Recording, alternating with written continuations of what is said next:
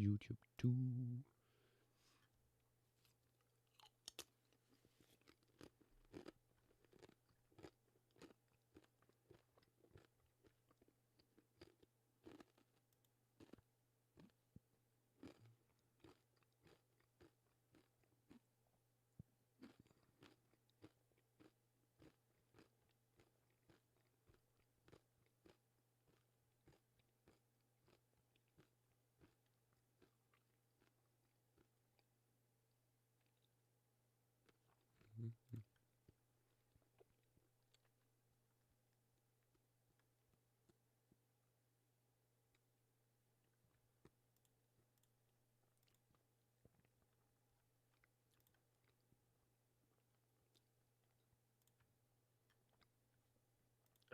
Okay.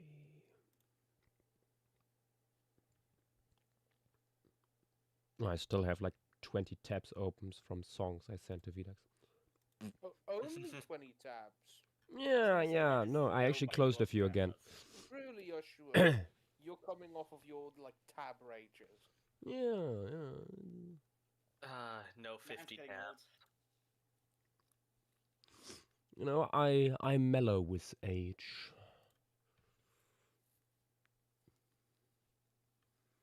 Joshua, you don't even drink. Exactly. I mean, I do consume liquids. Yeah, sure, whatever. Hello there on YouTube as well as on Twitch. Doop, doop, doop, doop, doop. Thank you, like No that. Hawks. Do you like that Nath scaled the burrows and dens? Yeah. I didn't realize how big they were. Yes, they are sizable. The corkscrews are huge. Yeah. I'm not even talking about the corkscrews, I'm talking about the other ones as well. Yeah. Yeah. I mean, yes, there's some of these photos from like early days when they found these and like people standing next to them in the quarry. It's impressive. Actually, while you're doing the introduction, that like showing a photo of like someone standing next to a cast would be probably. Oh yeah, true. Let me grab that.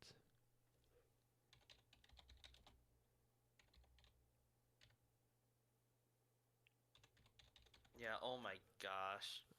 Let's see if. Oh yeah, just looking at Devil's Corkscrew will bring up photos.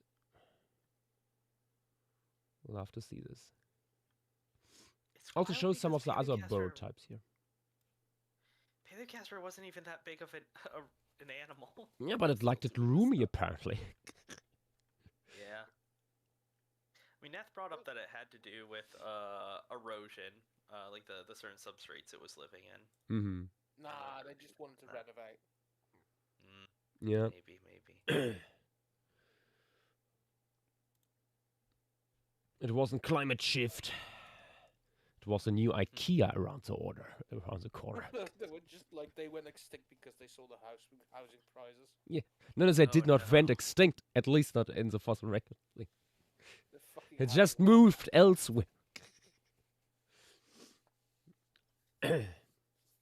Fossil eyes, that's a fun part. That's not a giant hellbender. That's an Andreas, yeah. Yep, that is proper Andreas. Yeah, because back then we had Andreas everywhere. Basically. Yeah. Yeah, I mean, North America had a few lineages of giant salamanders until like the Miocene and a little bit later. Yeah. Oh god, we lost so many big salamanders over the last 2 million years. Yeah, I mean even some Eocene lineages. Yeah. No, I mean you know, a lot of big boys. There is an alternate version to that Andreas Matthews size comparison. Yeah. Let me just find it real quick. Where's my skeletal folder? While you do that, I'm increasing the chat so people see it. But I'm quickly getting something to drink. And then we're starting. Oh, the tiny croc. That's down here. We will look into that in a bit. I'm getting something to drink and then we'll start.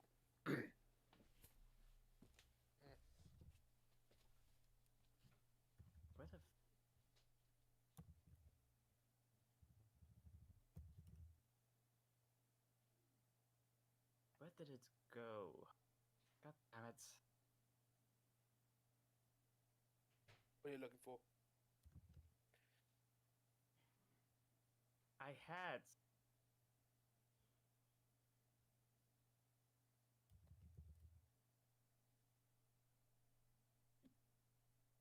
Okay, hang on. I might need to check my Twitter then.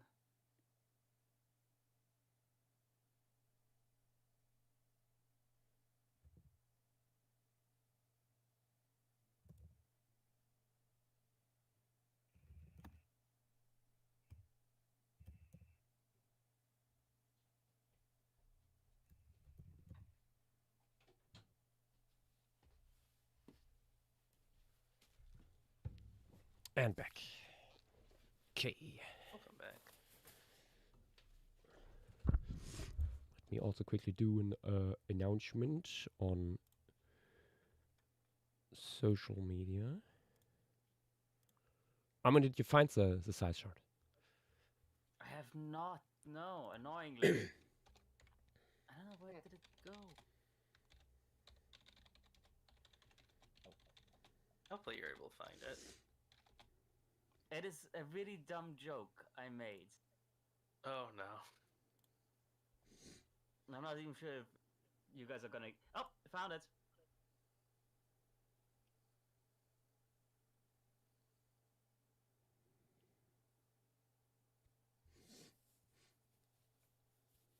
No, once you get the right place to look for, it's actually not that difficult.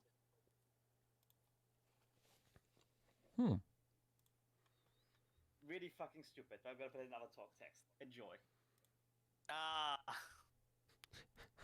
God damn it. Of course. I like the sword that you gave him it. Ah, yes, I remember the old one. Ah, I remember that one, Armin. Thank you, thank you. Okay. Bloop, bloop, bloop, bloop, bloop.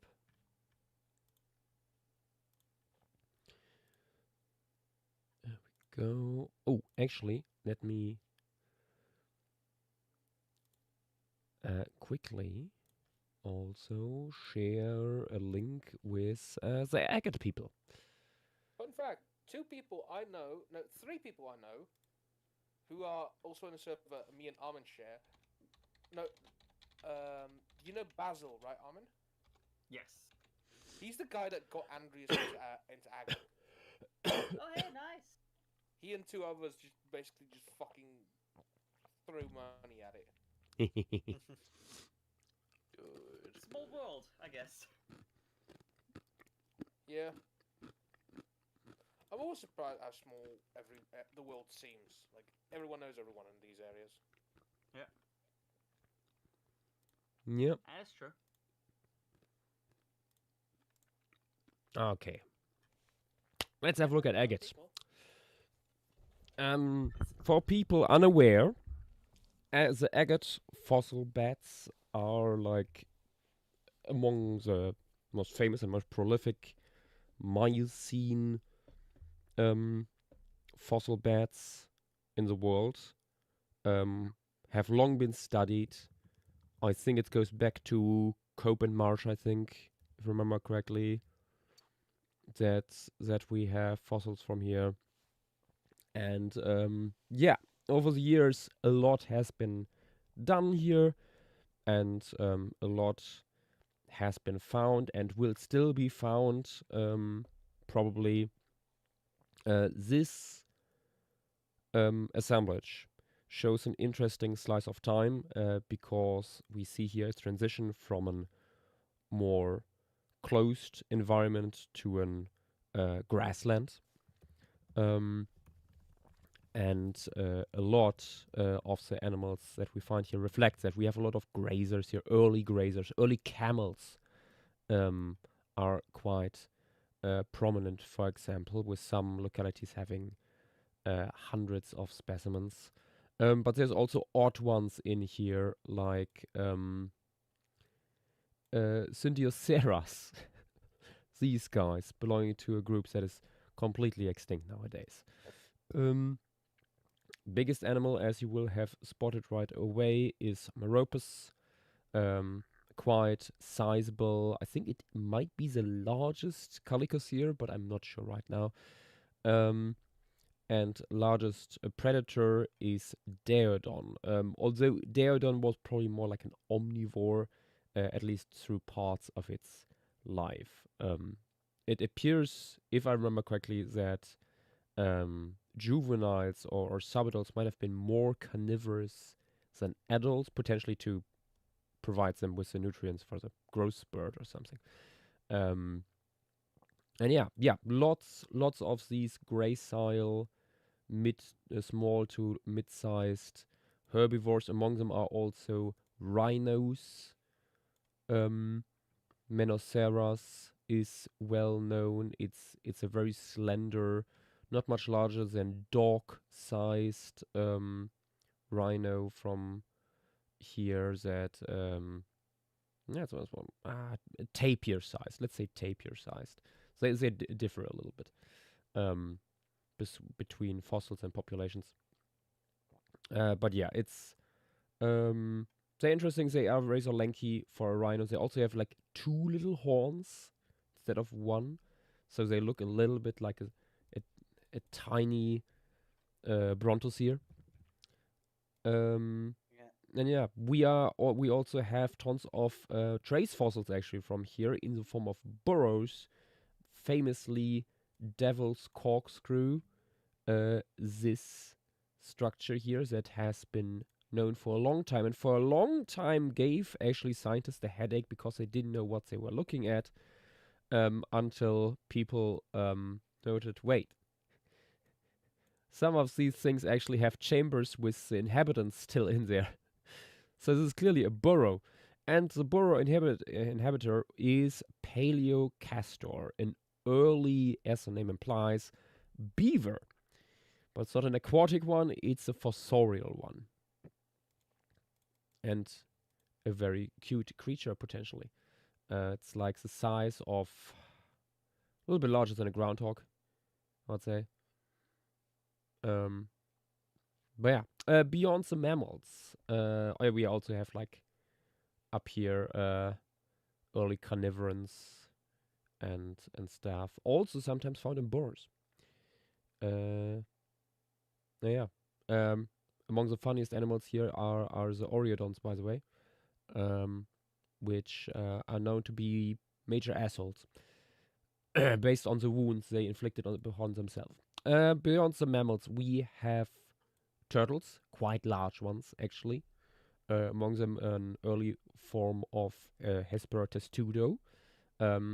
Judging by the remains of the carapace here, this guy was probably had a carapace length of like a meter roughly. Although this, based on the skull, I would say probably larger. I'm not sure if these 2 specimens belong together. That would be a question for Nas. We also have tiny alligator. Alligator McGrewy, which would be a little over a meter maybe long. It is one of the smallest alligator species we know. There is a few birds that we know from here. Most prominently among them is Bethornis, Fricky, and yeah, that's about it. The fossil beds usually are better for preserving larger animals, by the looks of it. Like I don't know if of like a single like insect or anything in this direction, and most of the small stuff we have is razor fragmentary. So yeah, that is a rough overview of the fossil beds. Climate-wise, it was razor dry, potentially semi-arid, even. As said, like it's a grassland, open woodland type situation. Nas also put like this all together in a second size chart actually, and instead of showing the small stuff here, this is zooming out further and shows you some of the localities and how dense some of these assemblages are when it comes to bones. You see here 17 skeletons of Moropus together in just one little quarry. And there's here also Dinohyus you see here in here too, and that's Deodon. Some smaller localities. This stuff here, where stuff is labeled, what you have, like just within a few square meters, basically. Or down here also wool skeletons noted down in this quarry map, which is like here, Stenomyle is one of these little camels. A lot of material. Yeah, so it's one of these few localities where you can make basically population-based analysis and inferences, which is really rare. It's usually only possible with invertebrates, where you have thousands of specimens. But yeah, let me also quickly. We would be remiss to not mention a project that has reinvigorated, in a way, the interest in the fossil beds again in recent years, and that's the Agate documentary that is currently underway. Let me quickly get one or two images, maybe.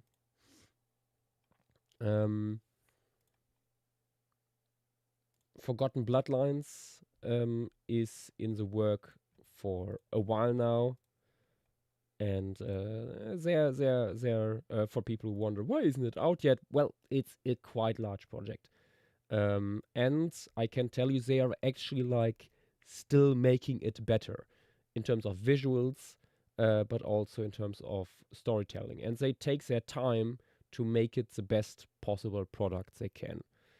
And I can tell you, based on things I know from behind the scenes, because I worked a little bit on this, it is absolutely phenomenal.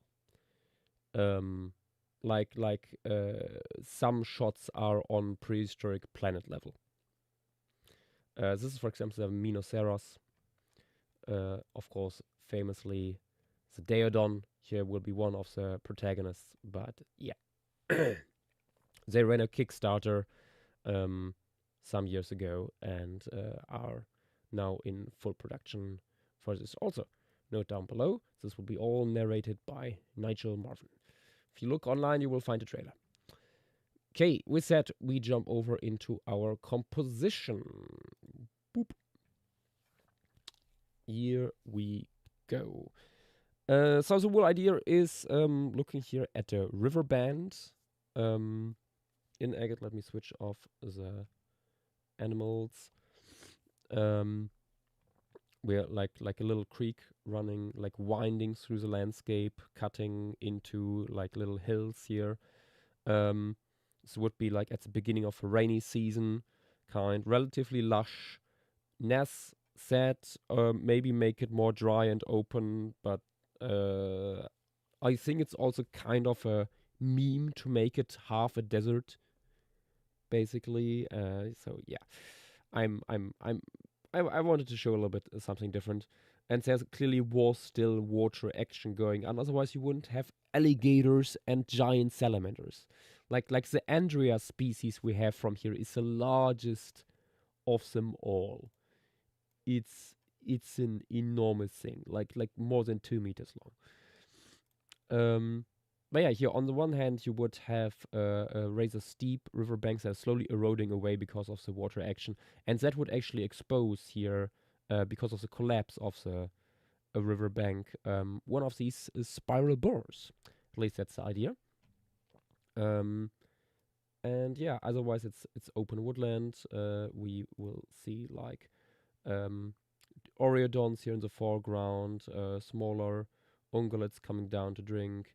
Moropus, of course, quite centrally placed. And back here we have some snoozing Daeodon. I'm not quite sure yet where to place some of the other carnivorans from here. They are sometimes quite sizable, but I don't know where to put these without like disrupting the whole thing.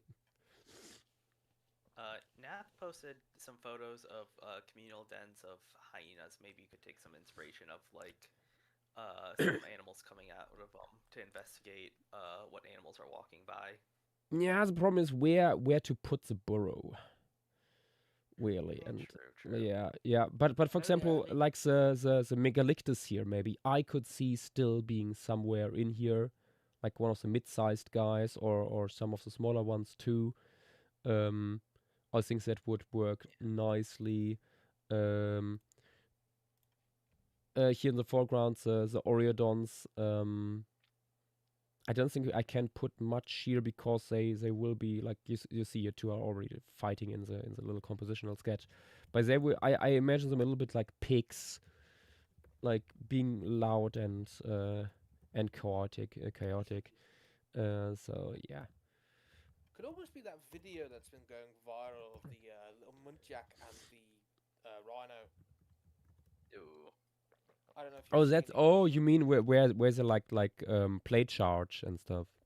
Yeah, like the Yeah. rhino Let me is playing, interject but real the quick. muntjac is very serious. Yeah. I don't know if Oreodons would be doing that.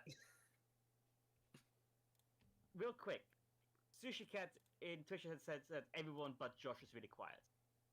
Yeah. What? Not Makes sense. again. It will Sake. Yeah, happen. sure. Are you tuning us out? No, it's just that my settings are like shooting themselves in the face every day basically. Okay, say something again. Maybe this is better now. Hello. Hello.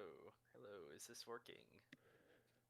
Test. How is it? I mean, frankly, you were quiet even for me just now, so Oh, perhaps am not I? the best indication. I had my mic a little bit far away from my face. Yeah.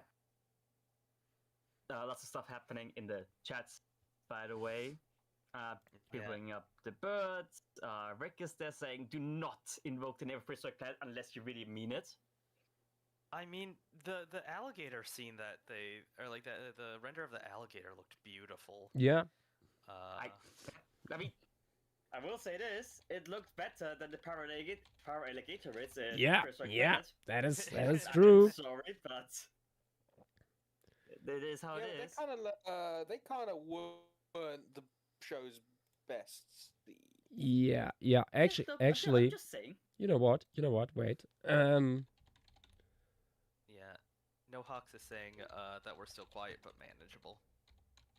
All right. Fuck. Like I have like Quick, everyone everything start on shouting. 200%. Like I turned down my own speakers Also- so I wouldn't blast my ears out. Big N also has a very important question on YouTube chats asking, would Pedicaster wahoo like prairie dogs or oomph like modern beavers? That is an excellent question. I think we will need to ask Nigel about that. I just want to share something quickly, but also before that, this.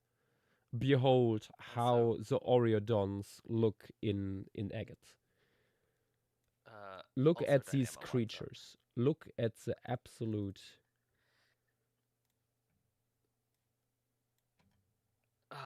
Brings up an interesting question. Are you gonna follow Agate's designs or do your Own thing. I'm doing my wondering about own that. stuff largely, I think. I was wondering that since you did use Ecosys designs a bit for La Brea. Yeah, I Was mean, I there only any did that for reason why I one. just noticed that there's so many Gorgonopsids in the like the flocking. Yeah. Just for them. Yeah. The people there was a demanded it. five-way tie. But yeah, Also Dynamo wants up. okay, wait a second. I'm doing that. Rick with the based avatar take. Yeah, true. Let me bloop bloop bloop bloop bloop. Quickly share my screen and go over to Twitter. Nope, wrong tab. There. Oh. Have a look at Oh, we got this one of alligator. the Agates team in Twitch chat, it seems. Ooh, hello. Sleepy NG saying, "Hey yo, I did the hair on those." Okay. Nice, nice.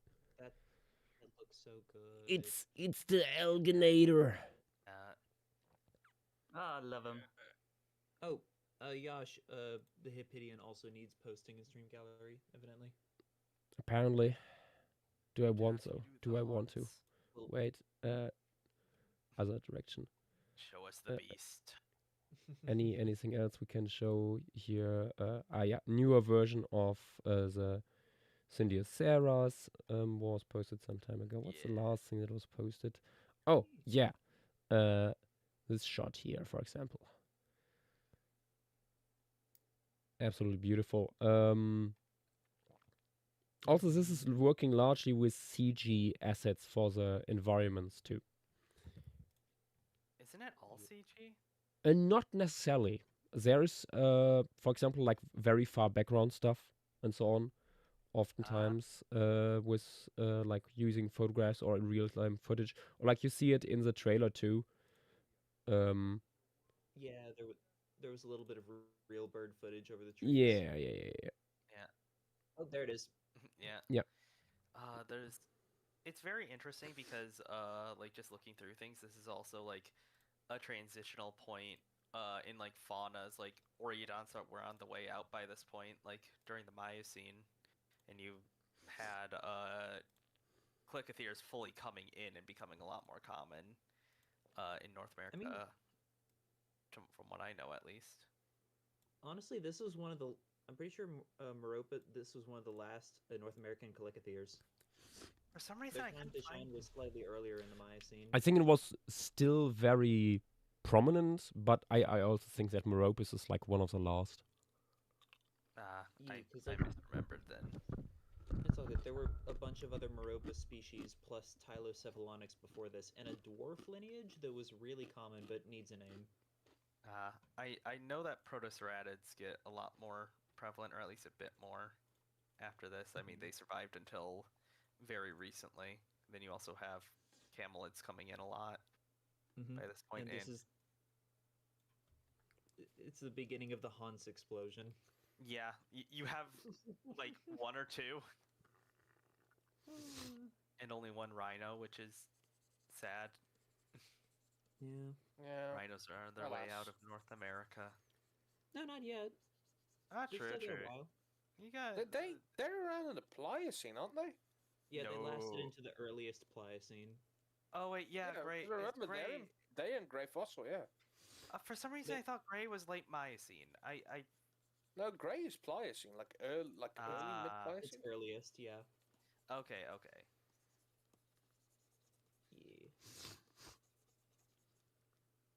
I'm so excited for stuff to get published from there this year because it feels like every year more stuff comes from Gray. Mm-hmm. They're doing a lot of Wait. cool work. Maybe Gray we'll finally get the provides- Proboscidean. Maybe.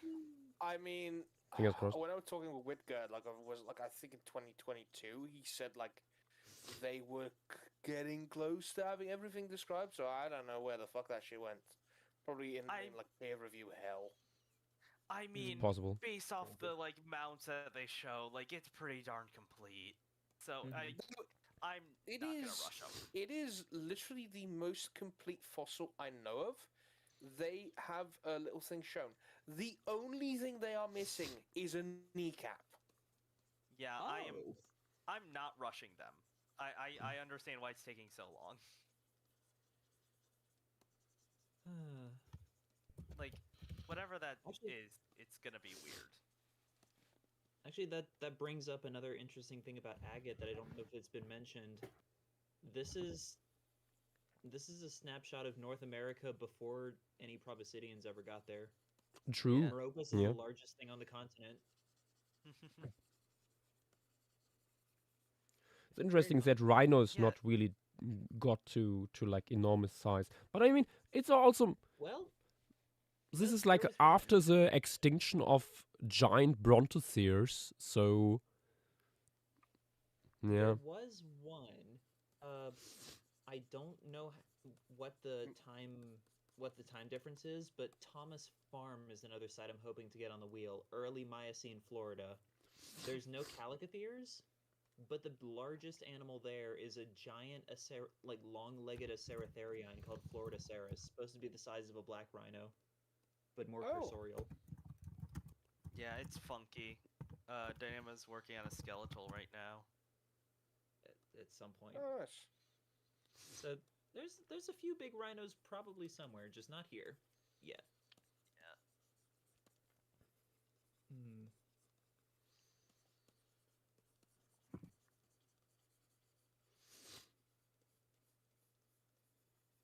This is before, like, you just had a lot of small canids. You had some medium-sized ones, actually, by this point, too. At least at It was agate. the beginning of the canid radiation. Yeah. Honestly, I would love to see some information with like Barbarophilis at some point. Ooh, Barbarophilis would be nice. But oh my Yeah. god, Armin, you're getting Joshua to draw cats. No, I'm happy with Barbarophylids. They are so weird. So. They're cat Barbar- shaped. It's a yeah. It's cat shaped. I'm sorry. Yeah. They're very cat shaped, but with the soft tissue of the most basal filiform stretched on top of that, they look goofy. They would Yeah. absolutely look goofy. Yeah, it's... What if you put, like, just those extremely basal guys? It's weird, like, vivarid soft tissue on a canid, or on a felid face. Cat software running with like Vivarid hardware. Yeah, It's Yeah. why bosses look so weird. yeah. Or Let me see if I can oh, find... ew, hyena soft tissue. I mean, I could see that. I hate how that's an option. It'd be something similar to that. Ugh, a hyena cat sounds horrible.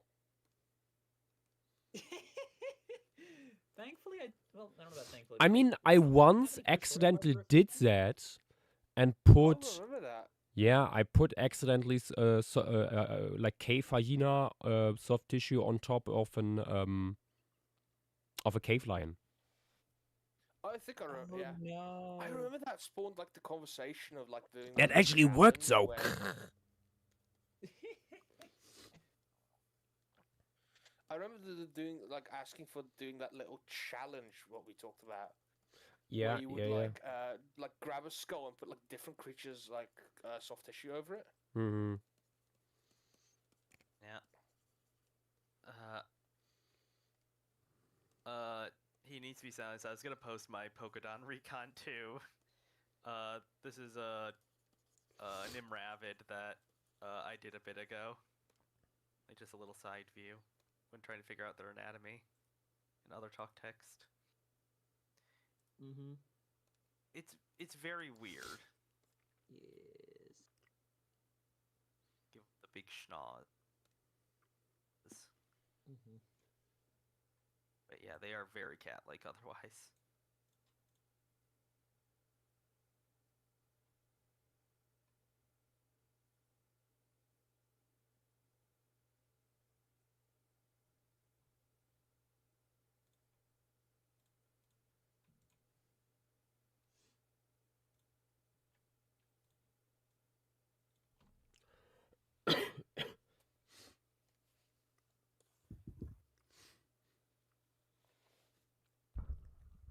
Oh wait, if Lovebone Bed gets spun, Barbophilus is there. Mm. Yeah. If Love Bonebed gets spun, you have the wonderful combination of one of the largest Barbarophilus species, and also, oh, what's its name? I'm currently on the Florida website page for Lovesight. I'm forgetting the name, but there is just straight up a normal big saber-toothed cat there. Hell So, yes. Oh, Gulopithecus, Barbarophilines are pretty confidently at this point. Like the last radiation of Nimravids, they're a subfamily of Nimravids. They appeared in Africa in like the early to middle Miocene and then spread everywhere else and lasted until pretty late into the Miocene. Underrated animals, in my opinion. Oh, yeah, absolutely. And they did big saber-tooth stuff while cats were doing it, which is fun. Yeah.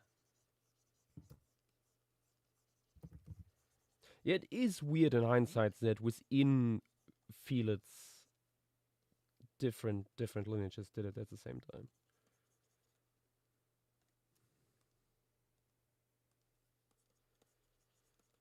I mean, at the same time of Barbarophilis, you would have had Thylacrosmilus and Co. Yeah, having them for yeah, a and that on completely top. different Yeah, reason. The tusked abominations. Yeah. Oh goodness. Were there any Oxyenids that had saber teeth back earlier in the Cenozoic?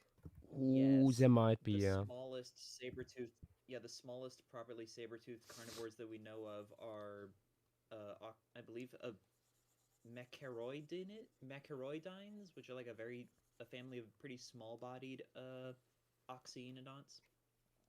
Oh wait, wasn't there Diegophilus or something? Diego Ailurus, that's one of Or them. Diego Ailurus, yeah. I think the most recently named one.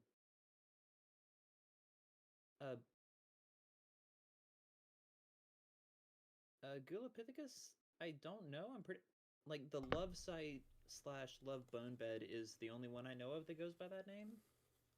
And that's There's the Clarendonian, Florida one, and it's on the wheel. There's a love formation in Texas, I think. Oh, yeah, that'll do it. But yeah, love site is the love bone beds. Mm-hmm. The OG, the real one. Yes.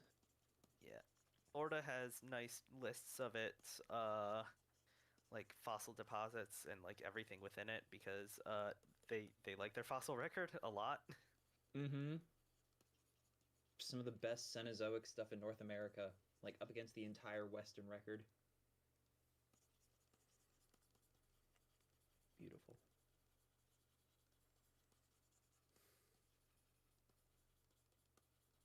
Josh, can I just say, the color scheme right now, it really has like Biedermeier vibes, in my opinion. Yeah. Really? Yeah, kind of. Yeah, I mean, I'm using some classic art here for vibes and color inspiration. So I thought so. Yep.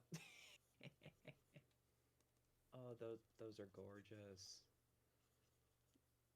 especially Those once are a both from flower the same meadow artist comes that in. we chatted about. Are those both from the same artist we chatted about in a VC earlier? I'm not sure if the flower meadow. I think they might be. Yeah. They might be both Shishkin. Yeah.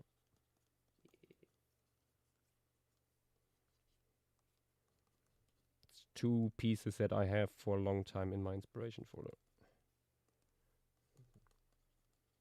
Do we know what some of the most abundant out of the trees here would be? Unfortunately, not. I don't think we have plants. We have very little like botanical records. I think. Yeah.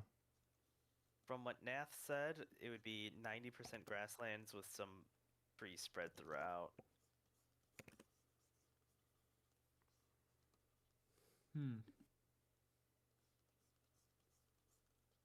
Yeah, this is when the Great Plains is starting to form.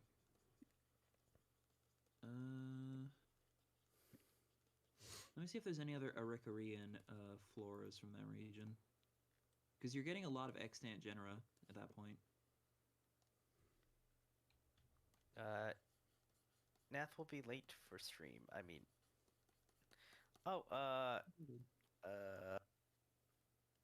Mijao is raising.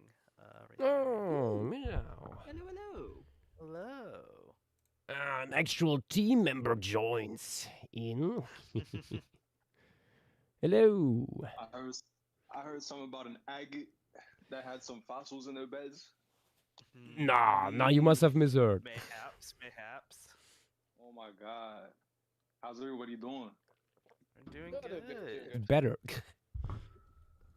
Better. What was the previous setting? I was a little bit ill after New Year. You was out partying too hard, wasn't you?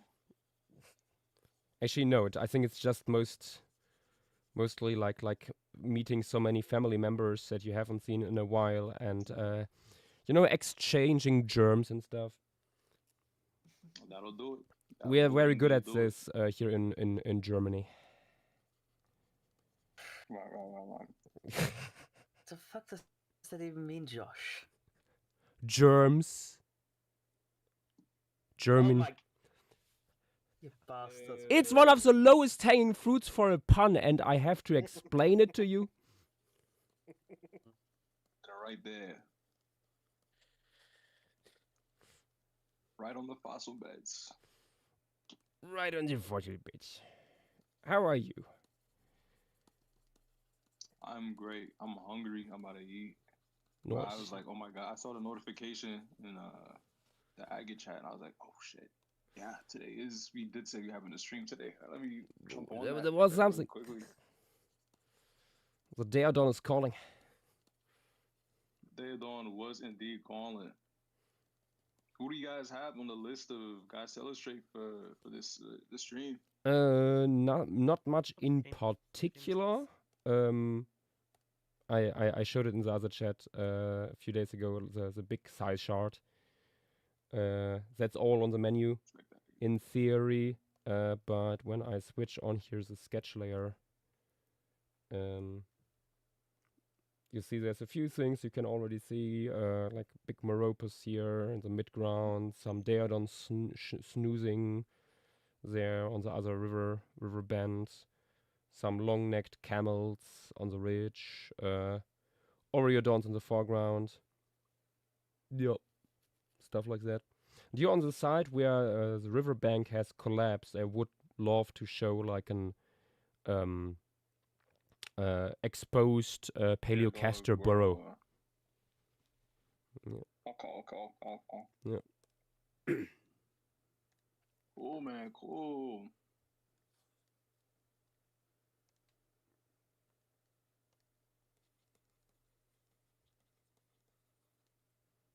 What tree is this that you have in the centerpiece right here? I was thinking like generic large conifer in that direction. But yeah, I see. I mean there's so little on the paleobotany. Yeah, is there We any? have a lot actually. Really? Oh, do you? Yeah. You have to somewhere back in the what's it called? In our files and management, I think you have to dig back through there. But I think it's like pretty evident. It's primarily an oak savanna. Yeah, I remember the oak stuff. The but specific grass. I have to find that again. Hold on.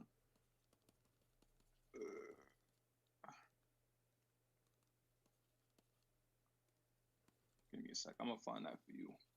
If only you had enough room in the composition to show a full old growth oak. Those drones take up a lot of space. I mean, I can Exactly. still change the conifer into an oak in a way. Oh, those You would goddamn- not have enough room. Like a big live oak, are we talking, or? Yeah, like just one of the massive ones. I mean, that would be absolutely gorgeous. Yeah. I just don't think it would work with the composition. I think it would take up way too much space. I mean, if you did live oak, you also have the branches that could house some of the smaller predators. Yeah. I mean, Well, also anyway, doesn't depends on need how to big be a you make the super oak. doesn't need to be a super healthy oak. What I have in mind is like Like- one that is like thinned out by storms and stuff, and it also not as wide anymore. Yeah. As That a would crown. be very extreme, but I guess smaller oaks.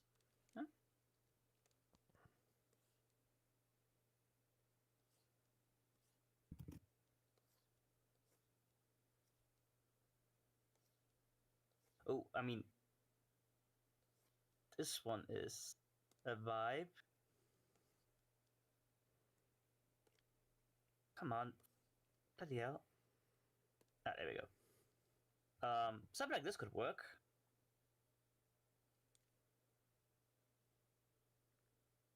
Oh yeah. Just show it like it slowly If I have regrowing. Yeah, like that. do I post materials and stream materials? I'm assuming. Yep. Yes. Okay. These are gonna come in like one by one, so give me a second. Oh, no problem. You were all good.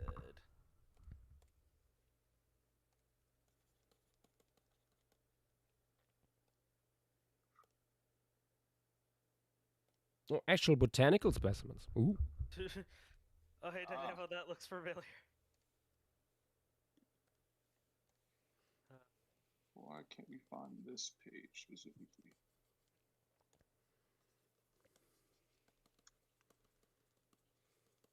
Download. Okay. Indian rice grass.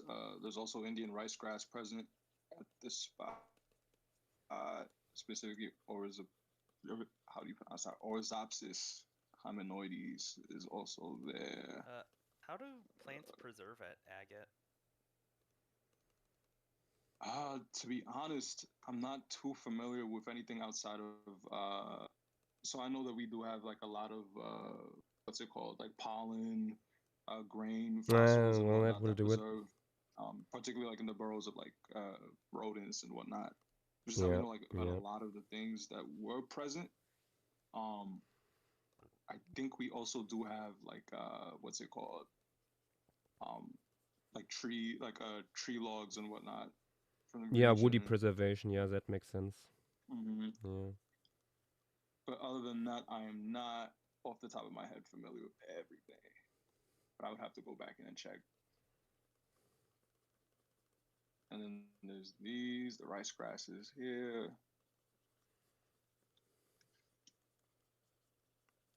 Fortunately, some of the links we had beforehand are for some reason not working, so I'll have to just go on and on that elsewhere. Oh, I know why it's not working. It's because so the federal cuts and it's not available anymore. Okay.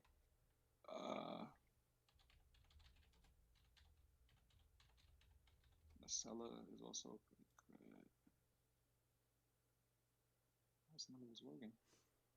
Oh, just looking at some Indian rice grass today. Okay. And those would be the what's it called, in combination with Nacella grasses would be some of the main grasses you would find in the open sections, open grasslands. Mm-hmm. Makes sense. Nacella. Yeah. Oh yeah, I remember that from the recent renders of the bear dogs. Mm-hmm. Yeah. Maybe you could show the shores as a little bit more sparse, or like closer to the water where you have a lot of green. Maybe you could show it a little bit like more dry grass with newer grass starting to sprout up, similar to that photo. Yep.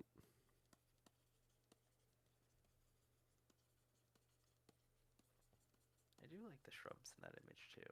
Very cool.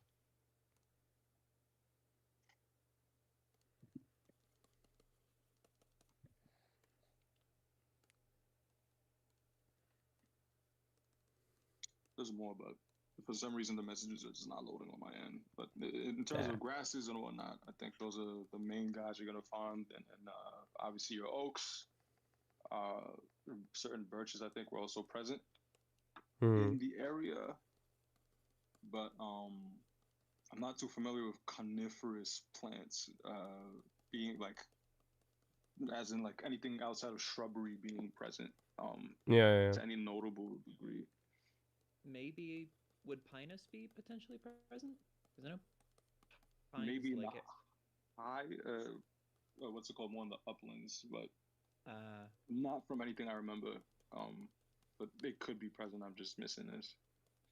Do you think- Actually, I guess in that case, Yash, do you think the big tree could, like, centerpiece could work as an oak, like a big old? I mean, gnarly oak? as I said, I We can were can talking about easily that, actually. Well, easily rework that. check, Yeah, yeah. check our talk text. Yeah. Yeah. Sorry, I briefly popped out to heat up some noodles. Yeah, I'll be doing that in a bit too. Yeah, yeah. Eat. Also, I Midi, do if we like if the we if we idea- keep you from eating, please get something.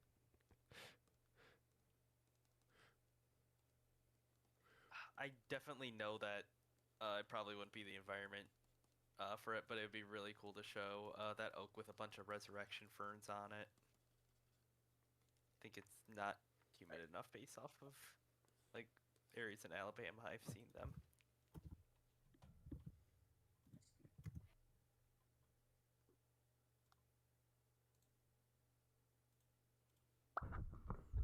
Oh God, the last oak you posted, armor looks kind of scary. You know what, Yen? actually, two of those were two of those were part of my reference block for what's it called? That one scene we have, Yash, with the Daedon and the beaver. Oh yeah, I don't know yeah. if you saw-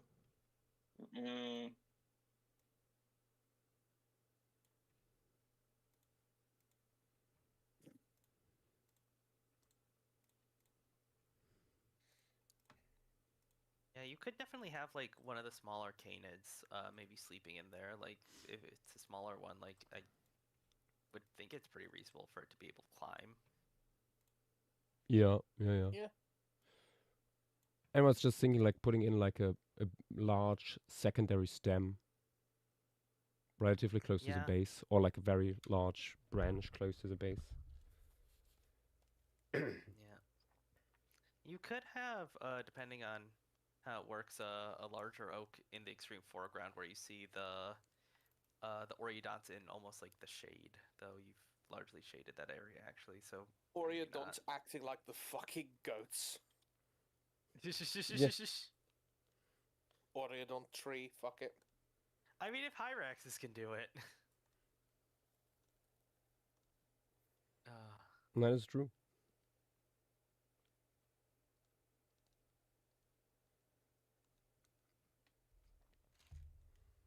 Just imagine, like, running up a tree to escape, like, a Daedon or something, and then just being surrounded by, like, 10 Oreodonts in a tree. It sounds like hell, heaven, actually. They climb now. It- They climb now. They climb now. Oh.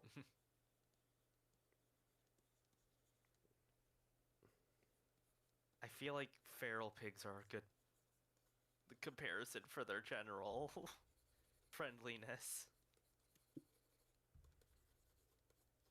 Looking at the fucked up faces, Oh. yeah. Yeah, Oh. that's what I'm bringing up. There is so much scarring from intra-specific competition in Comically, Oreodonts comically from here. scarred. Yeah. It's so stupid.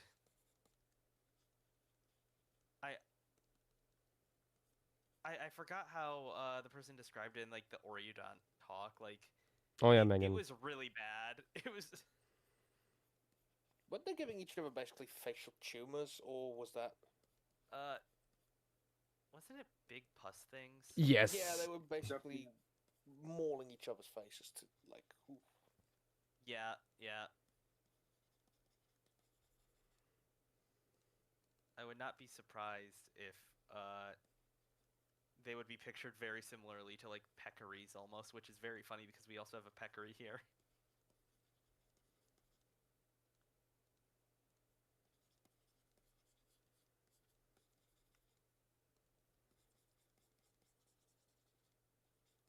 Maybe one day Nath will be able to have a formation where nothing goes wrong.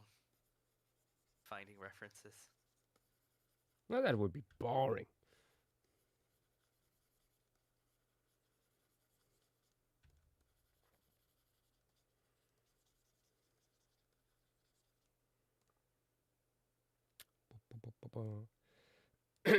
Okay, I think that's more interesting in terms of shape.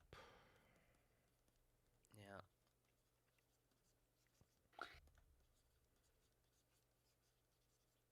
Kind of looks like it's dancing.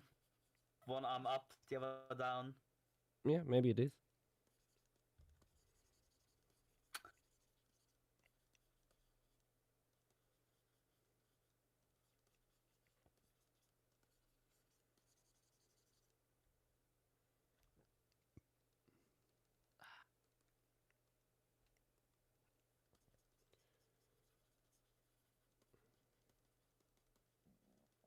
So how alive would this be? Would this just be like the dead part? Okay, okay. No, I there's- want to add like foliage here. No. You could have this during a mast year where you just have a billion acorns on the ground, and that could be attracting. But that would be fun. like an autumn thing.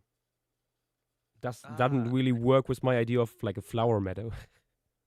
I forgot that it's during the. Yeah. This is taking place during like the summer.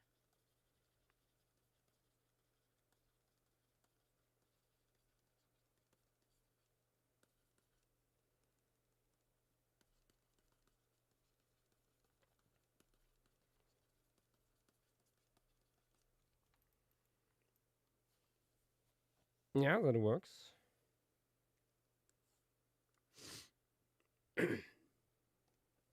Or maybe a few more dead branches also. Oh yeah.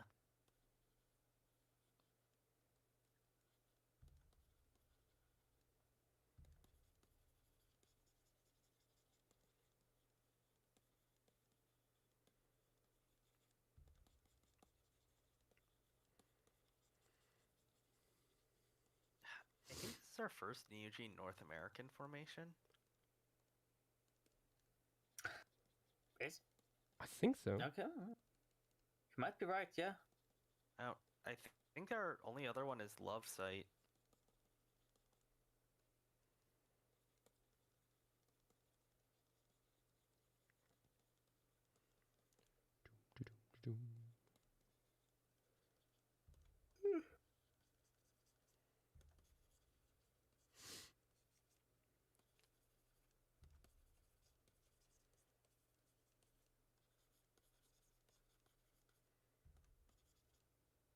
Let me double check what do we have in the US. Ooh, actually, as Armin is yawning, it reminds me I will probably. I mean, it's already basically clear that I will do this in 2 sessions. Not because necessarily the amount of animals, but because tomorrow I have to wake up relatively early because brother-in-law birthday is coming up, and we are Congratulations! we are over there for breakfast, and Ooh. yeah.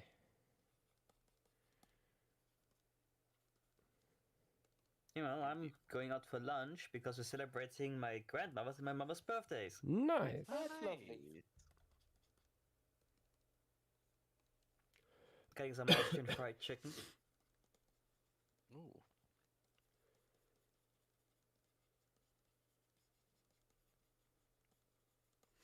Alas, it means having to postpone suggesting Remosukas for another week.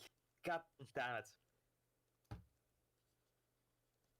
You can't run forever, Josh. But I can try. I mean, to be fair, how long did it take for him to do that Cayman? He I can mean, run Armin, for Armin, a long I time. think he might just be walking, actually. Yeah, I mean, at my age, I have to be At a careful. very leisurely pace. It was a short joke, yes.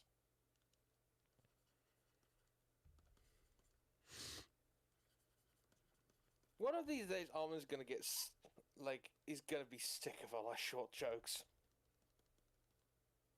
You just gotta keep them interesting. Yeah, at least be if creative. You can't keep them Don't do funny. what Fang does.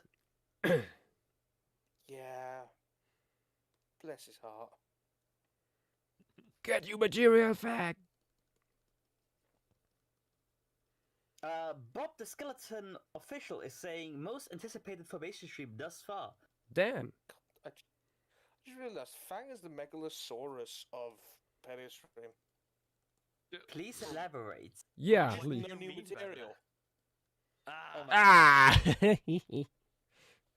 I was about to say, wait. Since when is Fang a wastebasket taxon? Joshua, you can't say that. Yeah, Fang's like kind of a person. That's mean. Kind of a person. Oh dear. Also, hello, Fang. Hello, Fang. Hello, Fang. Fang will get his personhood back when I get my money. Oh goodness. Fang, how much money do you owe Josh? Oh, Fang, and I've been meaning to bring up James has also been raising his hand for a while. Ah, the James. James. Jimothy. I was about to say, can someone either get me a ladder to actually get up to face level with Levi, or can he bend down and say that to my face? Fang, I would say it to your face gladly. I know you would. Levi's gonna like throw his back out, trying to kneel down like that. I threw my back out once in your presence. Mind telling him how I did it? It must have been an intense memory. Yeah, Levi lifted me up. I literally picked Armin up under the armpits because he couldn't see Jesus, and then I threw my back out. Because he True couldn't see story. Jesus. Yes, Jesus. There was a Jesus cosplayer. Oh my god, where? And we had a Let me comic show you. Yeah, I literally didn't see him. I just picked it up and I just and thought Levi, something- those two tall. I was like, oh hey, there's Jesus. Like, what? Where the fuck is Jesus? I don't That see him. is honestly take very fucking eyes. un-Jesus-like, considering that he let like people to bring their kids and sit at the front. Yeah, what in the Armin shit at the Yeah, front. yeah. Clearly a cosplayer, not the real deal. Also, didn't know Armin was that dense weight-wise. So you're saying that Levi helped Armin find Jesus?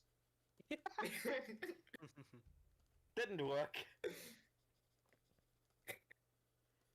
I didn't find Jesus actually until late, until Levi put me down again.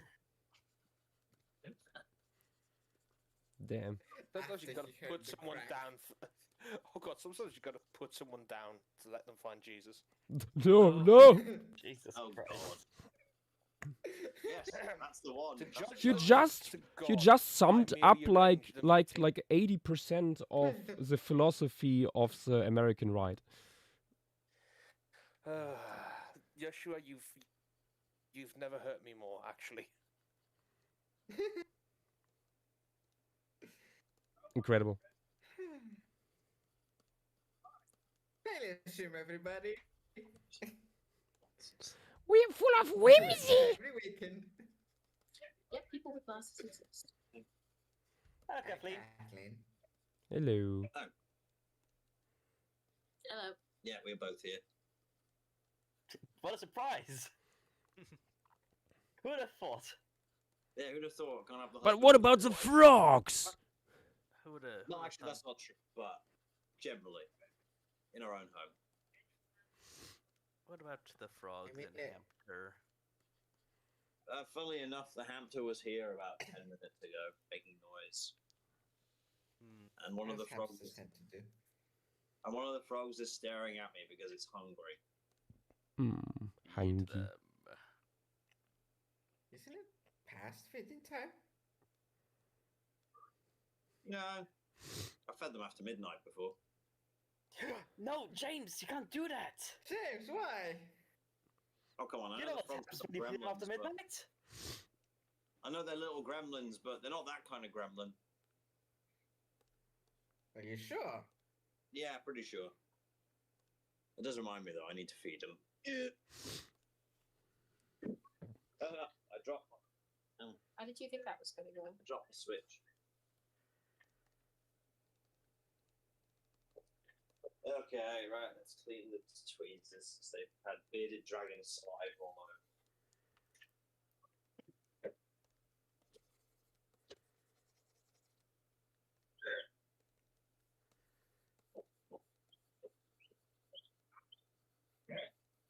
Oh, they're both in the hot tub together. Are they 5 feet apart? They are more. Well, they're the frog version of 5 feet apart.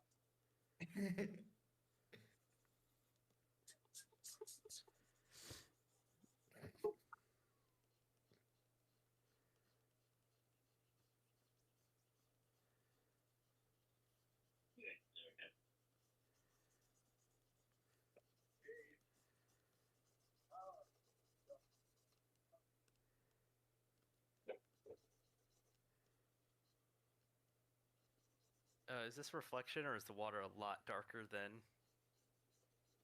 you originally No, had that's it? no, that's just the Maybe first that layer. might be shadow. I'm putting first in the tannins. Good. Yes. good. The tannins. Lieutenant.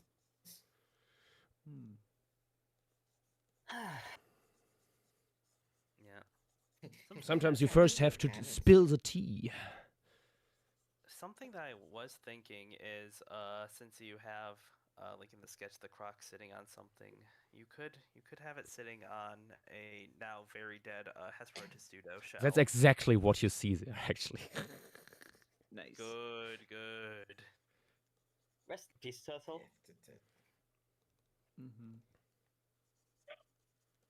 I should look into Hesperotus too at some point. I feel like it could be a fun Wikipedia project. It would be nice, Mhm. but yeah, it's. I think it's a larger project than you think. Yeah. I mean, I was anticipating a large project to begin with, but fair enough. Mm. No, it's wastebasket. Very No, much. never mind. It's. You want a North American large turtle? Okay, I see that point. Yeah, if it's Yeah. not Gopherus, it's Hesperotestudo, pretty much, from what I know. Mm-hmm. We have both of them here. Yay. Yeah, no, Hesperotestudo, like, that would be a nightmare to do. It is super interesting because of how far north they got. Like, they got weirdly far north for a big turtle in North Yeah. America. I mean, I'm super happy that we slowly getting a better grip on like European giant tortoise diversity slowly, my with like God. Titanocelon being slowly broken up and stuff like that, and getting revisions. But dear God, Hesperotestudo is a North American equivalent of that mess, and probably larger. Yeah, yeah. Some of the species do have, like, interesting osteoderms going on at the base of their tail and stuff. Oh yeah. Like, it's a very interesting, maybe single genus, probably not. Mm-hmm. But it's a nightmare. If you want to do a big North American turtle, I recommend just doing a Gopherus species, because you could just put that in its own article.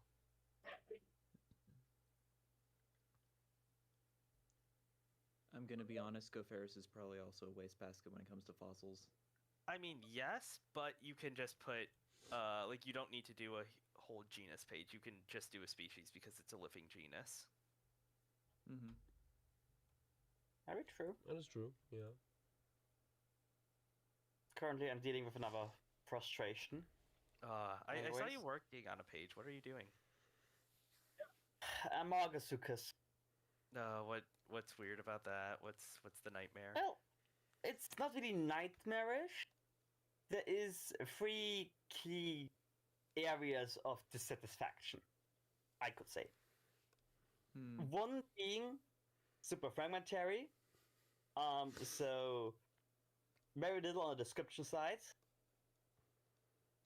And even like later studies rarely like mention anything on its morphology. So it's not even like can have multiple sources. It's just all the type description. Secondly, being the usual issue of Pepesuke and Itaisuke nomenclature. They are the same fucking group. Please just settle on a name already. Christ's sake. The third being less tied to Amargosuka itself. I can't find any good papers that like really go into like interesting detail on the La Amarga Formation paleo environment.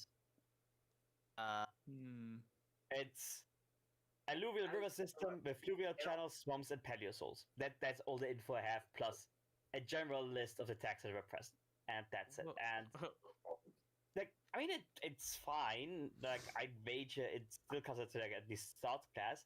It's just frustrating aesthetically speaking. Like, it looks like shit as the page. Yeah.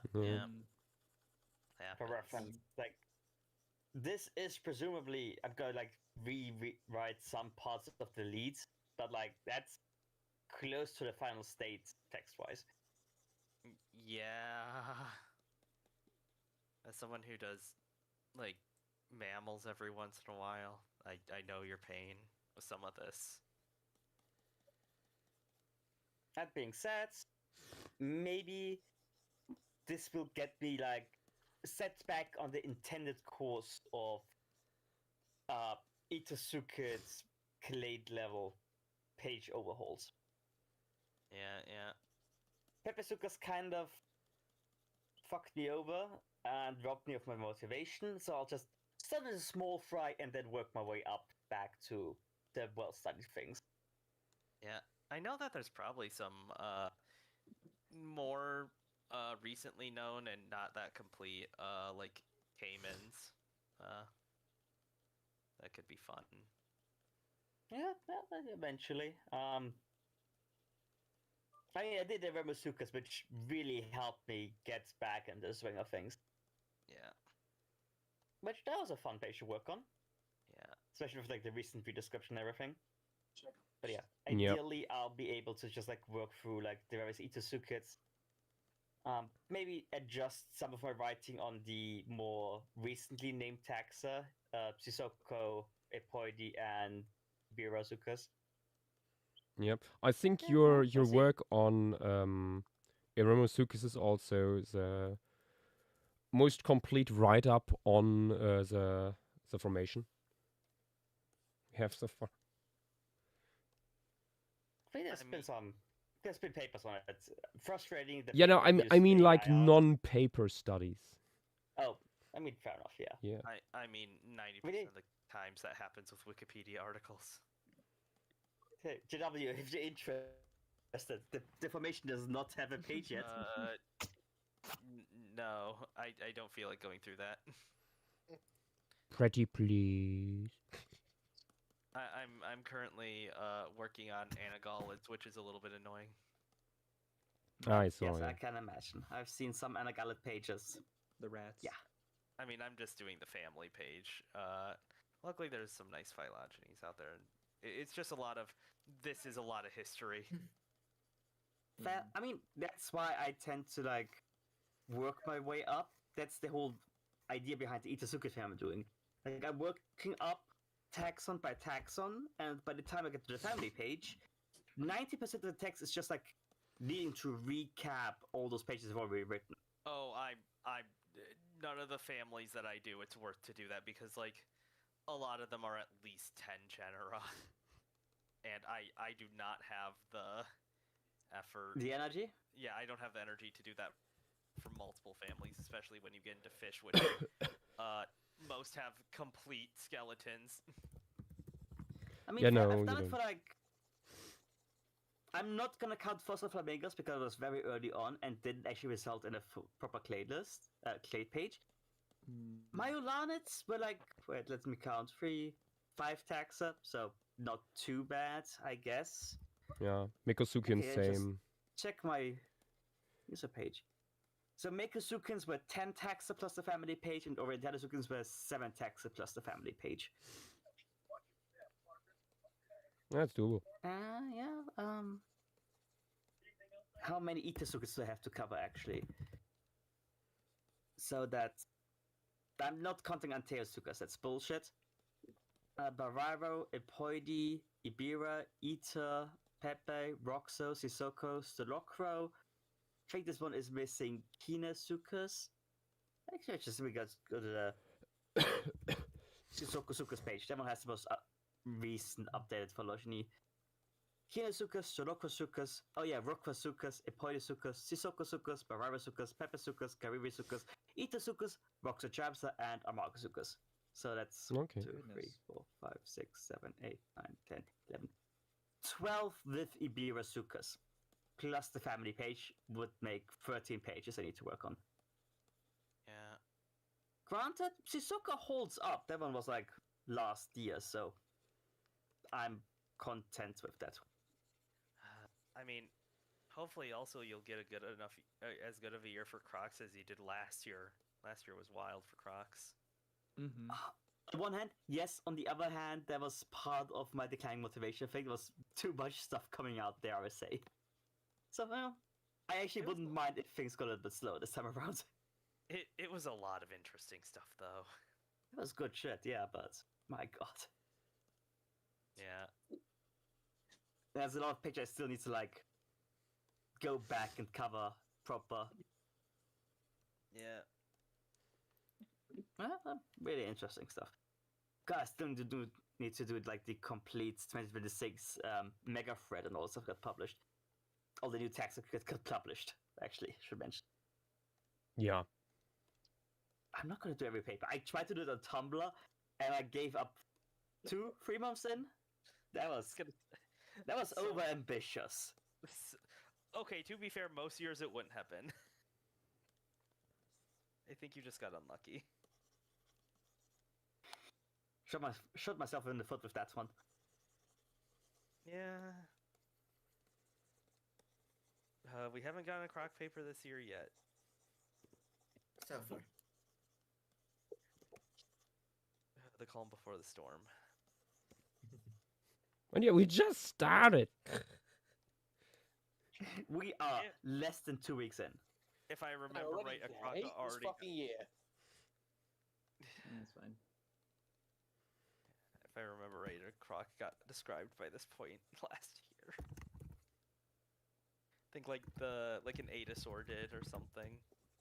Yeah. What the Ada? Oh yeah, was it Vancatus? No wait, it was Katisukas. Yeah. Katisaurus? No, Katisukas. I think it was described in early January at least. It was really early on, whatever. It was very early on because I think I was looking through all the stuff described. I was like, wait, the fuck? It was 2025? I could have sworn it was 2024, but like, yeah, it was super early. Yeah. Did I mention that I randomly came across my own writing via Google Scholar looking up Ramasukas? What? To what? Really? Yeah, I was, okay. I was going through all the pages, all the mentions of Ramasukas, like that came up on Google Scholar. Like, huh, this sounds kind of familiar, but like didn't really think much of it, so I just clicked the link and was like, why the fuck is Google Scholar sending me to a Tumblr blog? Oh. And I was okay. No, wait, yes, sometimes. mostly I mean, political stuff. usually a Google Scholar is okay with stuff like this, but sometimes the sources they offer is bizarre. Sometimes it's weird, yeah. Yeah. Yeah. Like, okay, well, political Tumblr blog. I guess I'll just scroll down. You know, like, but I was okay. I'm just kind of curious because actually I could go to Blue Sky. I posted it there because the thing that had me actually curious is the specific the title of the link. Oh. So because the text reads, the blurb reads, you know, but then in the Eocene we suddenly have Zebeckis in Europe and Africa. For simplicity, I'm assuming that Ramasukas was a Zebecoid rather than a Speckid as is traditional. That was the blurb. I was like, okay, wait, it's talking about a Ramasuka. This was the title of the particular search result. What So the I was like- fuck? I was like, okay, I'm morbidly curious how those two things connect. So I go there, and it's a Tumblr blog. I was like, okay, well, the mystery deepens. What is going on here? So I scroll a little bit, and you know what I find? That blog reblogged my summary back when Chukensukas got described. And this Chukensukas was what described Sebekoi Day. That is how I brought in Eremusukas, because of paleogeography. So yeah, thank you Google Scholar for like feeding my own writing back to me via Tumblr, I guess. Amazing.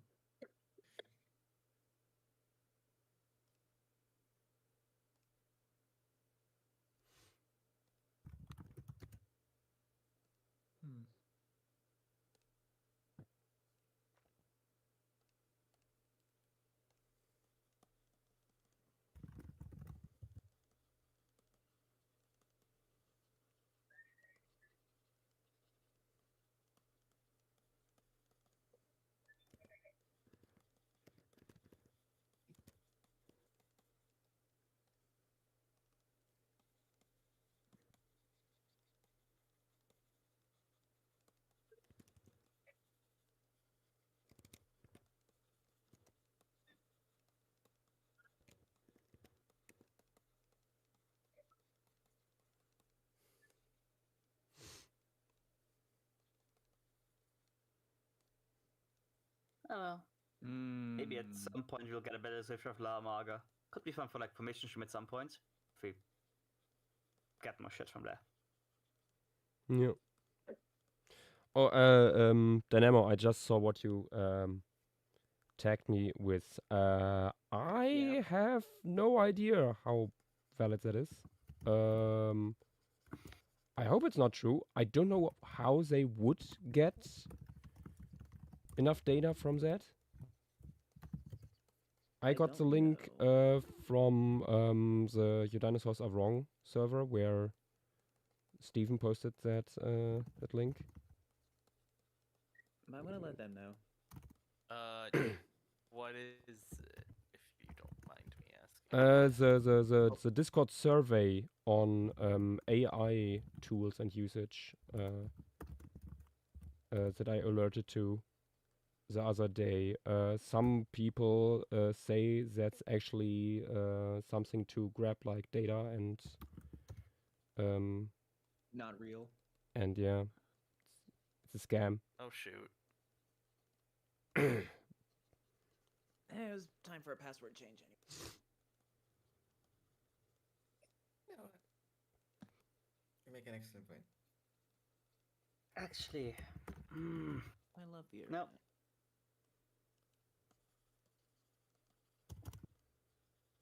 no. I was kind of ragging on Atosos just now for the whole osteoderm thing. You know, there was one actually really good Atosaur we got this year. Which one? Okasukas. Like, it's not incredible. Like, we got, you know, the dorsal shield, the ventral shield, and we got the spine, and like even some limb material. I mean, yeah, that's a good chunk of the credit. That's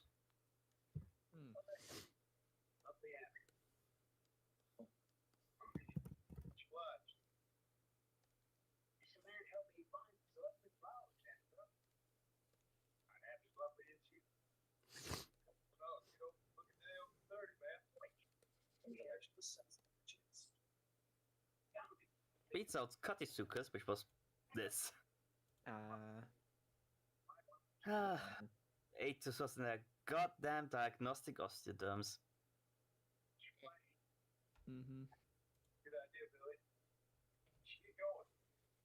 Also, is James watching something? Yeah, just get kind of audio bleeding.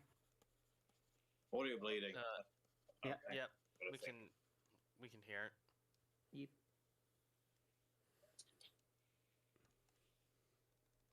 Your BBC is showing. Oh, from what I can see, it probably is real. Like, like the survey or the alarm that it's not. From everything I can find, that survey's real. They've used that URL before for surveys. Is it not possible to just take that? I mean, if Like, they for no, something if else they use if that? they own the thing. Yeah, I was gonna say Discord is the only one who could like edit their own site. You can't really do that stuff. Yeah.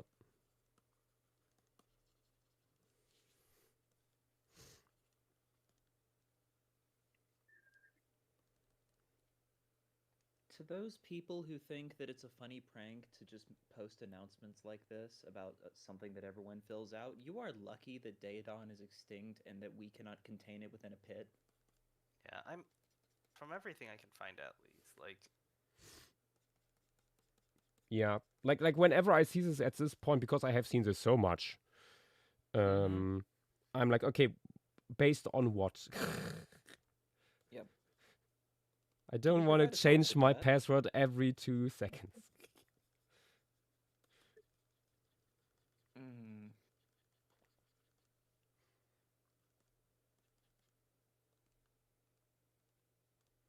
Yep, yep.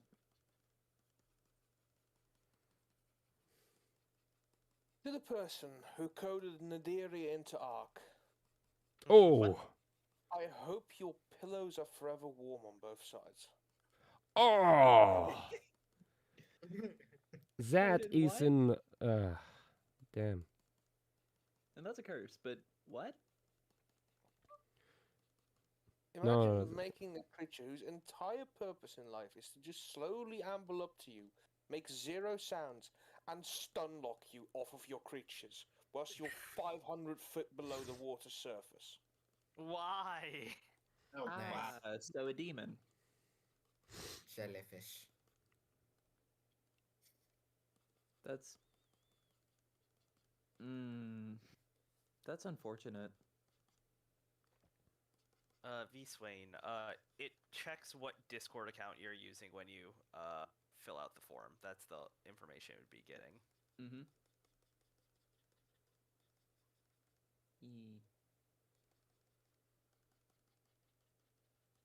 Digital things are I fun mean, like it that. makes sense that Discord would do that because they want to get, like, the opinions of the actual users. So they would probably check, like, if you actually use Discord. That's a cool Vivarium build.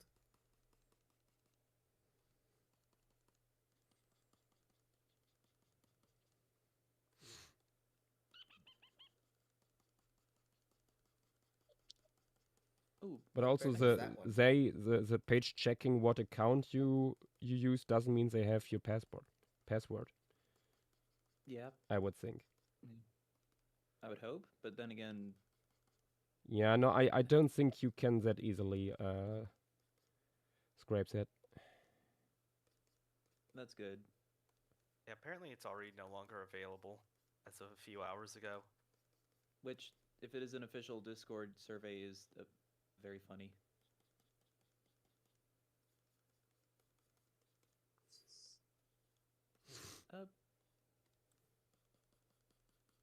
Mijao, if you're still here, I do have a question for you real quick. Oh yeah. I know we've Yash has not gotten to drawing the mammals here, but what all horse taxa are from here, like to species level if possible? What nonsense. Could you repeat that question one more time? Sorry. What horses are what horse species are known from this site or these sites? So, Parahippus is one of the main guys that we have located here. That, from what I remember, is the most common horse that we have. Forgetting the name of the. There's another one that we have, another small dude. Let me see. Do you know if it's Parahippus, like what species it is, like Leonensis or Nebraskensis? Nebraskensis is the one we have here. Perfect. What are you working on? I was just wanting to scale him and see because I'm in a horse phase right now. I think I saw there was. So that's a why they call it these days. Agatensis? Give me one sec. Yeah, all good. Sorry, we got food. I was in the middle of taking a bite. Yeah. Oh, whoops. Sorry. No, you're good. Glorious food. Caloric intake is very important. I'm also the munching on the noodles.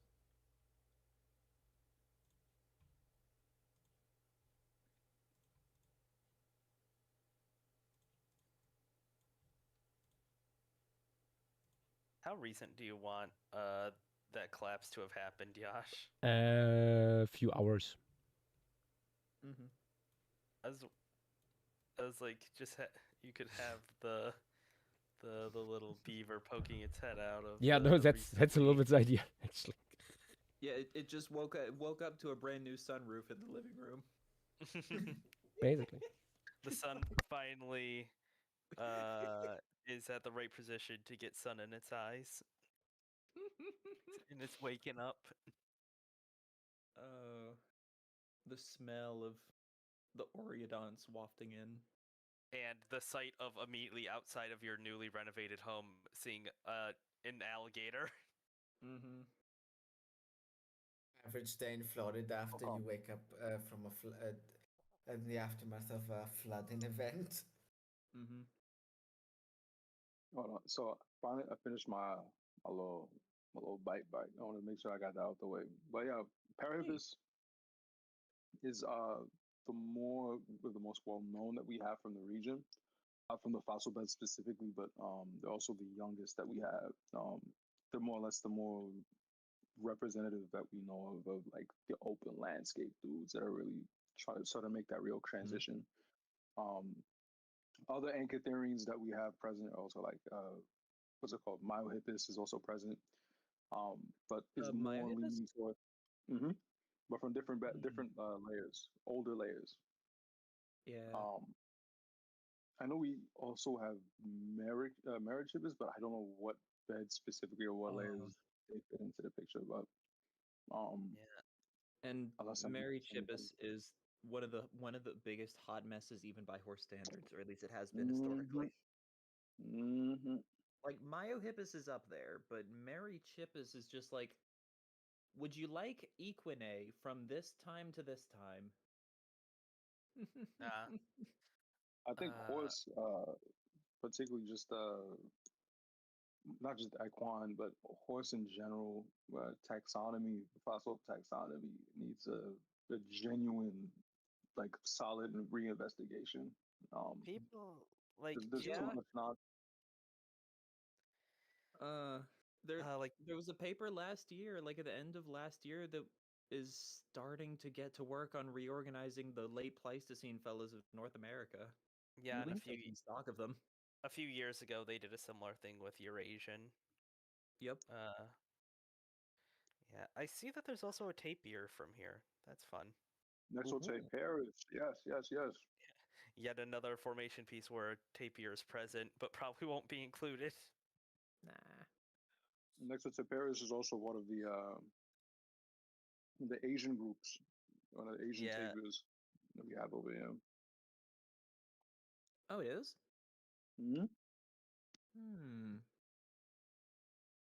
There's really interesting tapirs have this like really interesting wax and wane going on throughout the fossil record in North America. Not just North America, but the Americas in general, in Asia.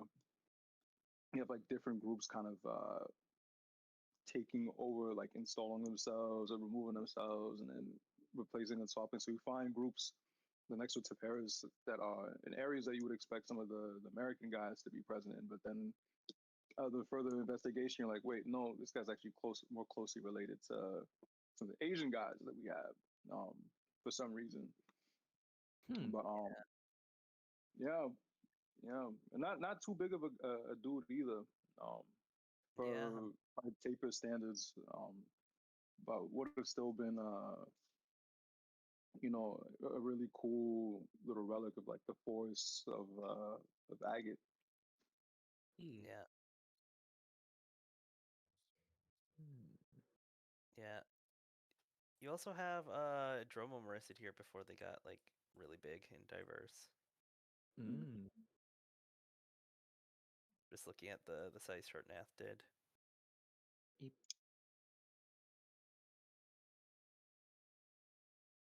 Back when Dromaeosaurids were small. Mm-hmm. They never got. They never got really all that big. I think some of the last ones got, what was it, like almost Wapiti size? Oh god, I just noticed I was muted. That big. Oh, sorry, what, Yash? I just noticed I muted myself. Oh. No, yeah. I was just glazing myself for how the shoreline looks here. Yeah, no, it looks good. Yeah, I forgot how big Petiomerix is. Mm-hmm. But otherwise, they're like white-tailed deer.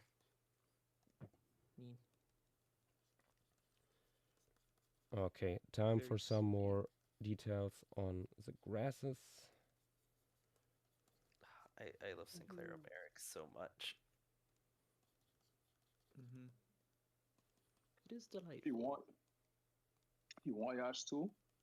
Like, I don't know if I've put in like in the beds that are closest to, but the Phenodon burrows that we have, they're like a couple meters away from like the core fossil beds themselves for the national monument itself.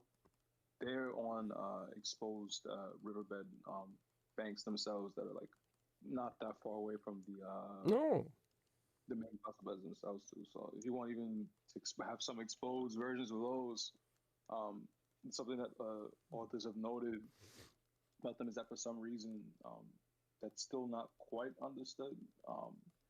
The degree to which other animals were sharing these burrows with these guys, or whether it was like after they were around, or whether it was like intermittent while they were not like staying within the burrows themselves. You're finding some of the big mustelids in the area, some other species of bear dog inhabiting some of the spaces, other rodents coming in and inhabiting the same space to a degree that you don't really find in other carnivore burrows.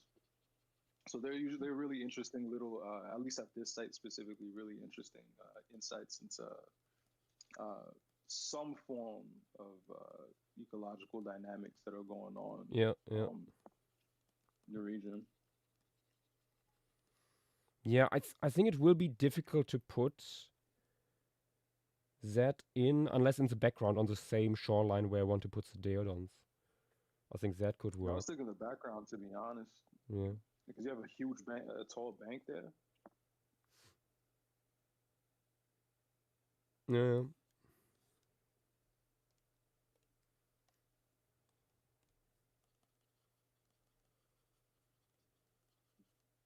Daphowinus is just yawning, getting ready for the day, and hasn't looked up yet. Even an Eastern Greenia would be a bit scared. Yeah. At some point I had the idea that like to basically show the burrow collapse here in the foreground basically just happened like seconds ago, and you have like a Deodon standing on top of it, awkwardly waddling backward, but like, where did the ground go? Oh, that would be funny. But I think that's like right on the edge of the image, and it's like squeezed into the corner there. Instead of showing a confused Paleocaster, you could show that a predator already grabbed the Paleocaster that was in there. Yeah, that's also a possibility. Yeah. Now I'm just thinking if you had like a comedy scene, like the branch breaking and like the cat jumping out of it. Classic.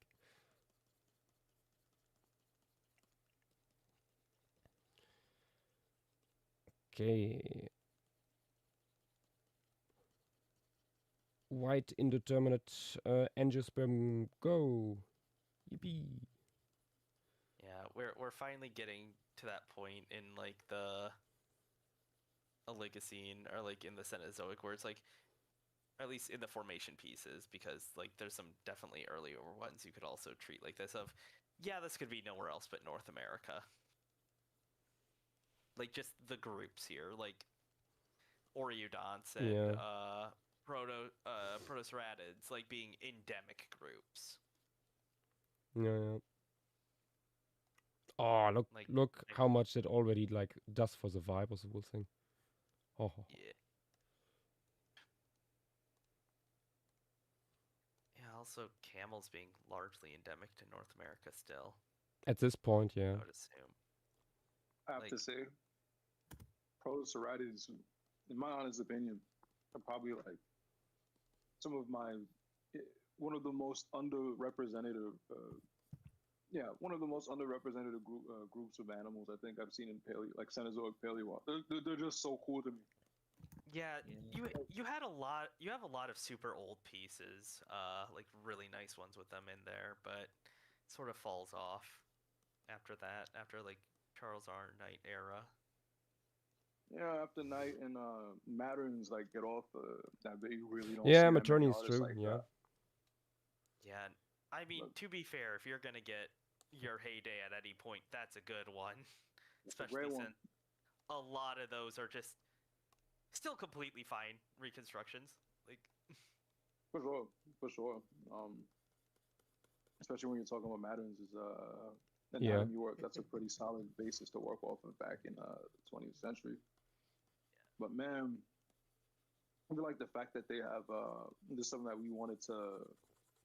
we'll definitely get to it at some point, but for agate, we want to definitely have that this feature focused on, but they have, especially in Syndioceras specifically, they have this this orifice behind the rostral ossicombs that they have. Mm-hmm. That for some reason, it's so weirdly placed. It's clearly partially a part of the structure of the ossicombs themselves. Which the ossicombs themselves too are also super weird. They're not modified nasal bones or anything like that. It's the maxillary bone that's kind of folded in on top of itself and then blown up, towards the air, the sky and whatnot. But they have this orifice that leads into the nares themselves from behind the ossicombs, but they're also deeply embedded inside of them. And it's just kind of there's not really any other animal that has something like it. Yeah, what do you compare that to? And the best thing we kind of played around with was having some sort of air sac, inflatable air sac that they'd have over there, which, to be very frank, it wouldn't obstruct any of the muscle groups that are present, and it would probably work with the internal muscle groups that we do have in the area. So we went with that as an interpretation. And it definitely, it really can't, in my eyes at least, there doesn't seem to be much room for anything else really to be in this spot. Just because once you start seeing how it's grooved into the bone itself, it does seem to look like there is something that is well supplied with blood and well deeply embedded into the bone itself that is being utilized there. It's just a really cool feature. Really cool rules. I know from the Oridont talk a lot, at least some of those guys had the scent pheromone ducts that muntjacs have. Mm-hmm. Yeah.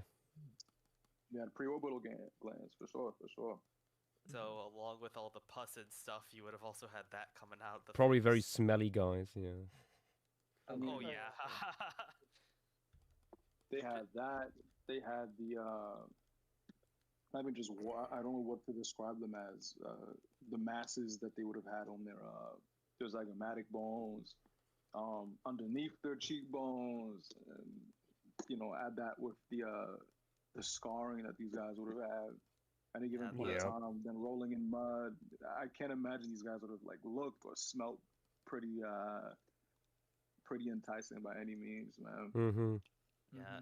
The person who did the Oridont talk, I remember she mentioned that the stuff that was happening on the skulls was similar to when a cow gets a piece of grass stuck. And at least I'm 90% sure that's what she compared it to. Are you talking about Megan Wetherall? I think that was who did it. Yash, do you remember the name of the person who did the Ori? Megan Wezerell. Okay. Yeah, okay. Yeah. She helped us with a reconstruction. Yeah. Good. She had a lot of great input. She was a very fun talk. Yeah.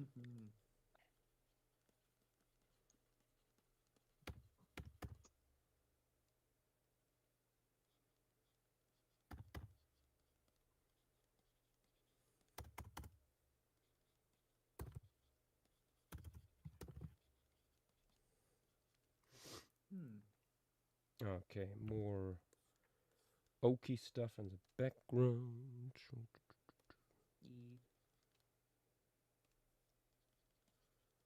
A little bit more shading here. And then we are basically done with the landscape. For now. I will probably do some more detailing later, but... I just... Real quick, I just thought of something that might be cool to include. Might work, like somewhere in the piece. Brambles have been in North America since the Eocene. Oh. Perhaps just the edge of a bramble thicket? That could work. Primal Gamer 2656 on YouTube is saying light purple flowers could look really nice too in the grass. Will there be any pollinators in this piece since it's a meadow? No. Too small scaled for that. Someone would have to go to Agate and find some bugs. Yeah, that too. Like the insect record is not the best. The flowers are mostly there for aesthetic reasons. Yeah. It's for whimsy. For whimsy and joy, yes. Indeed.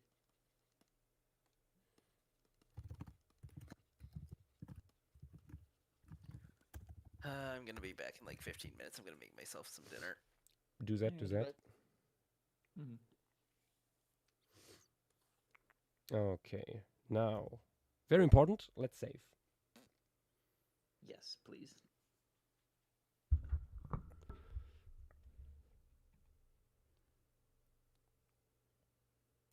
Doop-de-doop-de-doo.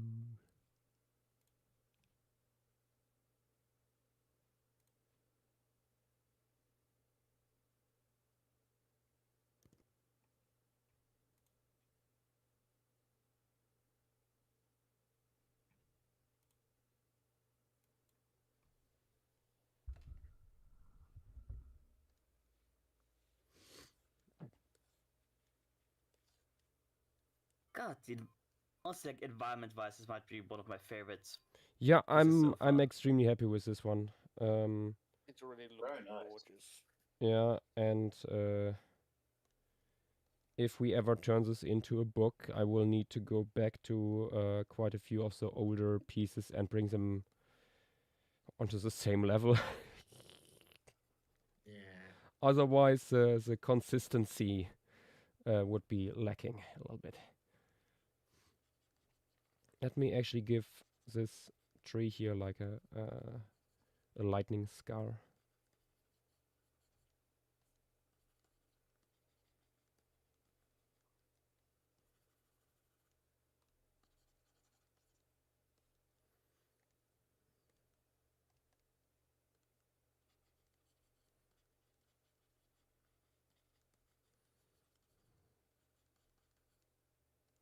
Yeah, it's one of these pieces where I'm looking at it after this phase, the landscape phase, and I'm like, I hope I don't ruin it by putting in the animals.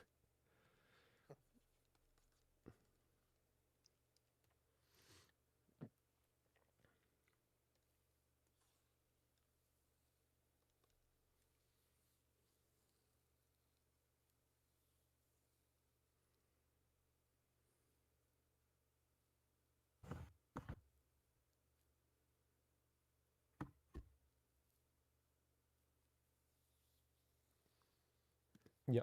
Okay. Save again.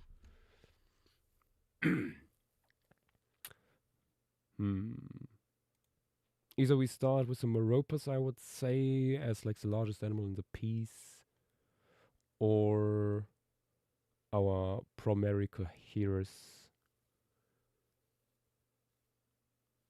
which also dominate the foreground.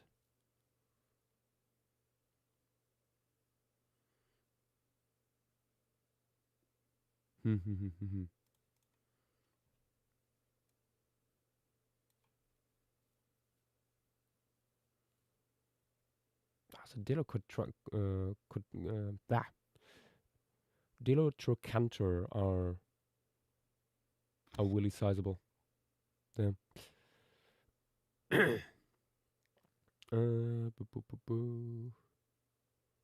These guys.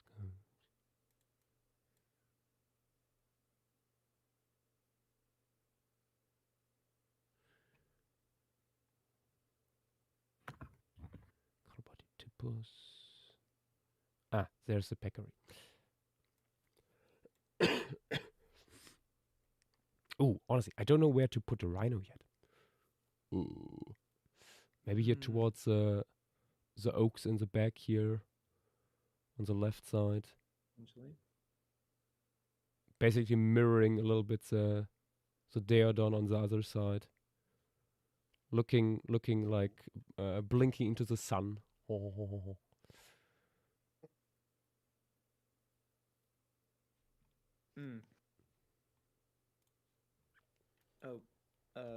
Fossilize asked a question in Twitch chat. Oh. Fossilize. Why isn't the Croc book supposed to come out? Yes. We're getting there. Fingers crossed, maybe Easter. Should have been already last year, but things did not turn out that way, unfortunately. He is risen. Oh, this brings us back to finding Jesus again, doesn't it? Yeah. I mean, okay, wait. This was bloody years ago. Remember how we once had a Secret Santa for the server? Yeah. Oh yeah. Zeal, Skekdodo pulled me at the time. And you know what they did? I don't remember. Our talk text.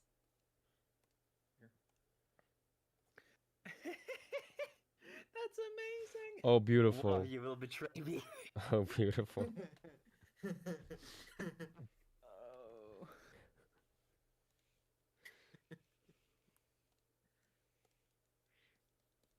Oh my god. Oh, that's beautiful. Iconic.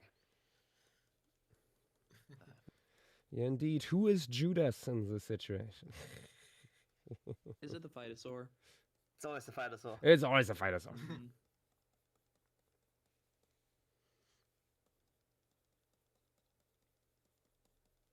Uranata is asking, are there any birds from this formation? Yes, there are. Yes.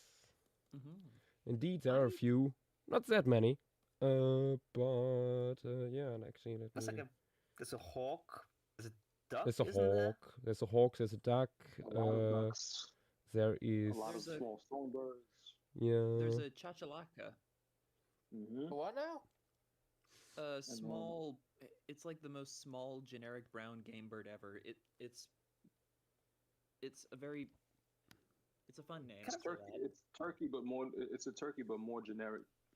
Yeah. Is that kind of grouse-like, but small? No, way more slim. Yeah. But I think we also have a grouse from here. So. Yes, I'm pretty sure.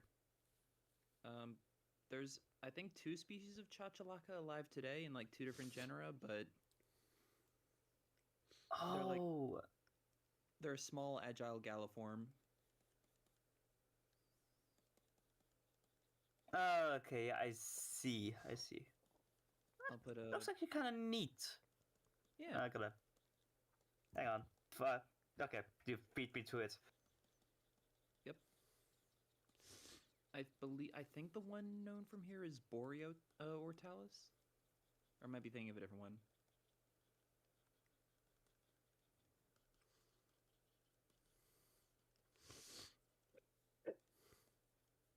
Anyway, it's cool that we got one here.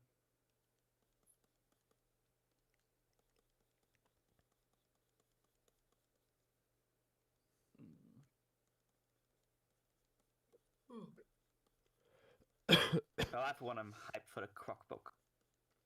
Yes. Got a very thematic wish that I want to cash in once I get it. Mm-hmm. Nice. Yeah, no, just excited in general.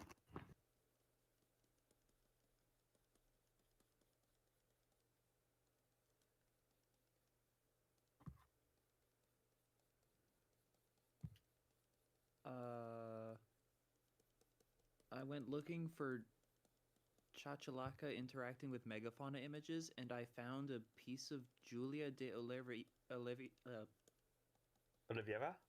Yeah, a paleo art that I've never seen before. What the heck?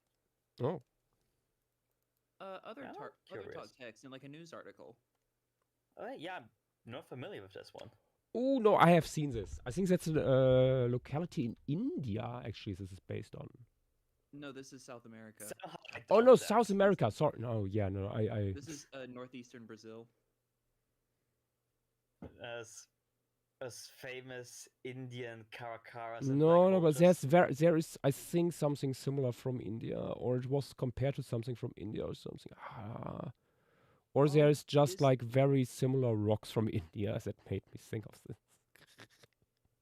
Oh wait, this was made when that paper with all the late surviving South American megafauna came out.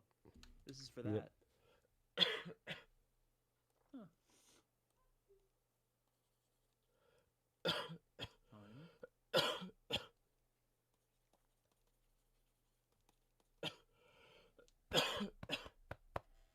Damn it. I'm quickly getting something new to drink. And then we will jump into the animals. And I think we are starting with the beasts. The big beast.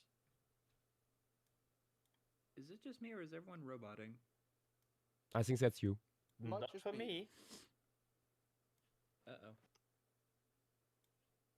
Come on.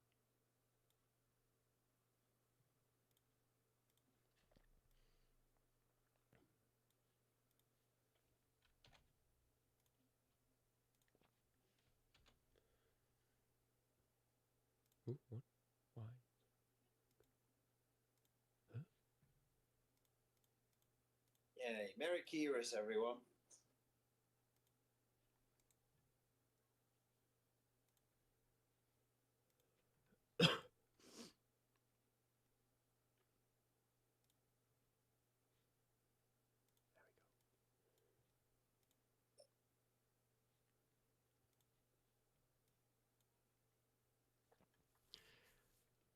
Okay, maybe I have one like looking into the camera here in the foreground. We'll see. I'm getting something to drink. Back in a sec. Alrighty.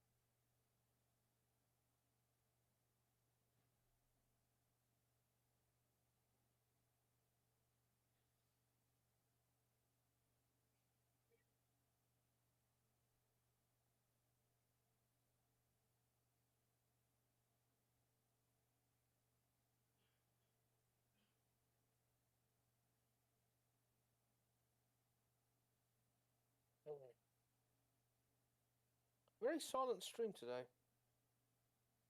A little bit. Yeah. You're breaking the silence. Yes, I am. Shut up! No. Never.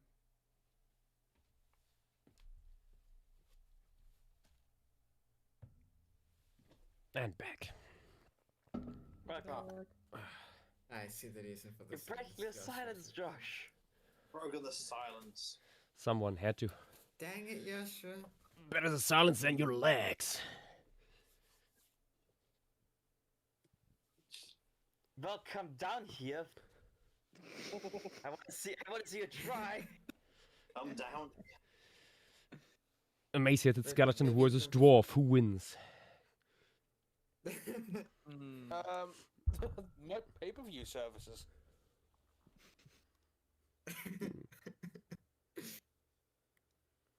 Okay, time for fucked up sausages.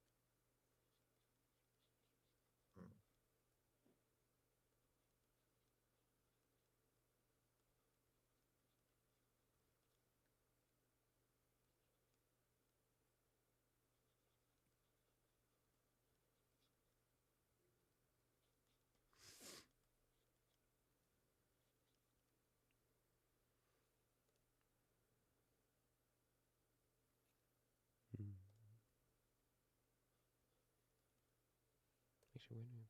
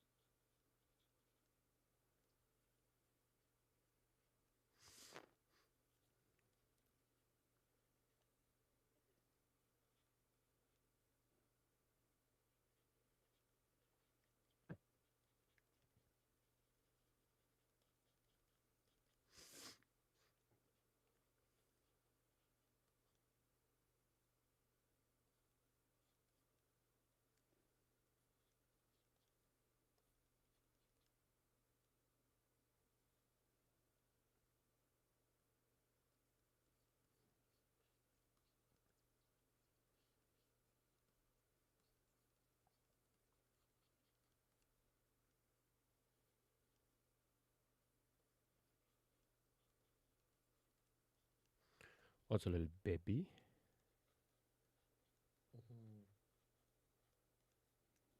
Which you see parts. What would you call a baby Oreodont? An Oreo. Oreo, yeah. I was about to get, yeah. Fair enough. Uglet. It's unanimous. The council has decided. Yeah, I was also something Oreo, but I'm not coming up with something better. That's just Oreo, period. Just Oreo, yeah. Which Oreodont is this again? Pro Americo Hippus, Hieris. Not Hippus. Yep. It would be Promerico Coeris. No, I got a better name for baby Oreodonts. Oreo minis. You know what? Yeah. Fair. Not bad, not bad. I'm against Oreos, those things are.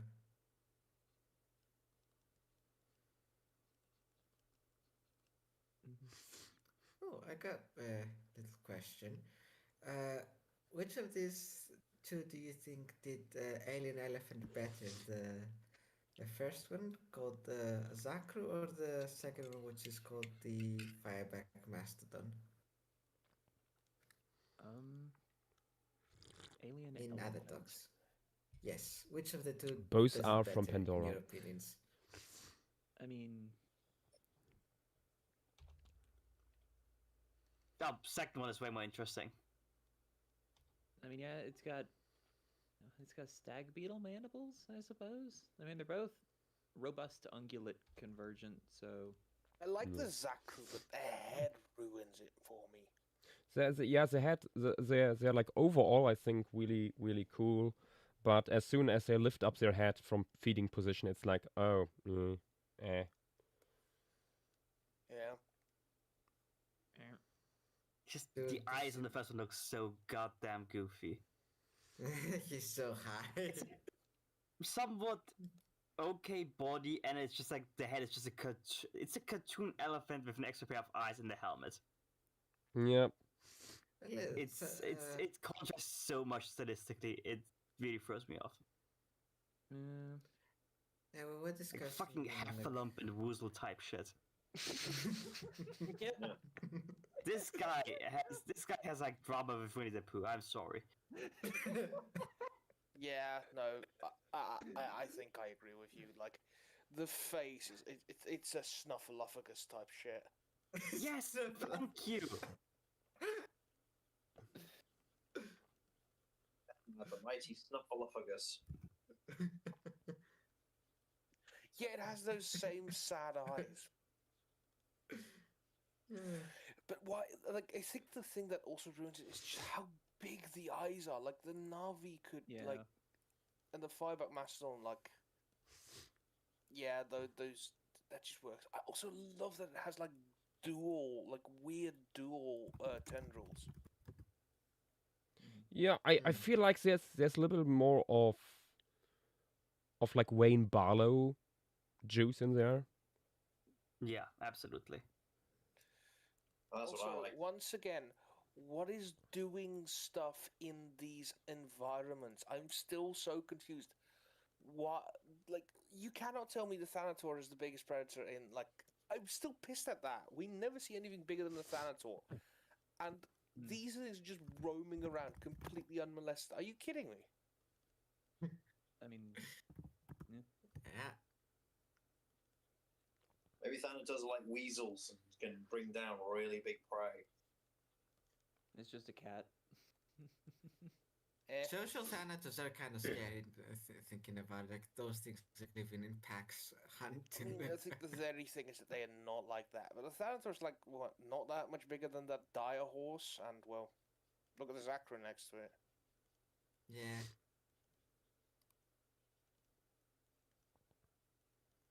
The fact that it has very obvious armor plating doesn't help. Like with like weasels and rabbits, like it's one thing because by all accounts a rabbit that has unprotected. Yeah. Like we're having an animal that's way smaller that would have to like step up and like chew through all those armor plates, I guess. Yeah. Yep. Except, ironically, the unarmored throat, which you'd think is like. Yeah. Oh the no, first thing it will attack. that makes sense because they feed by laying on the ground and basically sucking nutrients out of it. They are basically similar to Barlow's growth bag. Yes. Which one are we talking about? Because I'm thinking of the first one. Yeah, that's what I mean. Okay. The fuck? Why does it have a mouth then? Vocalization, I think. Because it's an elephant, and elephants have mouths. God, I cannot stand this damn thing. I'm sorry. Also, looking at extant elephants, I don't think either of these come across as weirdly alien as just real African forest elephants do. Yeah, here, look at this. It's clearly the same. Armored back, soft underside for nutrient extraction. Yep. But I wouldn't be surprised, honestly, if Barlow had a little bit, like, inspired partially a little bit this wool thing with the growth bag. Oh yeah, price.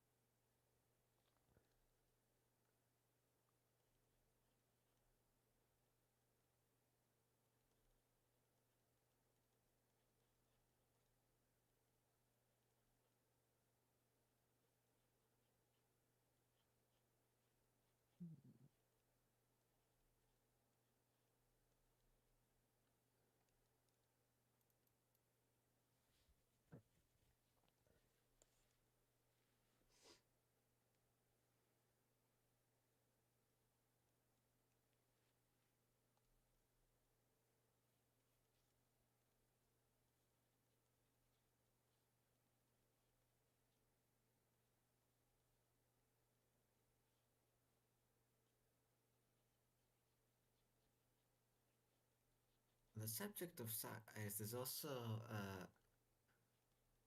these big boys out in the plains. With the fans? The Sound Blast and Colossus. Oh, look at that dude. Goodness, those are some sales. That Blast Colossus are like fun, but like that's like it's my thing. Like that's like Megafauna Central. There has to be something that's snacking on it. It's like if Longa Squama became the final boss.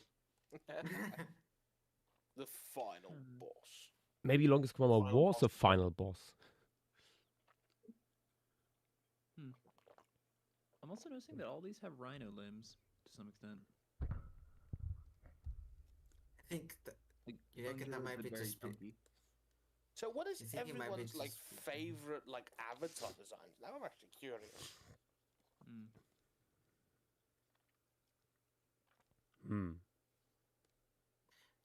I don't know if I have one.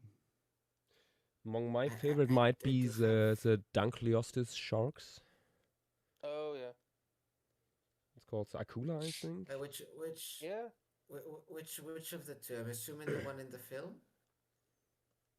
Yeah, I don't know the other one. Okay. I think. I love the tall corn, but I also like. There's this fucking also like a. There's this weird panther thing in the. I think it's in one of the books. Let me just find it.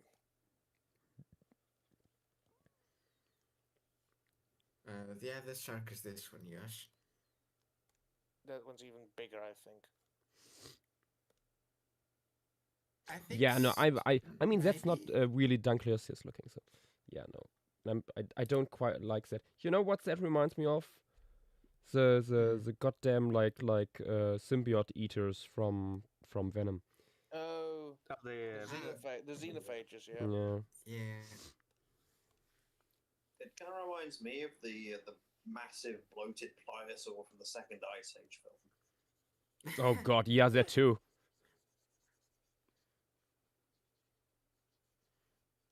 Oi.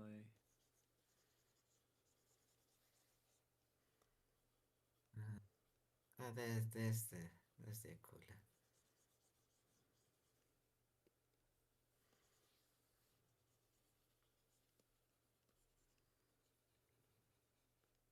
Big fish.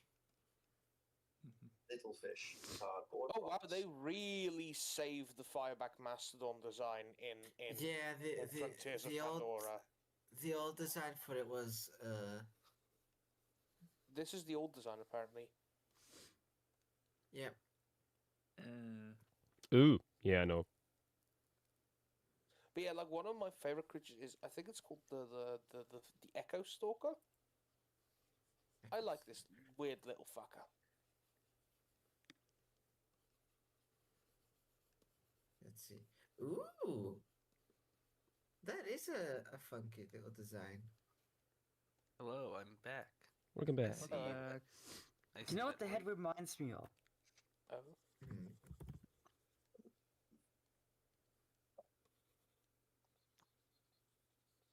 Hmm. Let me find a good. Oh, I've only just seen like the current Mastodon design from the front. It looks like the bladder horn. I love it.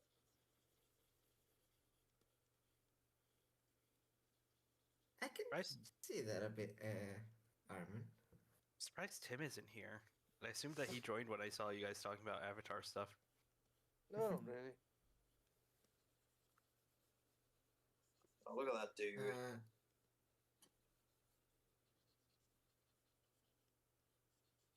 Oh, that new creature from the new movie, the Night Wraith. I fucking love that design. That's a very cool one. Oh yeah, Nightwraith's fun.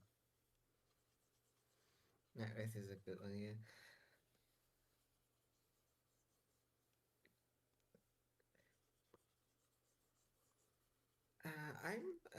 Call me basic, but aside from the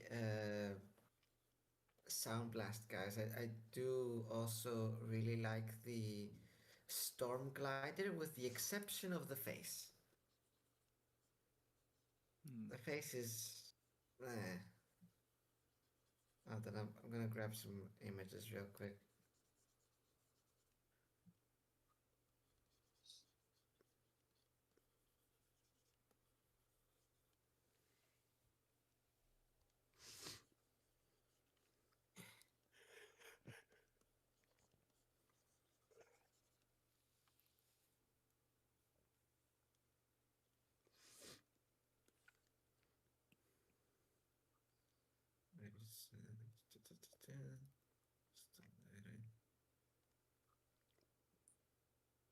But yeah, like this, like the Night Wraith looks so good.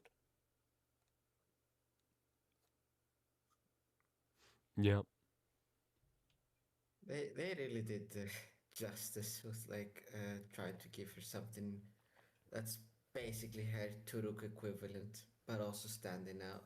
I do have to say, if I had to pick at like a favorite like design for one of the named creatures, the Tulkun Matriarch. Oh my god. Oh yeah, she looks badass. I did see also Rick post an interesting question on Twitter of like he wants to know the logistics of how she got her piercings. Yeah. Oh, if we're talking about least favorite designs in Avatar, this fucking thing. The otter. I dislike it viscerally. Yeah, when I saw it for the first time, I think they go way too close of it to it looking like a modern animal or like a Earth thing, like with the face. Honestly, I think it's a quite bit like it. For my This liking, provides me discomfort. I know that they've done things close to Earth animals before. I mean, My dude, but it's everything here is a combination of Earth animal attributes. I mean, There's I'm not really saying anything- I feel like they went a little bit too otter with it. Like they went too far in one direction compared to others. Yeah.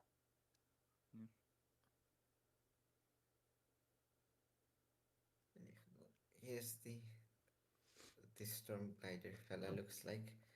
They have weird pterosaur wings almost with how they're shaped. Like I can see where the pteroid bone would be just pointed outwards into a big claw, and for some reason their flexi fingers they fold downwards, which is weird. But the thing that I dislike the most is the face. It just why? I can sort of see them going like for a sharky direction because the acorn are basically just skyfish, um, but doesn't really work, especially considering that it's probably from the side of the flying in creatures that were terrestrial at first and then became airborne. So making it look like a bit more like the Night Wraith or the Turuk in the face would be fun. In fact, I actually did a little rough sketch a few couple weeks ago.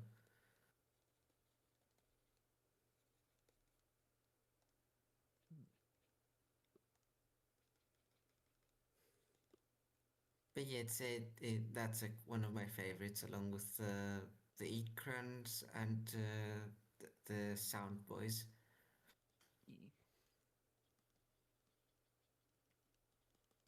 The Thanator, of course, is another just fantastic design.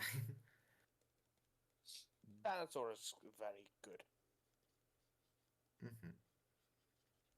Yeah, if I remember correctly, that was designed by James Cameron himself. That might be one of the best alien. Like I know it's not.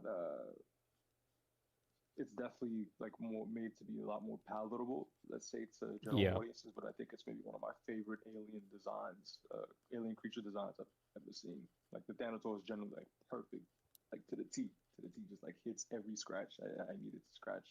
Mm-hmm. Yeah.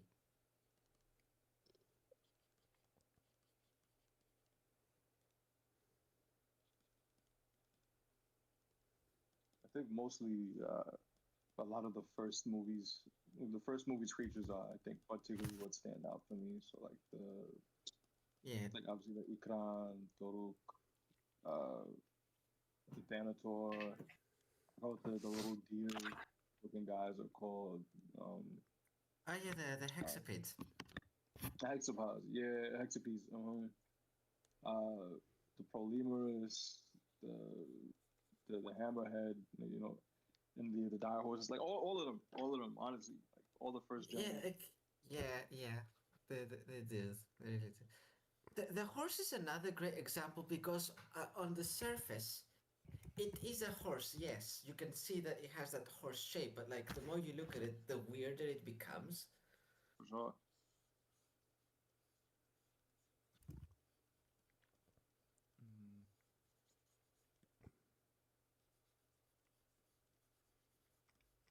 Anybody know if the creatures from the games are canon to the movies, or there's something else? They are. Yes. Yeah. All from what I've understood, all the comics and Frontiers of Pandora are canon to the overall Avatar universe, alongside with the movies. To the point where Frontiers of Pandora happens alongside the films. It's like all happening at the same time.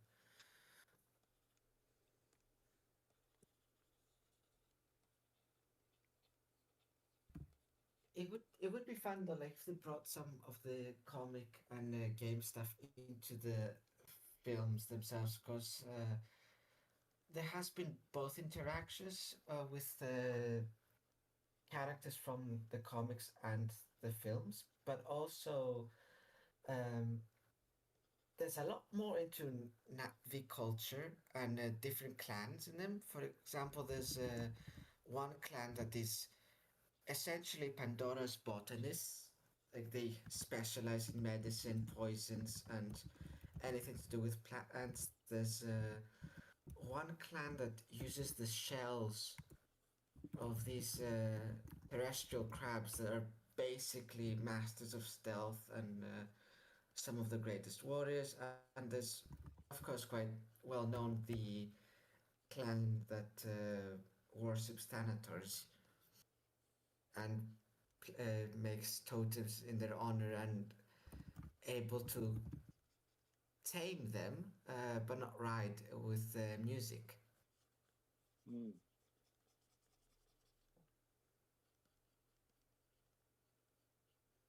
But there's a bunch more. Just we sadly don't get to see them in the films. I think in Frontiers of Pandora, the main character we play is from Sarentu. Yeah, the Sarentu, who were dedicated to preserving stories and sharing those stories with all the other clans. Do we have a map of like a? I wondered that recently too, and apparently not, but people have tried to piece one together based on Pandora, screenshot. or... Yes. Yeah, I'm surprised we haven't got like a. I'm so curious to see like where in the world different movies take place.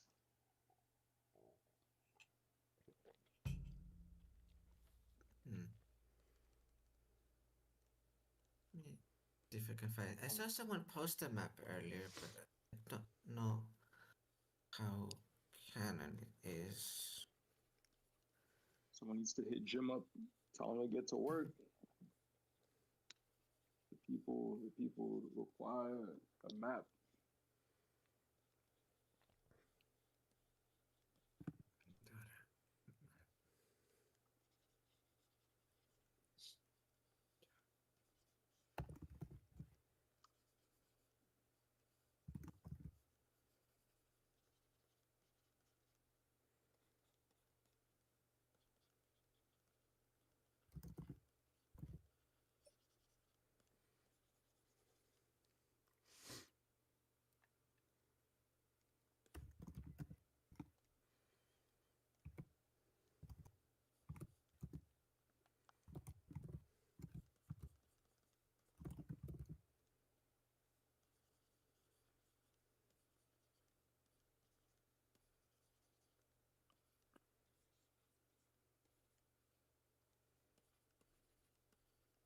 I'm just looking at all the Oreodons. They're such creatures.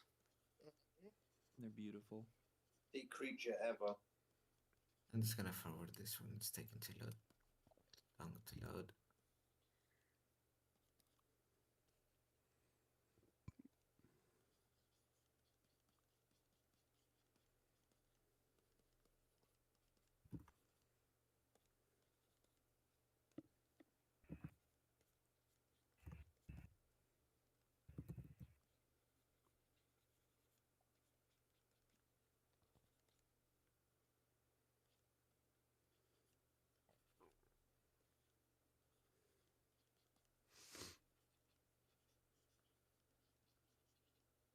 I have this map here.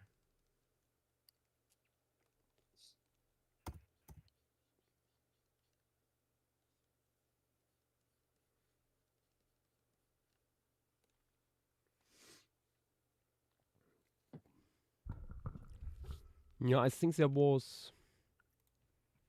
Wait.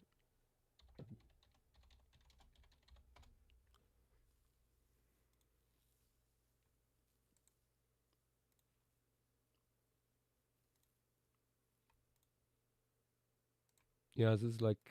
I think part of it that was pieced together by people.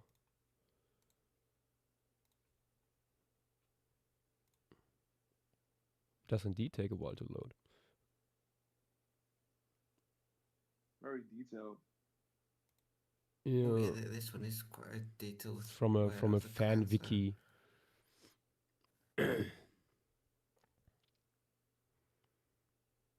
Just need to know like where the different parts of the story take place. How far did they fly? Yeah. I mean, I wouldn't be surprised if they keep that specifically a little bit vague, so it can be tied together better later if they run into issues with the story.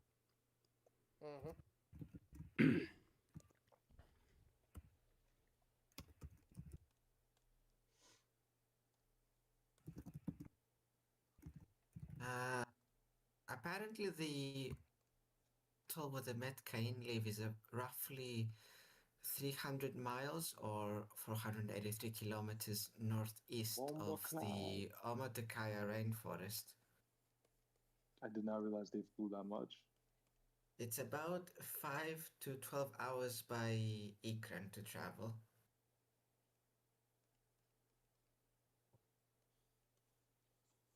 Wow. So it's a pretty significant distance. Yep. It is it, but it isn't at the same time too. Like now that I'm thinking about it. That's a trip from New York City out to Buffalo, New York, like out to the Canadian border, out to Toronto. But same time, like if you think like on a global scale, because I don't know why I always had the impression that they flew a lot further than that. That's just like a fraction of the coast, the distance of from coast to coast of the United States. For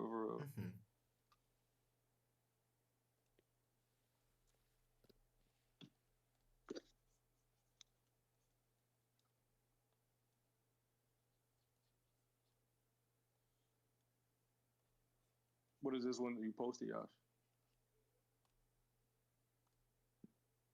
The map? game map? I'm not. There's a map from the game.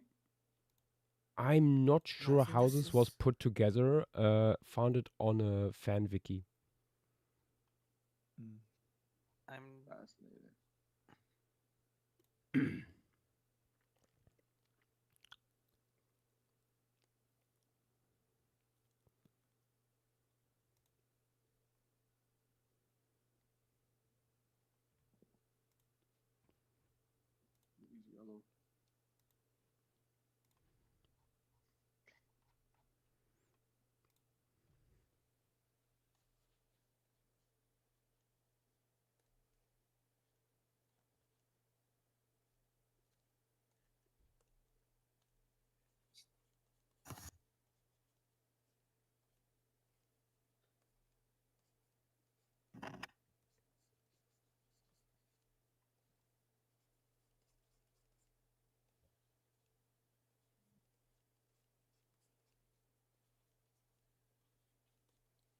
Yellow.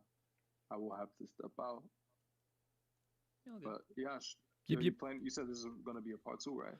Yeah. We'll need to continue tomorrow. All right, I'll try and make myself available for that one. Would love to have you here again. You guys have a good one, all right? Yep. See you. Night.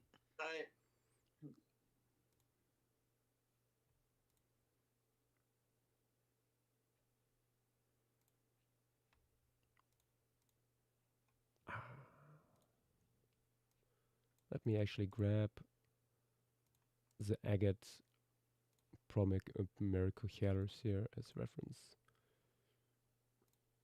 Because the skull morphology is just so weird. I could also quickly go into, I think, the 2024 big Oridont paper and grab the skull references from that one, if you'd like. Oh, sure. If that shows some better angles. They had a lot of angles there. I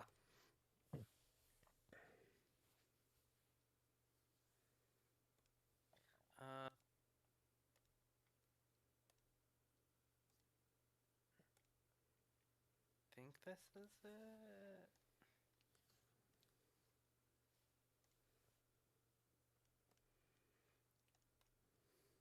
It's taken a while to load. I think this is 237 pages. Boy.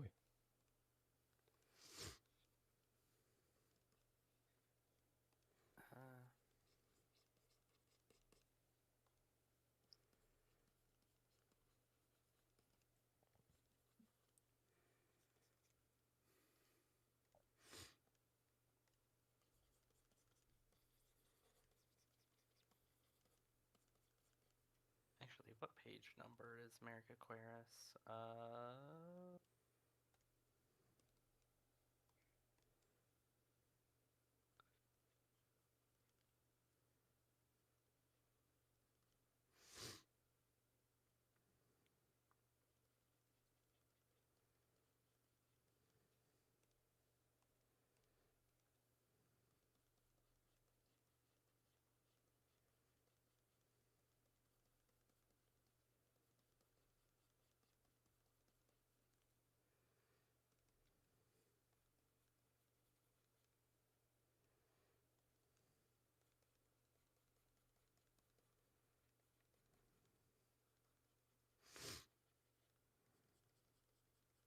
Oh, yep, found a bunch of skull, or like different views of the skull. Nice. Let me also grab the mandibles, actually. They also have some views of that.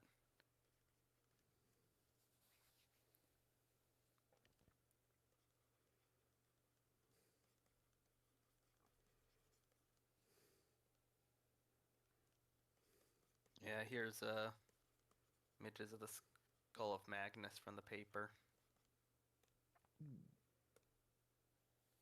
Ah, look at that fucked up thing.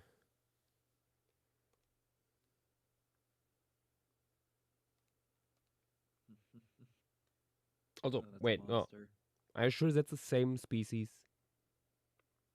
Not specifically mentions Magnus in the document, and this is Americaquaris Magnus. Yeah, but we are looking at pro Americaquaris. Yep. Let me grab that one. Because I was like, these nasals are weirdly retracted. That's one of the trunked bodies. Yep, J. Oh, yep, there it is. Let me grab a few.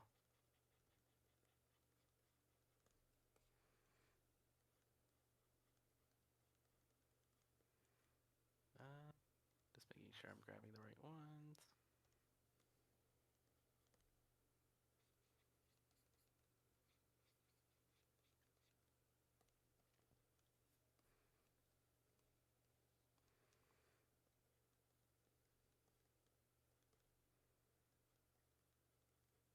I'm gonna head off. Good night, everyone. Good night. See you. Good night.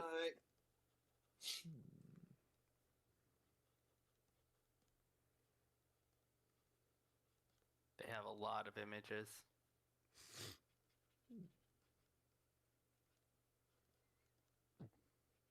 Think this should be good. Yeah, there's a like full-on, more systematic drawing of it. Than a few others of actual specimens. Mm-hmm.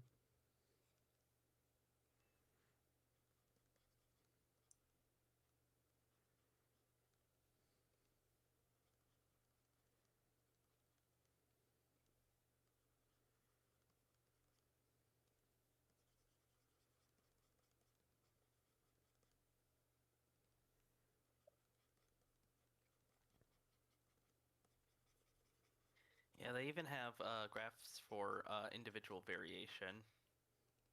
Ooh. Ooh. Or like variation between species.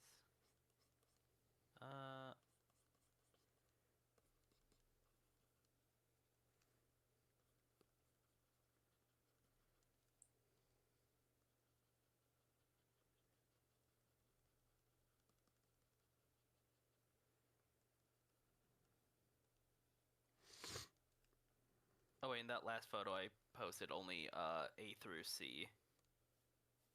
Oh wait, no,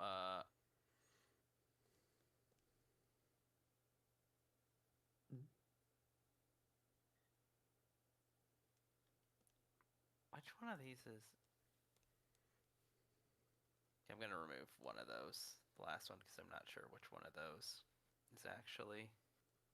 It's worded a little bit weirdly.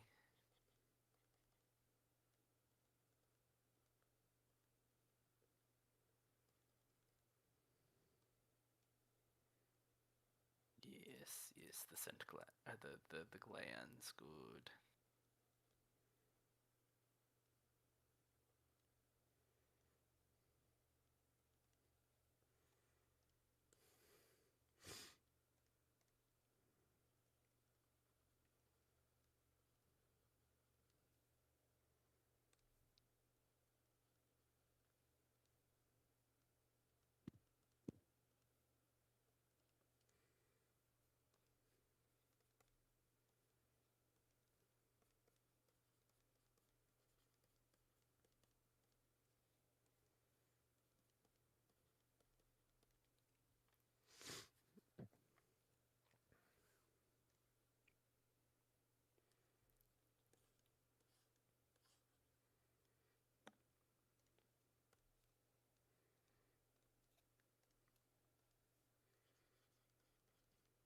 Why is Nat's not here yet? Hmm. They said that they would be late, but still. Well, we don't know what they're doing. So. True.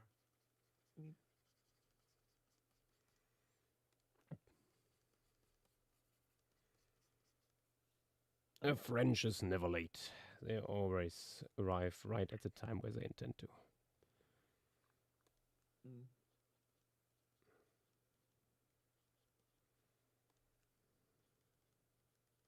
Oh, is this where the first Antilocaprids are known from? I don't know if Antilocaprids are known from here. Because I keep seeing that pop up like from the late Araucarian of the Harrison Formation, which, if I recall correctly, is what this is. Nath said it was a mix of like 2 formations, but yeah, the stratigraphy is historically a little jumbled, but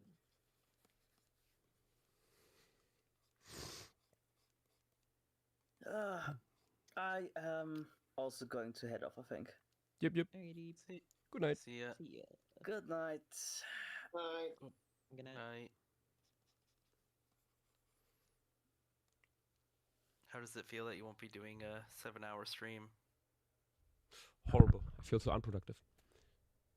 Dang.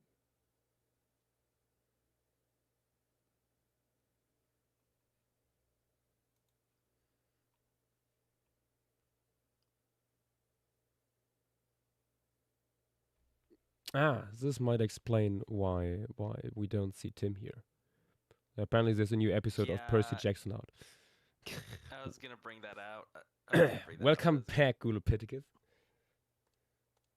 Look at that.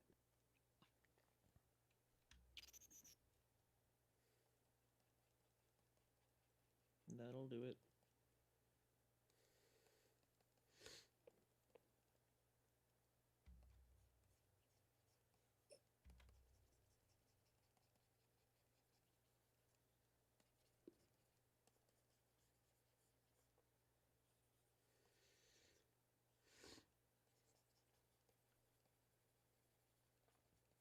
Edit, and I see the sensible people have gone to bed. Mm-hmm. Indeed, they has.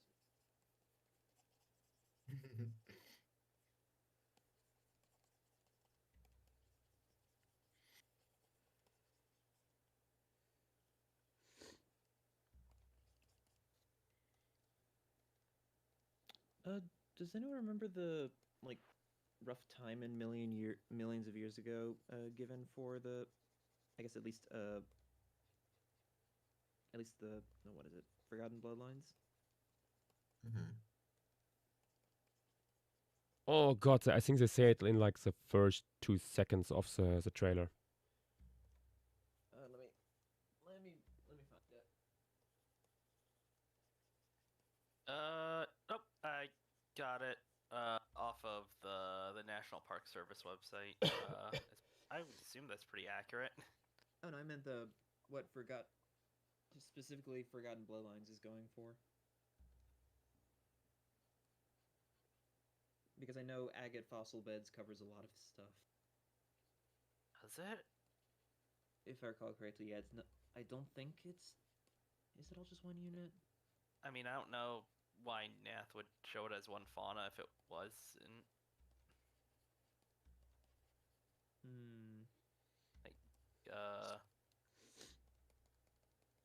That 22.9 according to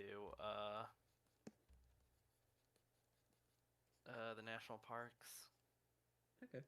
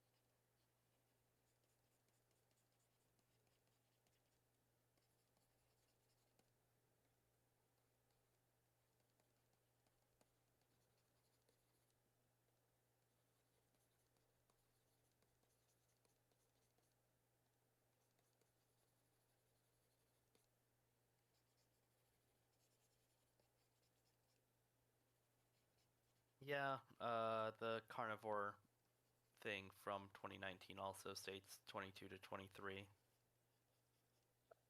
Okay, cool.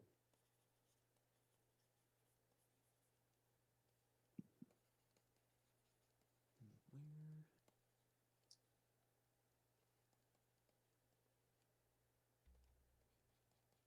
Oh, yep, 22.9. Because there's an ash layer. It makes it easy. Yep. The Ashley, The ashes.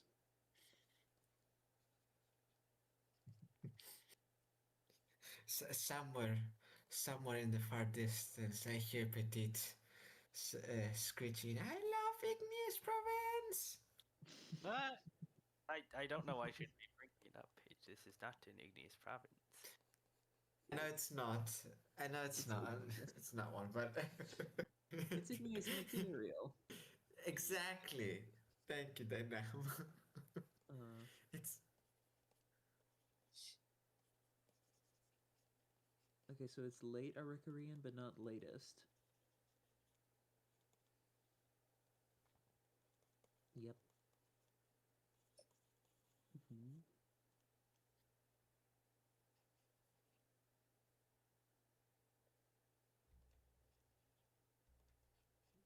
Oh, yeah, this is... Wait, where's that? Where was that mention of... Okay, the first Antilocaprid is immediately after this in the latest Arikarian. Yeah. Like a few million years later. So... Huh. A world before pronghorns. Yeah, or at least right as they were originating. Yeah, there's every chance. If we do more work, I guess we could find one since it's that close. Mm-hmm. Like a really basal one. They have to come from somewhere. Atomic Orange 5. Welcome to the stream. Thank you for the follow. Amazing name. Indeed. Clearly, they came. Clearly, Antilocaprids came from Oreodonts. Oh goodness. I was just thinking, like, while I was getting something to drink earlier, what would have happened with Oreodonts if they had the chance to make it to modern day? I feel like they would have be one of those groups that doesn't really change all that much. I doubt that, honestly. I think they might have done some weird stuff with the face, but that's about it, because that's sort of what we see throughout their evolution. I think there might have been more, if given the opportunity.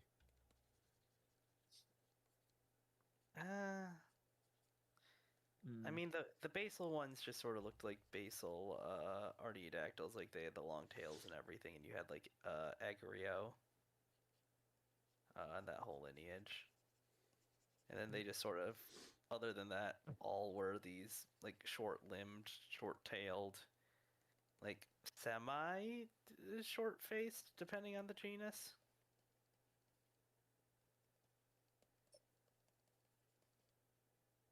If they'd gotten to South America, I feel like you'd see a massive radiation of limbs. Yeah. If only. I mean, I see it going the same way as like peccaries and suids in general. Like there's a good amount of diversity there, but it's more size and facial stuff. Yeah. I mean, yeah, size too. Like I can see these guys going up to hippo size. Maybe a rhino-sized grazer. I mean, they already have the bow plan of a hippo. Yeah, I mean, but you would have had basal hippos already competing with them. I mean, when did Anthracotheres kick the bucket in North America? I think there's some Miocene ones. No, there are. But... Yeah, like in Texas. I think those are the latest ones. But this was like a hypothetical of what if they Oreodons kept on surviving past all that. Yeah.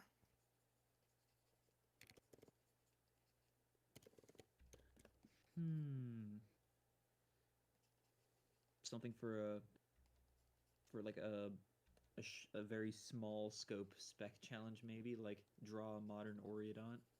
Yeah. Yeah. I mean, I could just imagine them. Yeah, I could imagine them like restricting peccary ranges mostly. Yeah. Like, I mean, we just having, could like, this just for more fun, geographical split. like as a runner-up thing for like Lemuria, not being part of Lemuria, but like come up with a species of Oriodont from the time of from the world of Lemuria. Supplemental. That'd be fun. Indeed, it would. We would have to specify 5 times that this is not a secret. Oh, hey, the winner gets added in the next phase thing. We would need to, or we just don't specify that, so people are more motivated.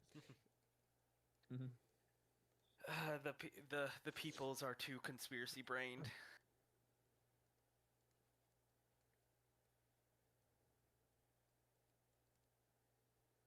I feel like you haven't given these guys enough hairless patches on the face in like pathologies. Well, that's the last thing I'm doing. Yeah. Gotta get out all the basic stuff and then time to customize. Exactly. Which is a horrible way of putting it.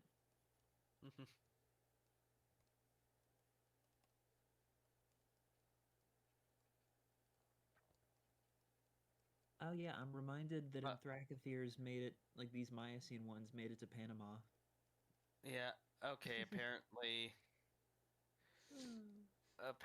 it is apparently the Discord thing wasn't probably real. So yeah, change your password probably, maybe. Wait, what? Where are you getting that from? Someone just posted. There's even where? I thought we had this discussion like a few minutes ago. ago. I saw some online people saying that it. I thought I saw some. I looked through online stuff and like a lot of people were saying it was real. We need to verify, please, before saying. Also, before posting the link in the first place. Yeah. Yeah, true.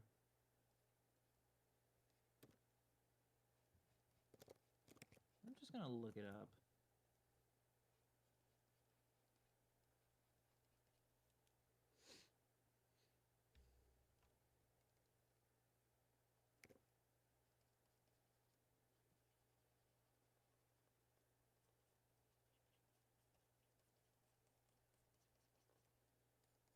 I'm going to quickly change my password. I'm wondering if it will kick me from call.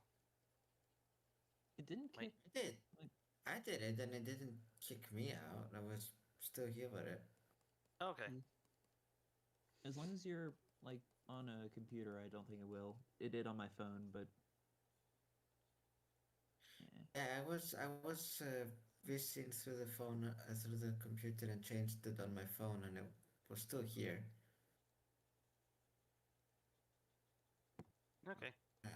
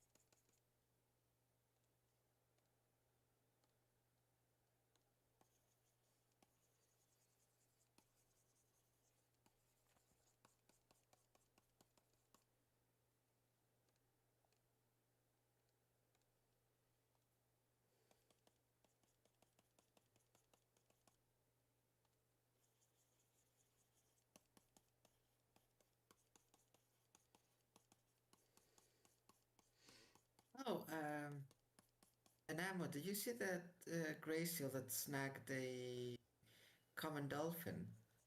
Yes, I did. I did not know they were capable of doing that. Gray seals become scarier by the day. Yeah, no, gray seals are like just straight up aquatic wolves. And they are the largest European carnivores. Mm-hmm. And yeah, I feel like... No, continue. You continue. Them predating on pinnipeds is nothing new, but a common dolphin is a very large target. And a fast one too. The fact that he was able to catch it is impressive. Especially because they don't tend to venture that close to the shallows too. Mm-hmm.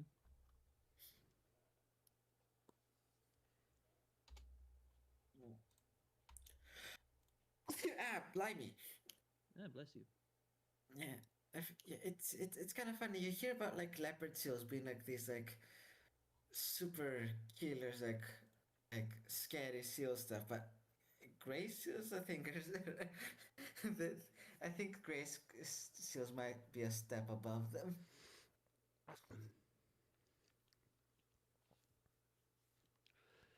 Gulopicic is asking, is it possible the Beckett's reached mainland Central America from the Caribbean? No idea. No clue. I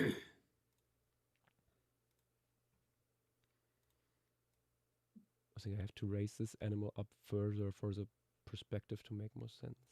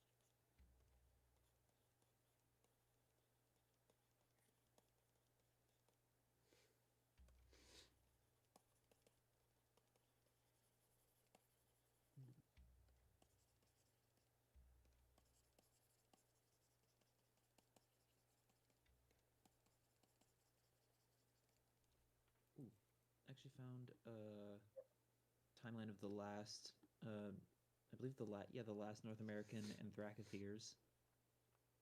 Ooh. Putting another talk text. They made it into the Hemingfordian? Oh. Okay. Everyone needs a hobby.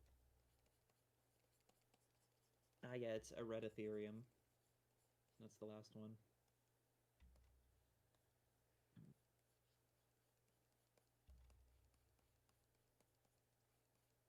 I don't believe we have it from agate specifically, do we?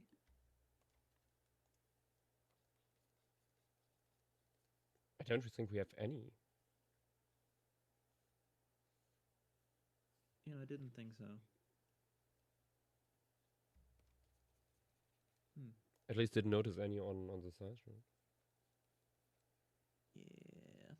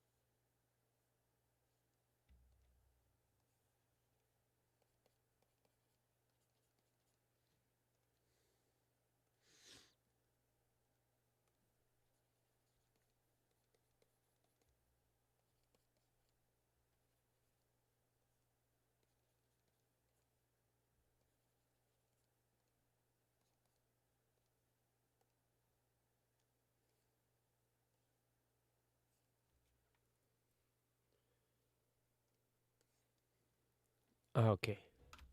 Pro America Hellas is done, I think. Woohoo! The Oriodonts. Hooray!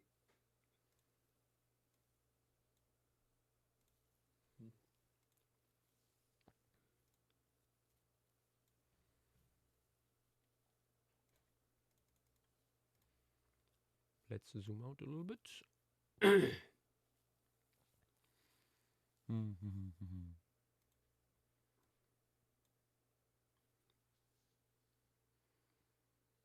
Oh my god, that's so silly. The haircut and the, I'm guessing, gland next to the eye over there. Mm-hmm. It just makes it look so good. Beautiful. It is certainly an Silly unserious guy. creature. Mhm.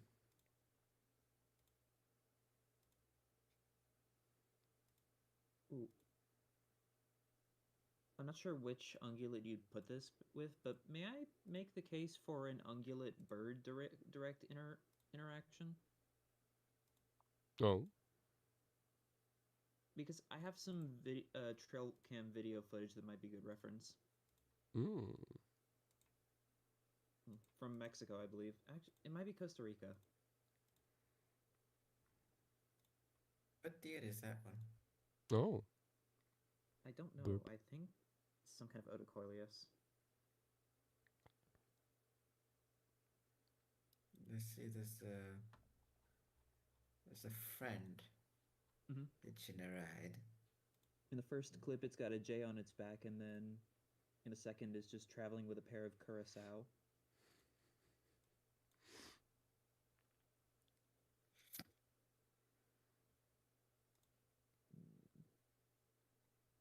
Lovely head feathers on the carousels. Yeah. Central and South America have some gorgeous underrated game birds. Like, good grief. Oh, absolutely. There's so many. A bajillion of them.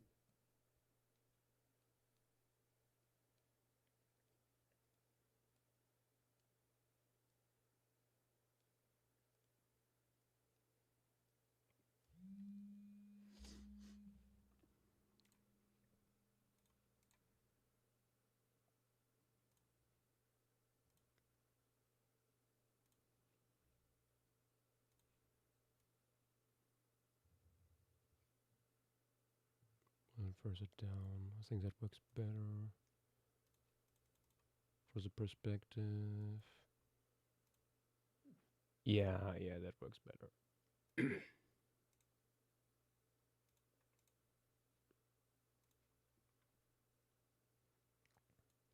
Because the angle is razor flat at which we are looking at the piece. Like, I have to stagger them a little bit more. Because like the horizon line is roughly here.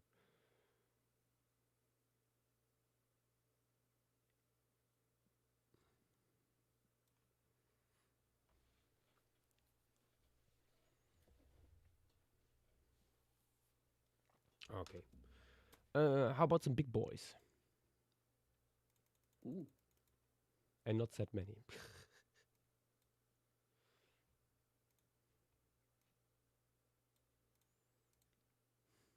The Calicotherium.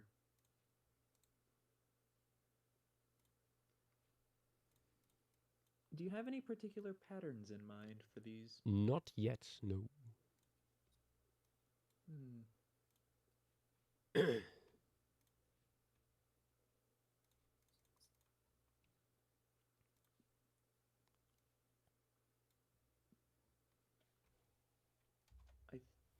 Actually, let me take a screenshot.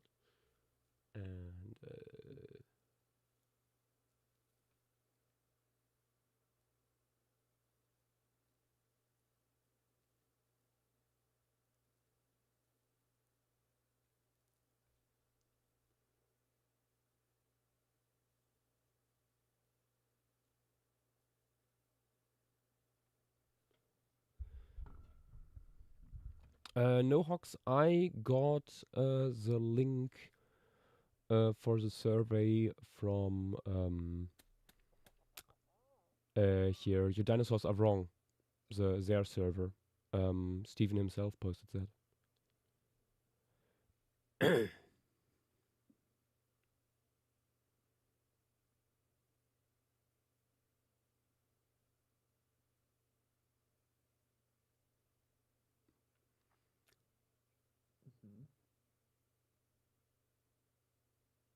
That's the question at the moment, Nohox. We don't really know if the one is legit. Like it's like it looks like earlier it seems like it might be actually legit because at least JW found that a very similar URL was used before by Discord for surveys. So it's like same thing.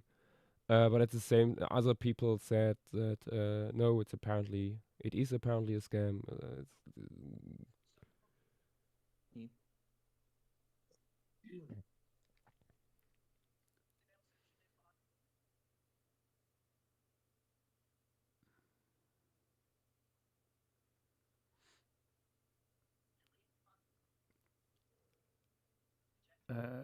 And now I forgot what I wanted to do.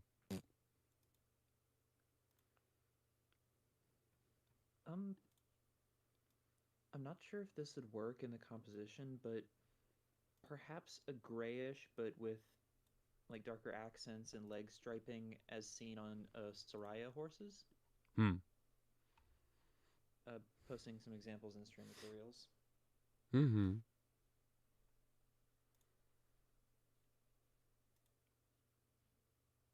Although I don't know if this would be too eye-catching, if that's even a thing to worry about, but having one of them patterned like that, but then the other one has just come up from the river and it looks like this. No, just its butt. Just its butt.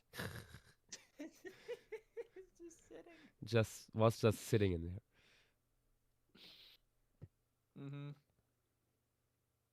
I guess that might be with the one in the foreground, and then you just see a muddy patch on the riverbank. Yeah. Environmental storytelling. Yep.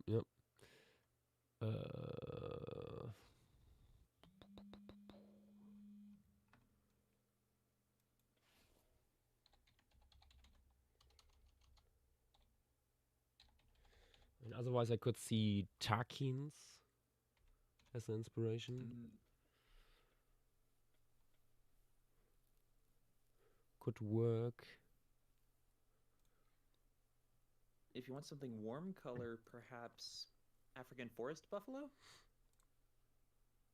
Yeah, but I don't think that fits environment. I mean, there's this very reddish brown that is very typical for forest animals. Yeah, true. But yeah, this tacking here with the light top and the dark underside, for example. Maybe not as extreme, but yeah, and of course not as shaggy.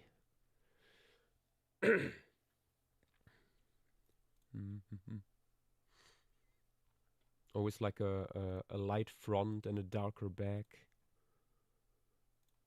That could actually work. Something like this. Coming in.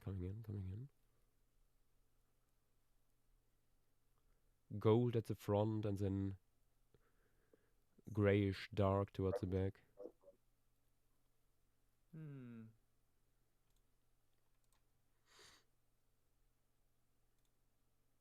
I can see that.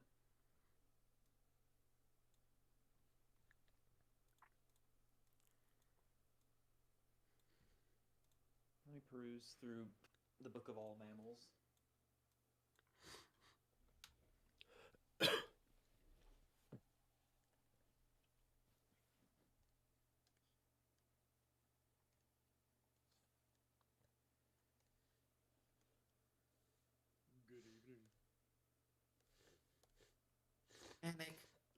Good evening.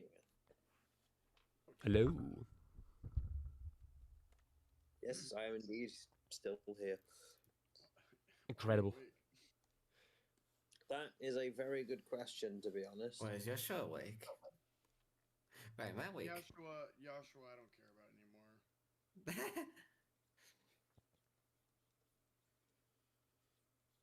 Ooh, how's the agate something? I don't remember where this is. Yeah, it's Agate Springs. Agate Springs. I don't know why. Or agate fossil agate. fossil beds, yeah. Oh, yeah, Agate Fossil Bed, or Agate Local Fauna, or Harrison Formation. Ooh. Calicathir. Indeed, Meropus. Oh, hey. The big guy. I want to change the frog's water, but one of them is just sat in it. Throw them. Hasn't moved for like half an hour. Real. I'm actually testing something to get my scorpion to molt right now. Asian forest scorpions and emperor scorpions are notoriously annoying to like get to molt. And I have a screen lid which isn't ideal for keeping humidity in. So I've wet a towel to like retain moisture and put something down to weigh it down and cover it so it keeps that moisture from going up. And I'm hoping that'll do something. Because they're so fat. They're so fat right now. Last night they were freaking me out though. They were like sitting near vertically on this like branch in the enclosure, and I was like, dude, what are you doing? And they wouldn't move. I thought they were stuck. So I was like, oh shit, are they stuck? Because in the morning they hadn't moved an inch. And usually they move around a little bit. And I like jiggled them around and they were like, what the fuck? And like moved away, and I was like, oh, okay, you're fine, whatever. But it freaked me out. And I wonder, are you in the same gosh darn spot again? Well, technically yes, but I moved the branch so they wouldn't climb it like a freak. Oh, you are so fat. Anyway. Anywho, let me hop on. Oh wait, I'm on stream. I mentioned Meropus. Very nice. Let me zoom out.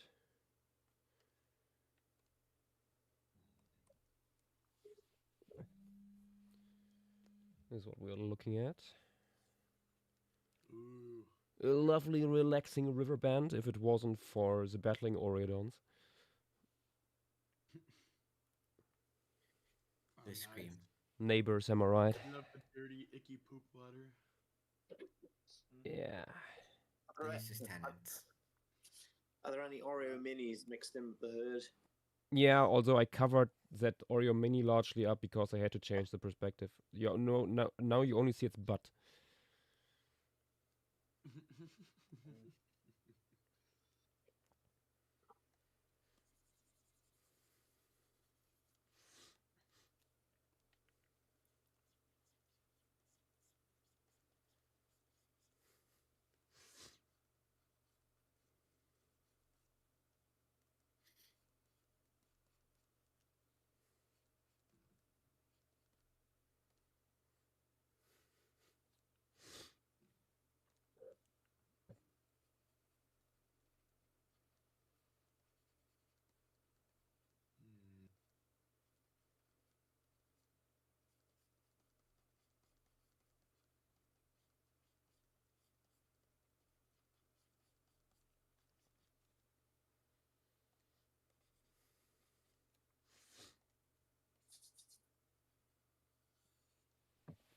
Ah, the frog is out of the pool. Time to seize my chance.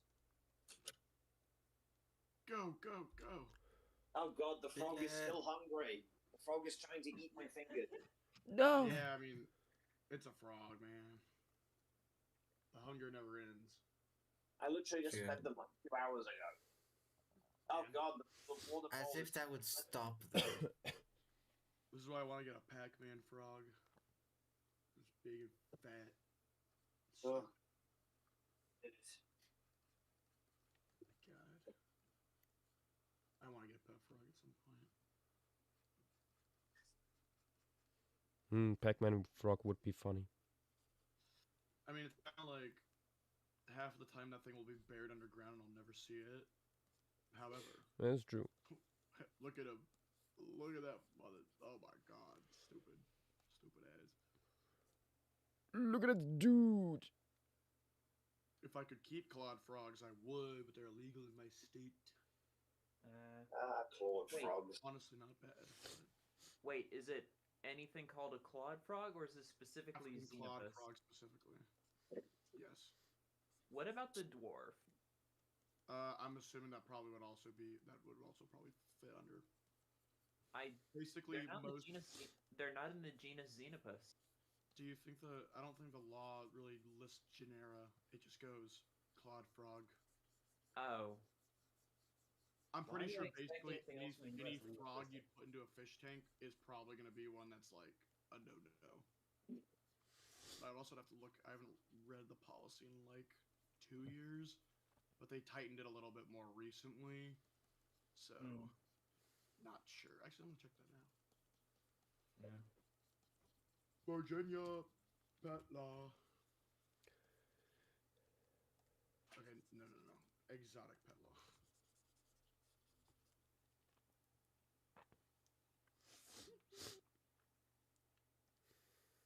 Let's see. Importation requirements.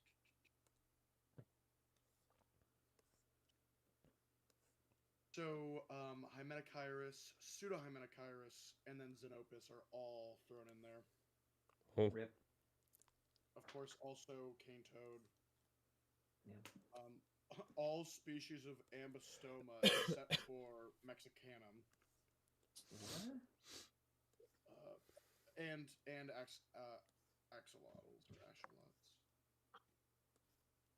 You can't keep monk parakeets or mute swans. You can't have a large list of suckers and buffalo or piranhas. Do you have piranhas anymore? Aw. Understandable, but aw. And then basically half of our native fish or other carp, shiners, or dace are pretty big no-nos because we have very specific waterway systems that should not get ruined. Uh-huh. As it should. What the hell's a tench? Tinka. Oh. Yeah, it's a pretty common European pond fish. Yeah, no, I know this. Yeah, the thing. green fellows. The greener, yeah. The Shrek of fish. Snakeheads, tilapia. I mean, you can farm them, I guess, but you gotta like fit restrictions.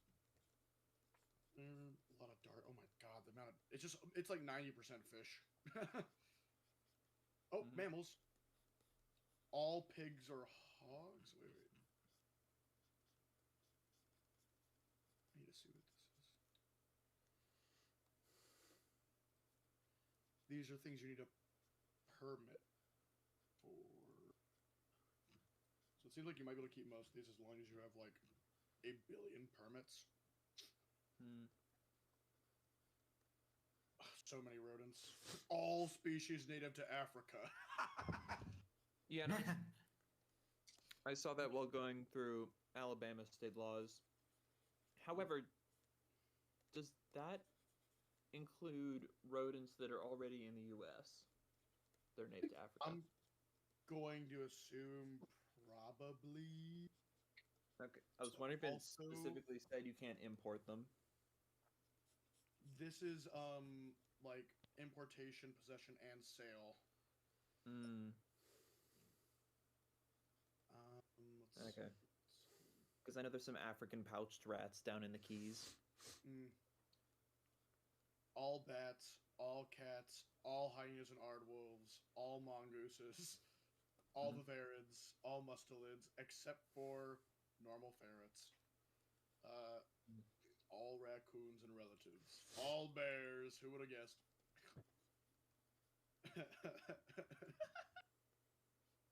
Damn it, dude. I really wanted to keep a fucking sun bear as a pet.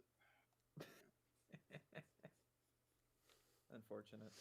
And then a lot of heteromiids are... Actually, a fair bit of heteromiids are restricted. Huh. Prairie dogs? Really? They carry bubonic plague. That's reasonable. So, those people are immune. Grow up. Wait, what? Do you want to know why we're not all dead? It's because the people who survive the plague are mostly immune to it at this point. I mean, I guess you could get it, but I don't think it'd be as bad as it originally once was. Basically, if you have any European in you, you're probably relatively immune to it. As far as I know, I could be wrong and talking out of my ass. So Casually spreads misinformation. Like a boss. I can't keep gavials. Oh, no Garials? Oh. And no cave crayfish, rusty crayfish, national crayfish, Shasta crayfish, marbled crayfish, Australian crayfish, and Chinese mitten crab. What's wrong with crayfish? Half of these are already invasive. Yeah. They spread through waterways like a fungus on cheese. Yeah. Say no more. Yep. A metric fuck ton of eggs. That's just gonna happen. Mm-hmm. Who's keeping Chinese mitten crabs? I think they're relatively common in aquaculture elsewhere. Really? Yeah. Cool. From what I know. Just we do not need any of them. Oh, there's so many exceptions. Mm-hmm. Subsection A, animal designated with an asterisk. So if you've gotten any of these before it was illegal or not allowed, you have to prove it, but you can keep them. You can keep bears if you have one before the law was put into place. Oh, good to know. I remember that. Well, if I ever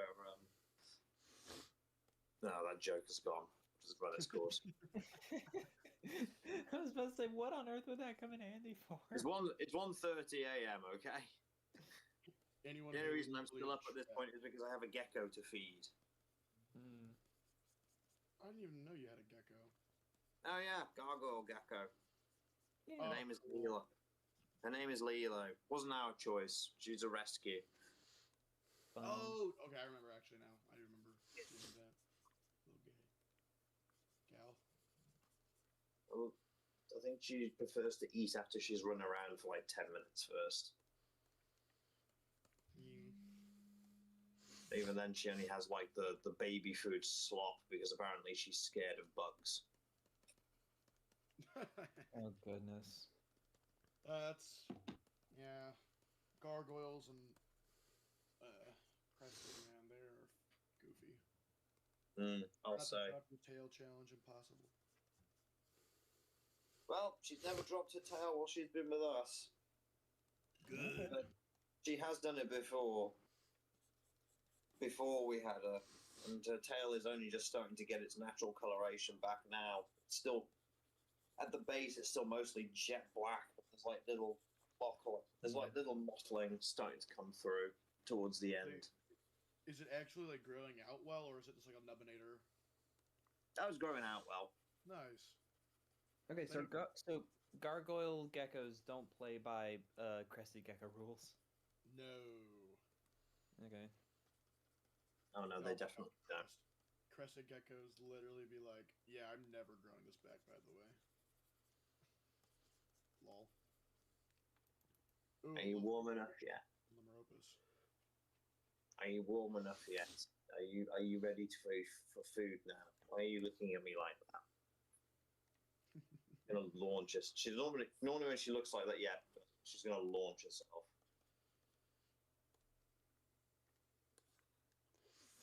Yeah, she's now on the sofa, trying to play my Switch. Lily Pond, thank you so much for the correction. The bubonic plague exists in several forms, but every few hundred years it mutates to be violent. It's no longer deadly because of antibiotics, but it's just as deadly untreated. That makes sense. I don't know where I heard that from. I guess it could be spread misinformation online. I should do it again. The Black Plague was never real. Liberal lie. It was all deception. Oh, she's launching herself again. By the Catholic Church. Dude, yeah, dude. Well, wait. My favorite part about this process is when I dip a little bit of food on her nose to see if it'll encourage her to lick it off, and then she just jumps and onto me and smears that bit of food all over my clothes. Dun, dun, dun. If you ever get a recording of them jumping onto you, I have a really good audio effect you can put on it. I'll keep that in mind. Oh my god, it's her eye is like entirely pupil.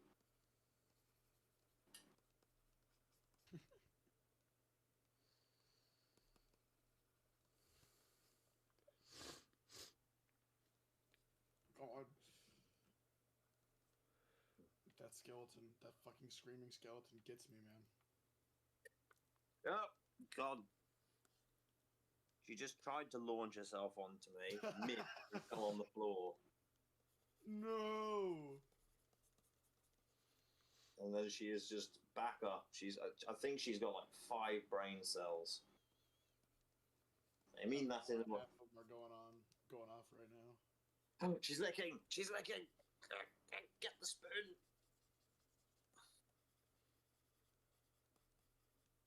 Ah, she stopped licking as soon as I put the spoon up to her face. Tasted the metal and was like, nah.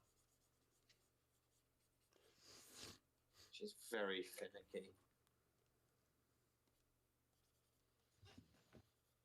Must be nice. We don't often see her much because because I know she's nocturnal, but unlike the frogs and the hamster, she generally doesn't come out unless it's pitch black. All the lights are off.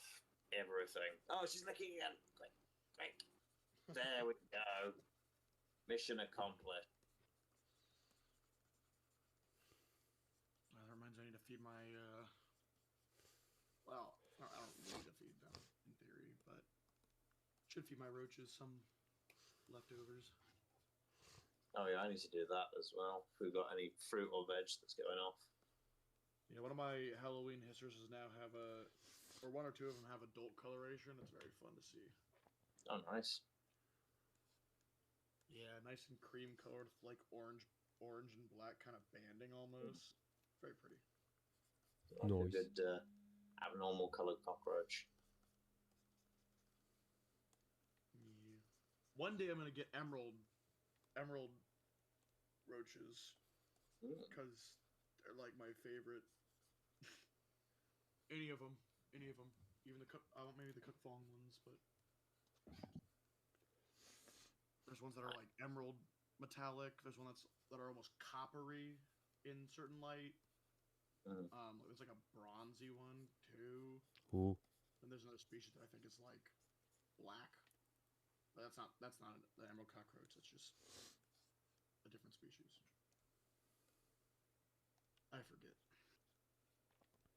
So question mark cockroach, is that a type of beetle? A question mark cockroach? No, those are an actual cockroach. Ah, fair. Saw those at London Zoo last weekend. Yeah, that's Theria. The species Olagrangini? Genie? Yeah, Olagrangini. Oh, she's on the move again. Yeah, they're from India. The genus Theria is just very fun in general. There's so many cute ones. Yeah. Wait. Nice corded. Go on, I've got another spoonful for you. Oh, that makes sense. Polyphagia is a corded. Yeah.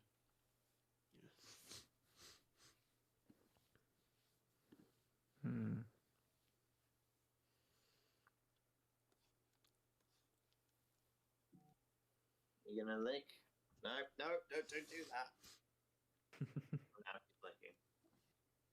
The Meropus are looking really cool. Things. Yeah, big fan of colors. Yeah. They are very nice. Maybe I What should. are you doing? Why are you licking? Actually, let's give this one here a lighter patch on the ass. Beautiful. Is it going grey? Oh, really? On the cushion? What critter is he dealing with? I think it's still the gecko. It's still the gecko. Oh, by the way, Yash, I think that survey in Modmail might be. I was told. Yeah. Should we delete that? I think it's not even usable anymore. Close, I think. Yeah. I think it's already gone. Someone said they just did it, or they just found. Oh, what? Hold on. Yeah, no, conflicting things. I changed my password just to be safe because I did it when I saw it, but.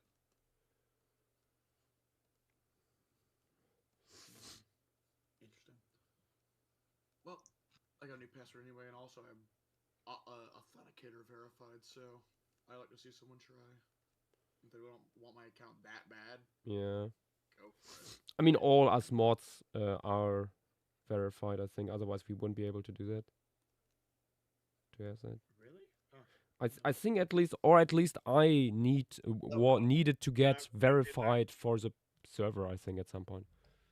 Oh, that might be like a server-specific thing. Yeah. What is going on over there? She jumped onto the spoon, clung onto it with all 4 feet, and then she started climbing on my hand with her dirty, food-covered feet. and then she tried to throw herself onto the coffee table. Damn.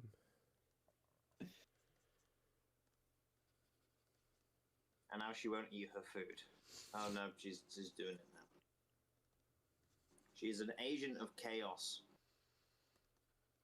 Oh, you know, you said agent of chaos, but for some reason I understood Asian of chaos. So did I. Nice, I wasn't alone in that. She's Oceanian. Yep, they're from New Caledonia, right? Yep. Yay. Land of the geckos. There you go, that's it. Slurp the rest of the food up. If she gets uncomfortable, she pees on you. Oh god. Not fun. If she gets really uncomfortable, she'll make like a little chirpy noise. Although she's never done that. I only know that from videos. And then if you carry on making her uncomfortable, that's when the tail comes off.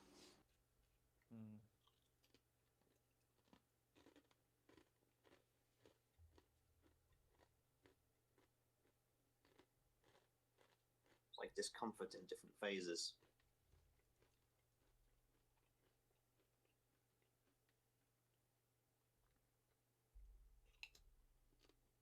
Come on, let's polish off the rest of that spoon.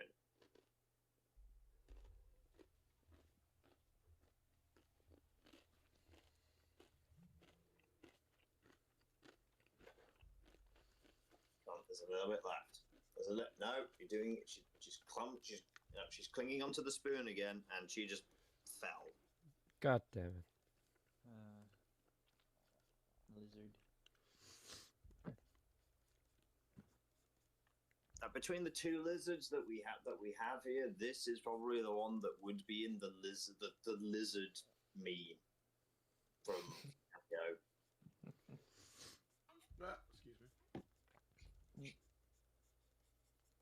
Actually, wait, speaking of that, are there any small lizards or snakes on the size chart?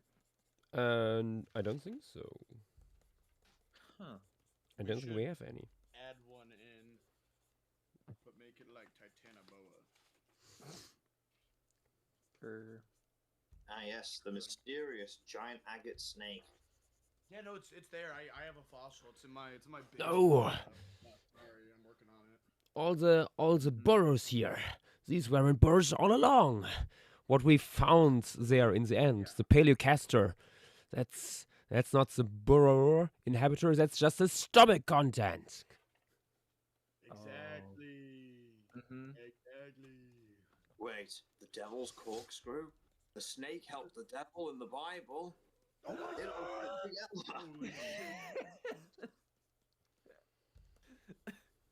Big Paleo once again trying to get away with it.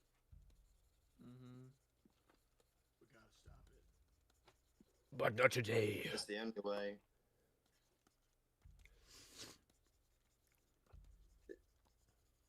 Stop licking the thin air. There we go. They can lick the air. The hell? Out the air all the time. But it tastes so good, father. Let me have some more.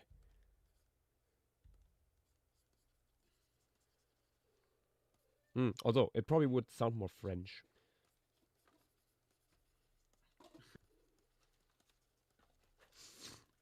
Why, yes. Oh, there we go, we're nearly done with this last spoonful. Hey guys. Yeah? Boyfriend is back from the ether. Oh. Cool. Hooray! Blow up the bomb. Oh, this guy again. I love. Well, not I'm going to kill Discord with a rock. Oh, that was the most violent thing I've ever heard you say. I want to turn off two-factor identification so badly because it's not working with my phone, and I had to use those stupid backup codes. Lovely. Password literally, trouble. Like, literally, Discord has a thing where it's like, oh, hey, here's how you turn it off, and the button's not there anymore. Rip. You know that. Okay. You've had most of it. You've had most of it. I'll just put the rest of that in your Viv to check out in the night. Oh, JW, what do you think of the Meropa's coloration? I can not see the full thing. Oh, wait. Let me zoom out. It's inspired by certain specimens of takin. I like it. Oh. They have a mystical quality to them. They are fairy creatures. Wait, I have to take care of a certain cat that doesn't let go of me. Saki, come. Alright, guys, I'm taking over. Alright. I'm kicking Sounds everyone good. in the call except for me. Uh-huh. ASMR.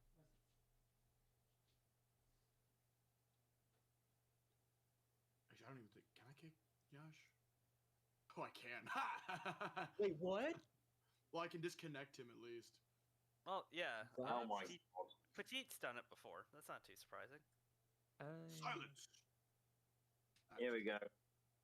Have a little. Here's a little photograph of the little creature that has been a little menace for the past 15 minutes or so. Dude, you should do jungle music, not drill. Ow. Oh, the creature. Oh, they're so cute. No. The gargoyle. Yeah, they look pretty good. Wait, what? Do you know what morph they are? Not a clue. Very, very nice green. Mm-hmm. Yeah, I remember when we were. There's some stripe there. Stripe. Dude, I used to like want one of these so bad that I literally like knew all like 90% of the morphs and would like talk to people at reptile conventions about their morphs, and then I never bought one. I remember when we went to Singapore at the night zoo. They had one there, and I think it had like orange stripes on its back. Ooh. Actually, I've probably got a picture of that one. I'd post it, but Lilo is currently taking a walk on my hands. Okay, I've got one hand free now. I need to put that couch cushion in the wash. The one that she jumped on and smeared food all over. Okay, and back. Welcome back. The kitties cannot keep you for long. Yeah, no, I basically threw him out. Hopefully not too forcefully. No. I made a little bed for him on the sofa. everything, and he immediately jumped up again. Nah. Okay, this is the one. This is see, cat owners don't realize this one trick will make their cats behave no matter what. Hold on. Let me.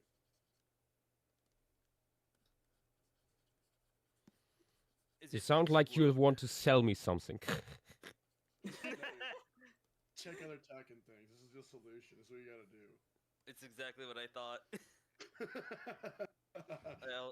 I also have this one from Montana. Which is... Oh my god, yes, I have both of these. Oh god.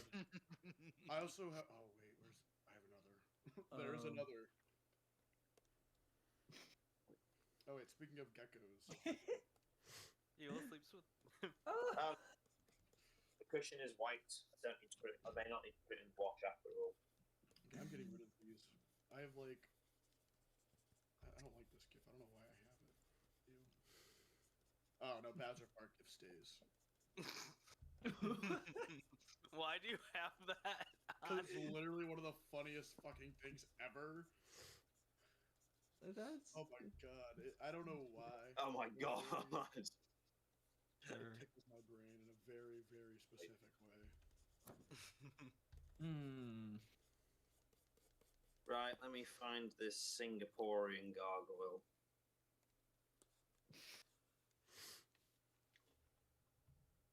Oh hey, Montana did ROM photo dump. Good. Ooh, nice. Nice.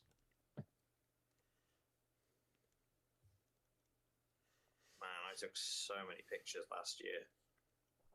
Oh wait, there's some stuff from Agate at the ROM, so let me see if I can find True.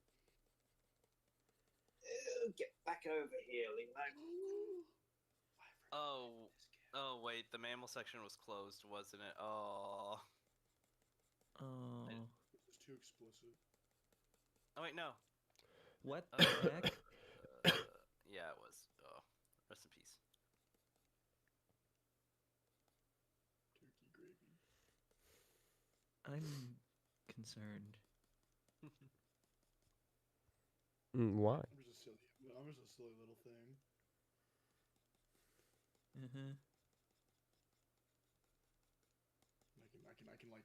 I can hear your brain judging me as you said that.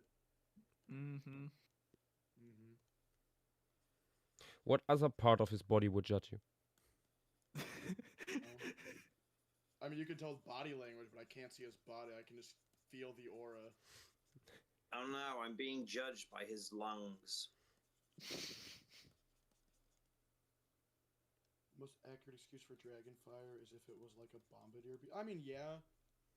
If you're trying to do it as naturally as possible relative, but I mean, you could probably science it out and evolve an animal that can just kind of do it. Yeah, Bombardier Beetle is just boring at this point. Bombardier Beetle is also a very specific thing that probably wouldn't work for like a vertebrate. Yeah, also the animal kills itself oftentimes in the process. Yeah. Oh, wait, they do? Yeah. Yes. Oh yeah. Well, depending on some of them will shoot it at such a stupid angle that they just like hit themselves on the underside and just like ah! like the baby gif, the Ash baby. Why would they do that? Are they stupid? They're bugs, yes. Yeah, there we go. I posted the I posted the Singapore gargoyle in the chat. Ooh, that looks like more of a. Oh, pretty. Plastic. Tim, why the fuck are you sending me shit on Instagram? Go to bed. I'm literally about to DM. Go to bed. This dude, I was playing Overwatch with him, and he's like, "I gotta go to bed. It's almost midnight." Oh, that's such a Tim move. Yeah. He's sending me Overwatch He's sending me Overwatch memes, dude. Come on. You will be receiving those for like the next 3 hours, and you know it. I know I will. Or it'll be either Overwatch or Howard Taft edits. It brings to mind. Oh, oh my God, Big Ed, I can't. Someone else. Oh my God, yeah, that, yeah, classic. Yeah. simply instead of fire, like for how to evolve it, just make it some bioluminescent bacteria, and it's a threat display. Like it's just living in the cut. Make it Turn it in like a vial that's extremely acidic. Yeah, I was gonna say that, or like a separate crop for like funky bacteria. All he said was Alhamdulillah. Alhamdulillah. Okay, whatever, dude. I'm not saying how I do it in my dragons because that doesn't help anyone because I don't want people to copy me. Yash, I have a suggestion. Huh? You know how like goats and a bunch of other ungulates will have like a little beard so they can pee on it, and like other animals can sniff it. Why don't you put it on like the between the forelimbs, because like that neck's not gonna reach down far enough. I don't know if it would. That's what all the ungulate beards are for? I'm like 90% sure. I tried looking into So it they and can piss on it? yeah, because like you get health information. True. True. Like when you pee on your beard and the ladies smell it and they're like, "Oh, you're healthy. That's some healthy pee right there." Oh yeah. I'm like 90% sure. I can check again, it but makes sense. I mean, I can see that for sure. You mean like here on the chest, basically? Yeah. I think Remember, I think not you that the chest you could hairs are arguably hard. make it a lot longer than that. Looking at this animal. Could be fun. Also, do I see a Pinar in there? It might be a male. Okay, let's I put see you the back. beginnings of greatness. That's all I'm saying.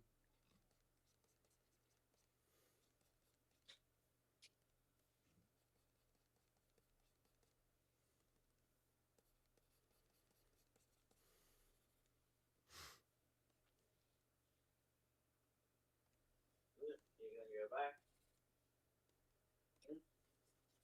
There we go.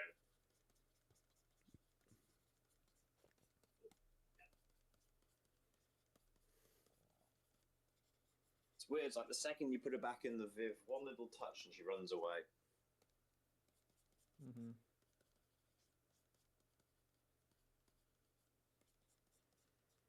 Suddenly, the spell is broken.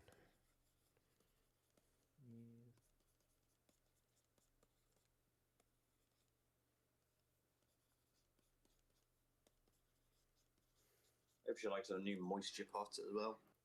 She only seems to like certain flavors. Ah, she got food on me. Of course. Of Of course course. she did. And she only likes certain flavors of the moisture pots. The green ones she goes crazy for.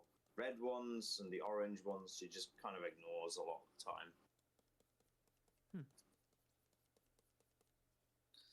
Right, I suppose I better go clean this mess up now.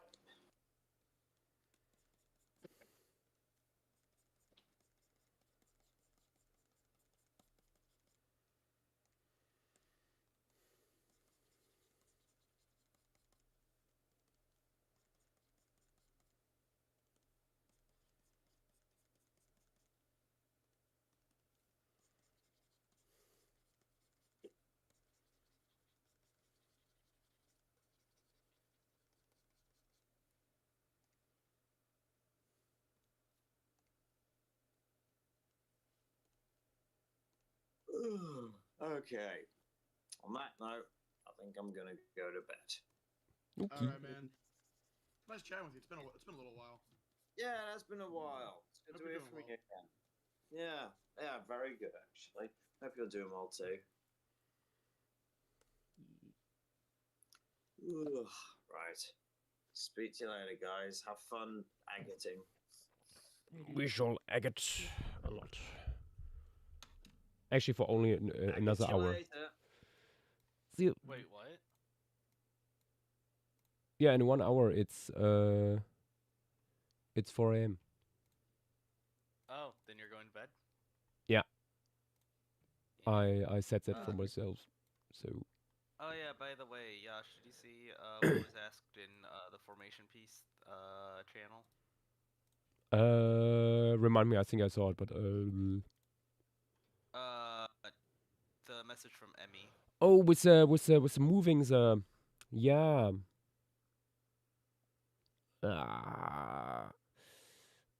I think we can decide that based on what we roll tonight. I mean, my only argument is that no one has ever asked that, like, Nath isn't here. Yeah, but I mean, if Emi is doing the thing and wants to be here, so yeah, would be unfair after all the work she put into it. So yeah, I mean, we can just go like if we roll tonight something on the wheel that is like easy to do in 1 week, we just move it there. And if not, we just don't have information stream next week. Yeah.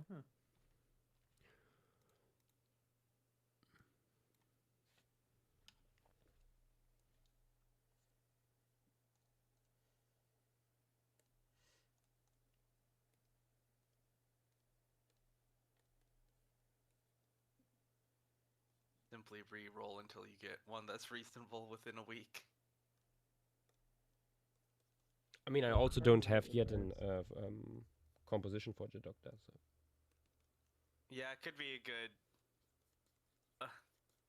good thing. Pardon my ignorance, but what's going on? Oh, Emi can't be at the stream at the current planned date.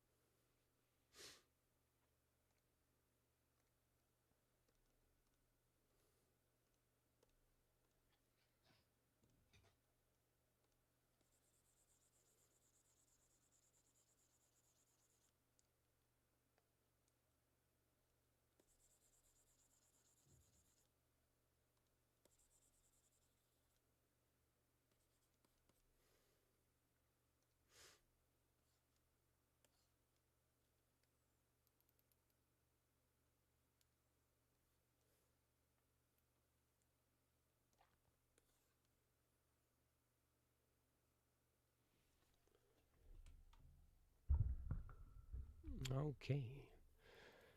I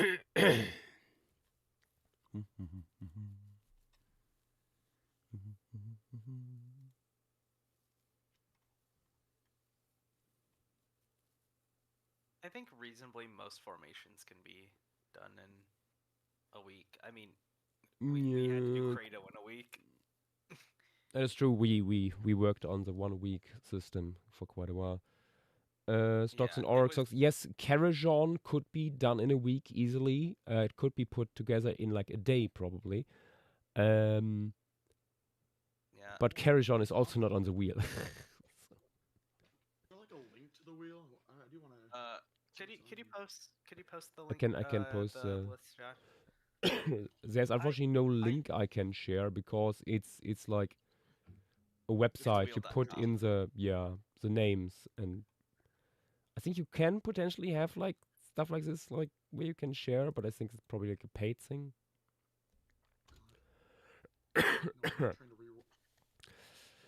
Last week we added Wadi al-Hitan, by the way, for people who missed that. Belly of the Whales. Yeah, me watching you do this makes me want to maybe start on Manipulonics. Fuck, what the hell is it called? Yeah, Manipulonics. Yeah. Oh, yo. Got it right. Yes. Yep. The coolest dude. I want to like try to interpret the weird hand anatomy into something that's other than the egg grabbing, which I don't Yes. I mean, it's Napwing. It's like it is definitely more likely interest-specific stuff. Yeah, I think I said that to you, Yash. I was like, you know what? It's probably some sexual. Yeah. I mean, I think that's basically the consensus at this point. If it's not for some weird prey acquisition, it would be probably like that. Yeah. Throw in hands or something. Yeah. I honestly think they probably could use it for defense in some aspects, maybe. Yeah. I don't know how much their arms can really rotate, I guess. I don't know the range of motion they have there, especially with Yeah. This thing would still have tiny arms proportionately, right? Yeah. Yeah, I mean pretty it's small. But like Yeah. I mean, we have a little bit more of the skeleton. Yeah. I think someone made a skeletal drawing, and Dan made Did a I? reconstruction for Wikipedia. It like the rest of it looks fairly standard. Yeah, it looks like mostly standard Alvarezosaurid. Is Yeah. it Parvicursaurine? Yeah. Okay, let's do a camel. There's a big camel off this side. Oh yeah, they're still super small. Never mind. I doubt defense would be useful. Yeah. Useful for defense. It's like hummingbirds mostly use their feet in combat. I don't think their feet will do anything against the praying mantis.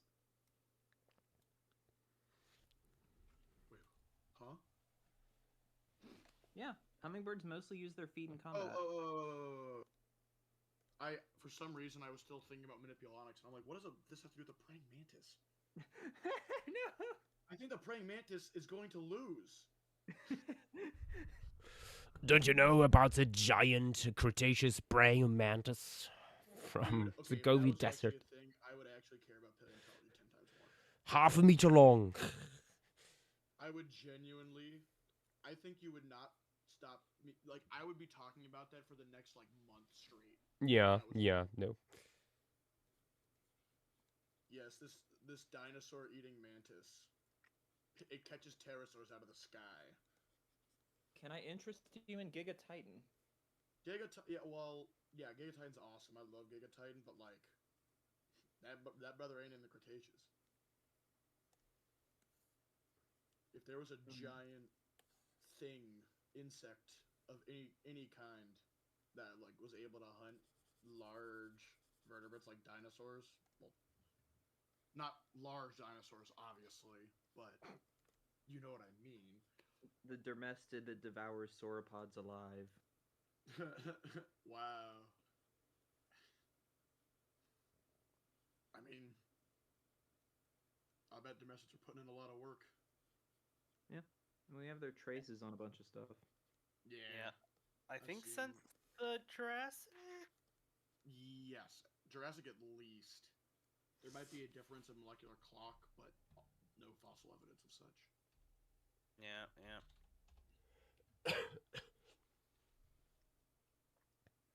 I wonder what subfamily. Well, I mean, it's traces, of course, but I wonder if we have any like nice fossils of any. There's subfamily.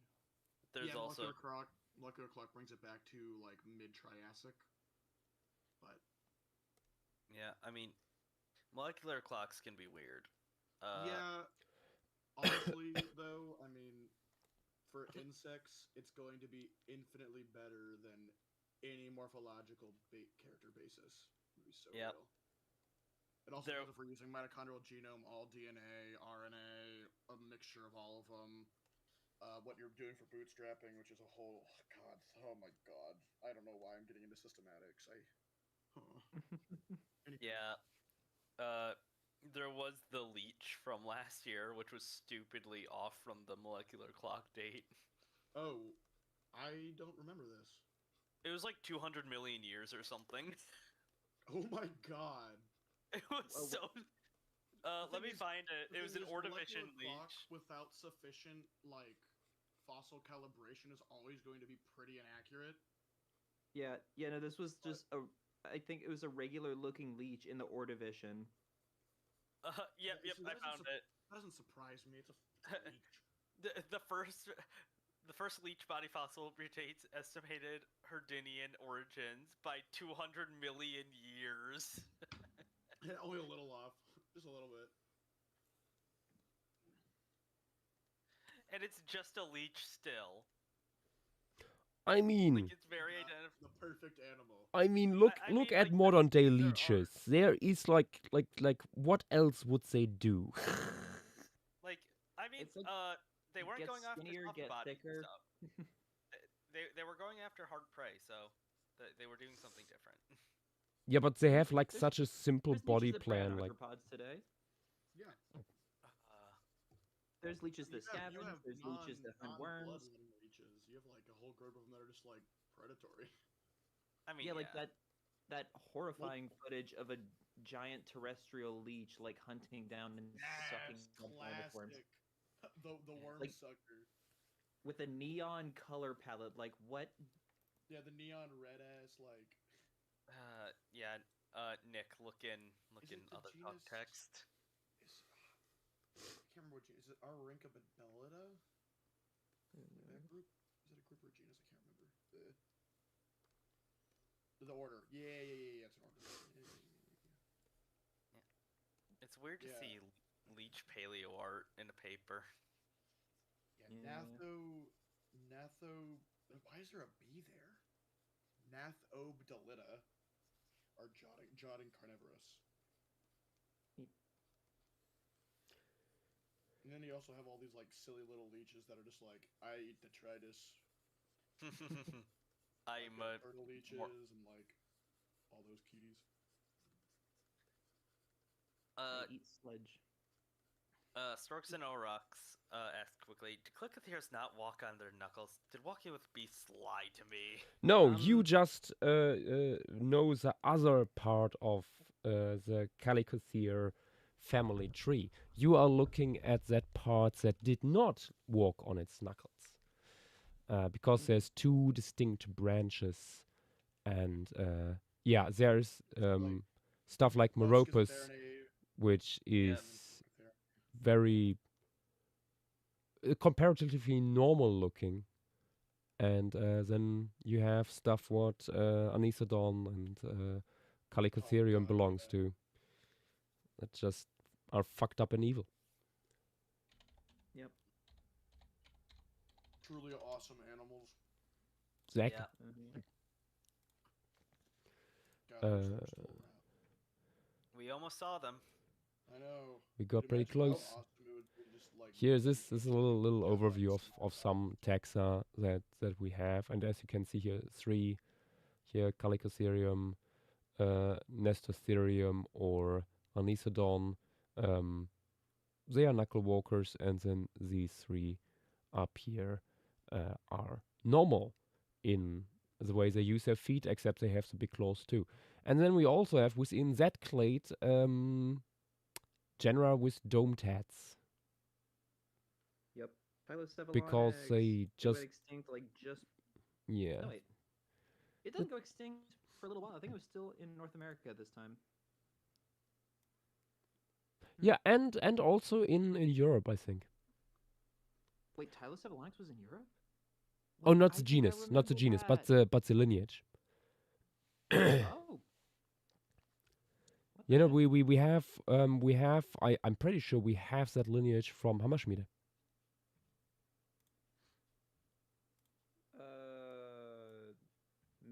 Metaschizotherium? I'm pretty sure, yeah.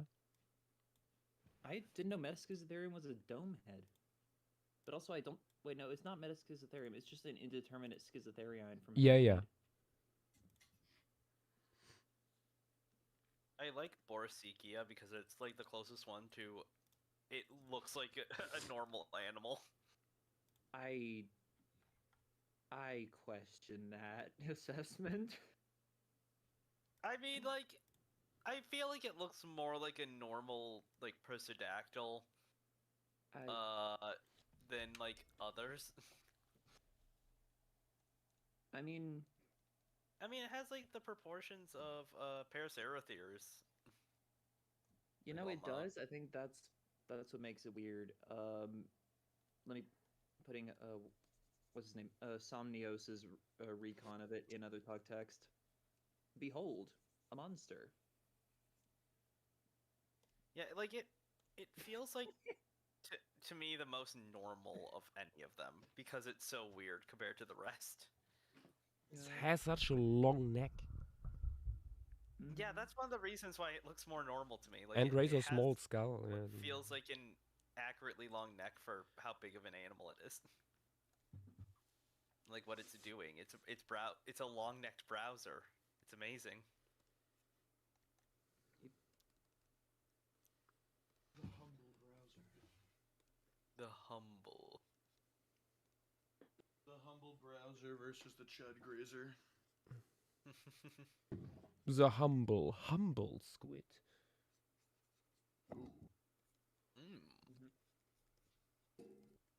You gotta be squidding me.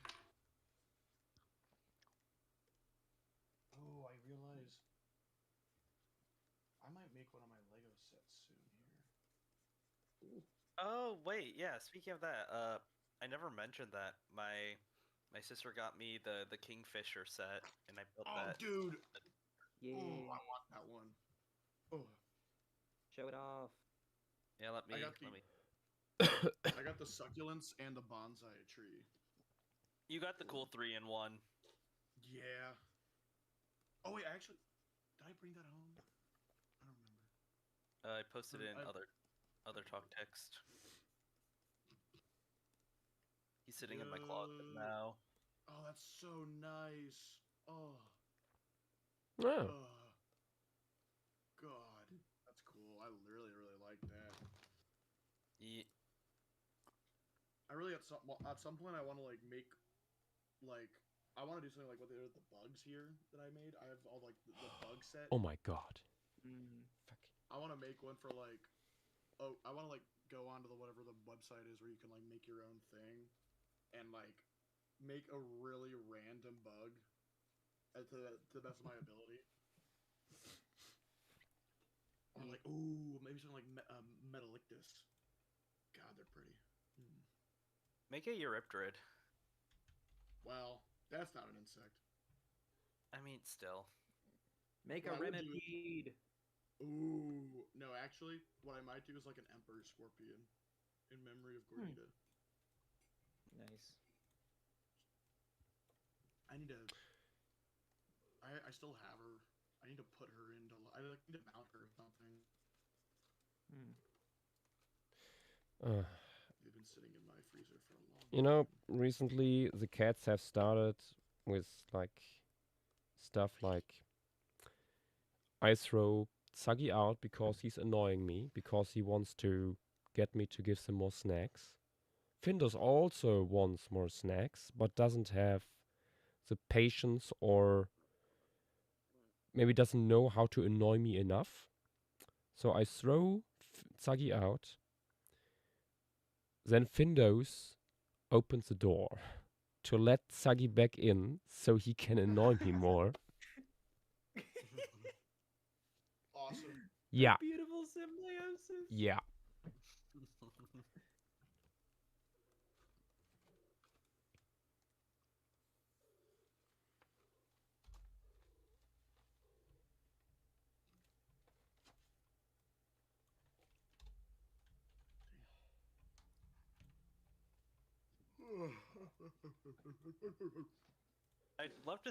I'd love to see how someone would try and do like a crane fly in Lego. Oh god, dude.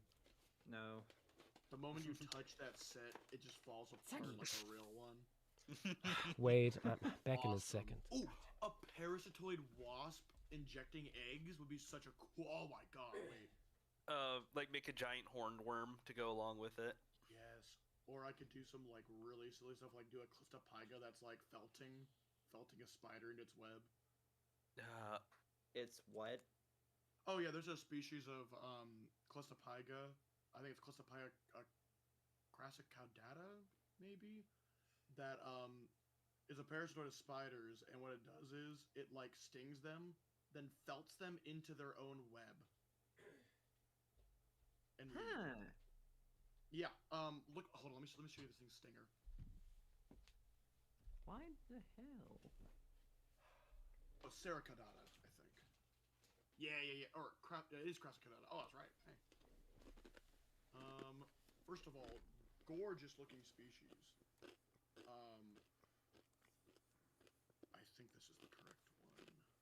Yeah. Look at this thing. It also has like a slightly serrated edge that it basically can use as a felting needle. Boom. Gorgeous. Oh, what the heck? Yeah, I'm trying to find there's a figure somewhere of its ovipositor. Simply do a I I'm trying already to have think the what it's paper called. it's described from here, right? Let me Someone could do a fun non-biting midge larva set.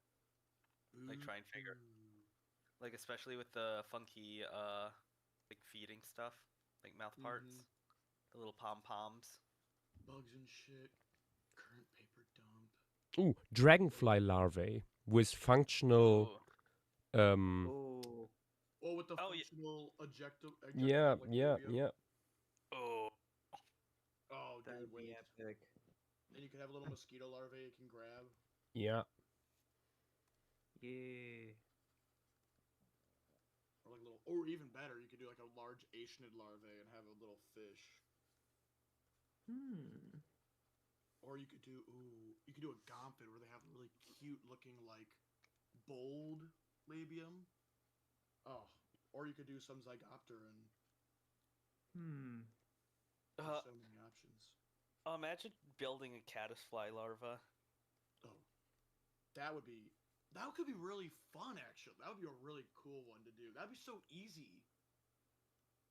All you need to do is like get one of those like, I mean, I wonder if it's bigger ones, but you could get like a four direction piece, and then you could get like the little little like flat pieces or like little pebbly things, and just slap them all around. I mean, it depends if you want to make a net weaving species or a case building species. That's also a consideration. But or one that does neither. Or one that does neither, and just runs around like a goofball. Or you do a case building one, and have different cases for it. Yeah. Well, different cases would signify different families. Yeah. But you could do the ones that like grab snails. It's like old snail shells. Oh. Because there's an entire family that just does that. Fun. Oh yeah, dude. Oh my gosh. People like, I like bugs, but the moment you start mentioning aquatic insects, they're like, what? What? You're telling me these larvae have entirely different lifestyles and are the basis of most aquatic freshwater environments in the world? Yeah. Yes. Yes, I am. In other news, B Wither just posted his Paleo Bingo, and he's already gotten 3 spaces, though that's including the free. Where's that? Wiki Paleo. He has gotten more material to a fragmentary taxa, the free space, which was any Longrich study, and cool finding from Waterloo Farm, which was a wild pull, but happened. That is insane. What came out of Waterloo recently? I think a new Oncodon. Let me get the name. It was a new lobe-finned fish. Whatever. It was multiple. Oncodon and Rhizodonts. The Rhizodons. Yeah, made me start scaling the Waterloo formation. Yeah, I remember you working on that. So that'd be cool if that got spun. Yeah. Waterloo's very cool. I like it a lot. I don't even know half of these things on the list. I'm gonna be so honest. Actually, I don't know. Like, I know Burgess Trail. I know Tendaguru. I know Waterloo. I I know Edicaria, Hills, Messel, Hattig. I don't think I know anything else. You can. Oh, I know Joggins. I know Joggins. You can double click and search with Google. Double. If you are on. What the hell? If you're on your phone at least. I Or know. on your phone, realize it's a thing. on your computer. Yeah. Oh, Just I double do know click. the moth locality. Yes.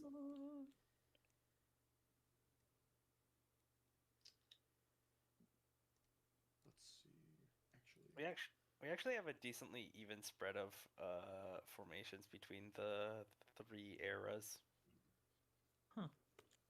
okay, so I googled the fucking Forney Dolostone. Forney's cool. Forney would be nice and doable. Look at like the second result. What does the picture have to do with anything? I don't know, man. Is this where? Oh, you have Yeah, early pterosaurs, a Trypanosaurs. few other reptiles. Yeah. Yeah. Megalonchosaurus. Oh, it's yeah. It's Zorzano's more terrestrial cousin. Wait, I don't care. There's a megalomorph spider here. Oh, that's nice. Friula Rachni. But also, I think Sorictes. No. Whoa! Nick, if you go to Montculus Mines, Lagostada, you will be very interested by the things from there. Which one? It's towards the bottom. The French. Montculus Les Mines.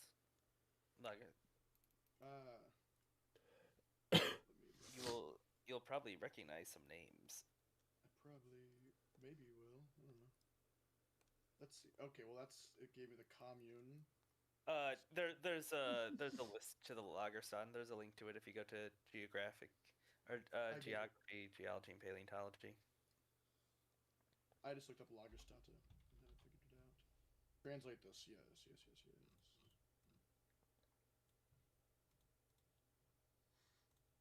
Oh wait, no, wrong one.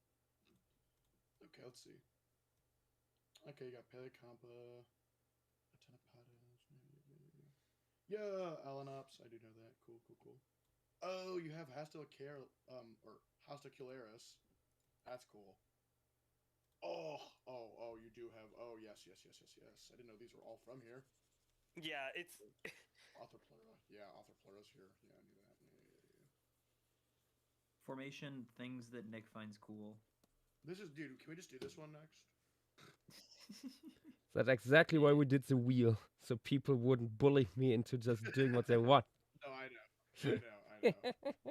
I'm being facetious. I know. Yeah, and Nick, it's a more upland area, so it's not swamps.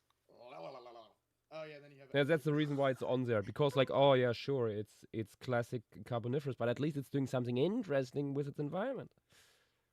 Yeah, and also you have Gorilla Platodia here, which is pretty cool. And some mollusks. What vertebrates do we have? Not too many. I mean, there's a good handful here, actually. You have a Lepispond. Oh God. Oh, I forgot. I forgot when I went on my Lepispondal Microsaur tangent. Oh. Oh God. Well. Well. Phlegethontia. I remember you. I remember Istopods. Oh, ugh. Sounds of disgust.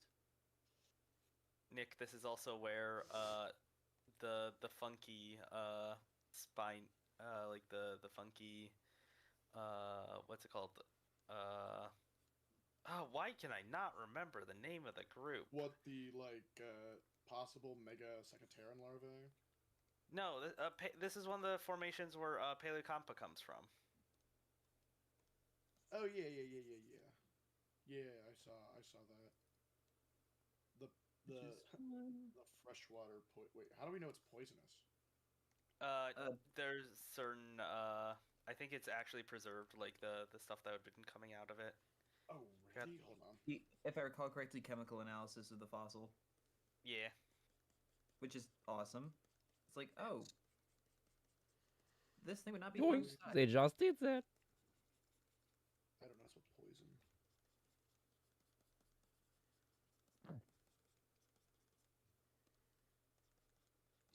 On the paper for it though. Hold on. Oh, I remember this guy. Yeah. One of Prehistoricus babies. Yes. Yeah.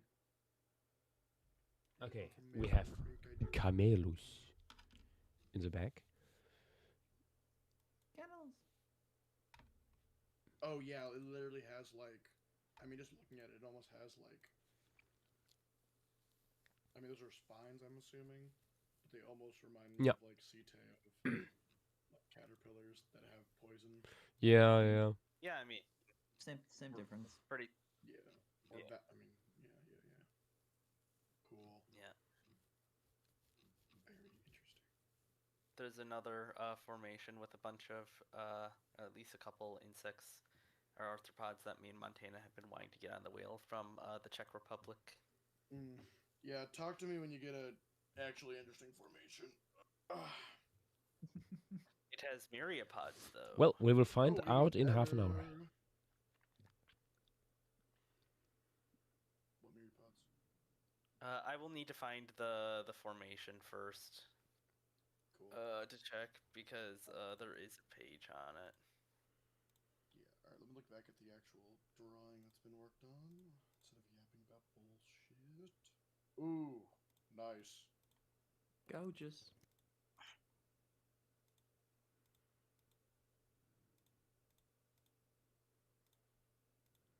Oh, Clondo Formation. Clondo? Let me quickly post a link to it. I mean, it's in other talk text. It's cool. There's a lot of very interesting stuff from there. Oh my god. Immediately interesting. I hate how it's organized in Wikipedia. Yeah, no, it sucks. It sucks. It's a bad page. Oh, these are where all these fucking tarbids are. Yeah. Actually, what is this guy here? Calobatipus. That is a slender. That's one. Anchitheriinae is technically a paraphyletic subfamily, but it is a slender-limbed browsing horse. Oh. Okay. Whoa. I mean, no, you can see it in the feet. Yeah. Oh. If I recall correctly, this grade would have had like tapir-like foot pads. Still. Oh boy. Yeah. Funky. If you do draw some of the horses, I have an anti-paleo meme challenge for you. Oh. I mean, me and you talked about it yesterday. Giving none of these horses manes. Yeah. Because for the love of everything holy, I mean, that's all that horse paleo art is. Make it small, give it extra toes, but don't change anything else. Hold on, let me grab the thing that you made last night. Oh no. Also, Nick, if you saw, grab the quote from Amalia. It's in quotes. Let me see. Where's quotes? It's near the bottom. Yeah. But yeah, Nick, if you look at that formation, that's where Bohoflebi is from.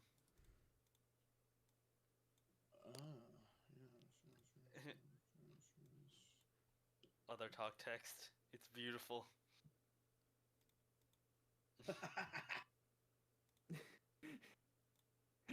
That's accurate paleo art. It's true though.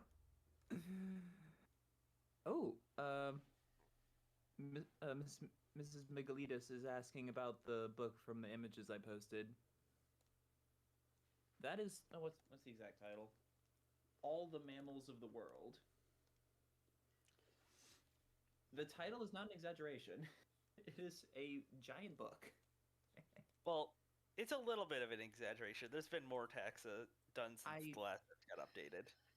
I mean, as of this book being, like, this edition being printed, it's every single extant mammal illustrated in color, with name and range map and a few bit of other info. Technically, all but one. Okay, fine. Humans don't get an illustration, but aside from that, yeah, it's amazing. I deeply cherish it. It's perfect. Yippee! Let's see.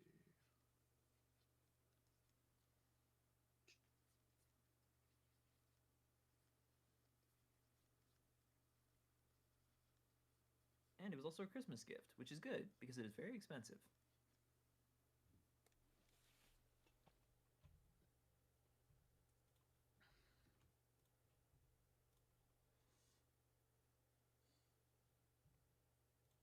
Oh my gosh! Someone posted bald horse. Oh yeah, yeah. What? A hairless horse. Oh, I need to see that. Hold on. Other talk text. You shall behold. Oh, dude. Haunts.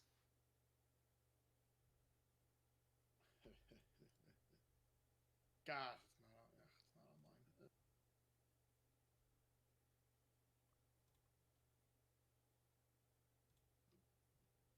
Mm. Get this paper. How do I get this paper?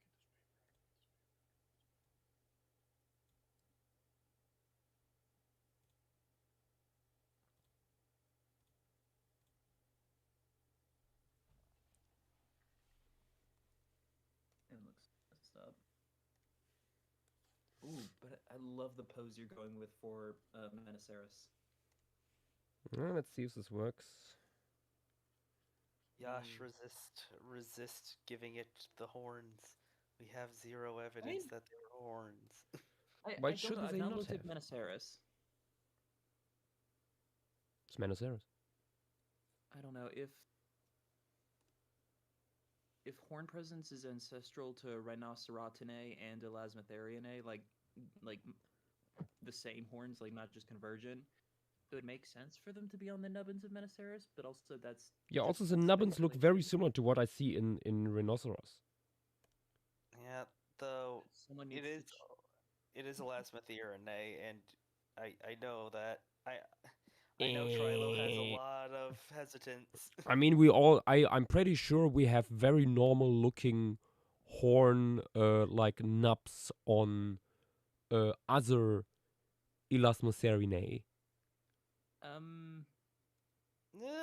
Not quite. Also, what constitutes a horn-bearing nub has not really been much established in the literature. Yeah, but I also everyone think constantly just says this is where the horn goes. I mean, like Teleosaurus is an example of that. That thing did not have a horn. Yep. Menoceros has yeah, but quite a bit of but it rugosity, also has nothing like a rugosity where it could go. So some I think might, but then again, rugosity that looks like this also doesn't always bear a horn in extant ungulates. So Also, Teleosaurus does have a rugosity. yeah, some species at least. Yeah. What exactly this means needs to be better established in the literature. Yeah. Because there's not much basis for slapping a extant rhino horn on most of these things. Yeah, it wouldn't be as much of an issue if Red River hogs didn't exist. Mm-hmm. Because they have something that looks like it would have an absolutely massive horn throughout its entire snout region, but it's literally just hard skin. Yeah. Let me grab it. Like, it is so stupidly rugose. Mm-hmm.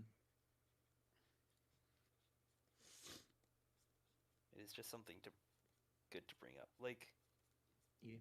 Look how rugose that skull is, and there's no horn. Oh, ew. Something I just thought of.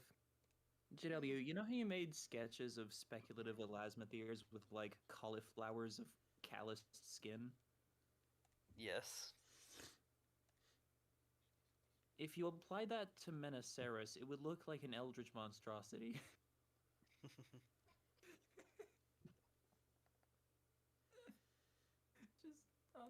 Just two of them, just on the tip of its snout. Yeah,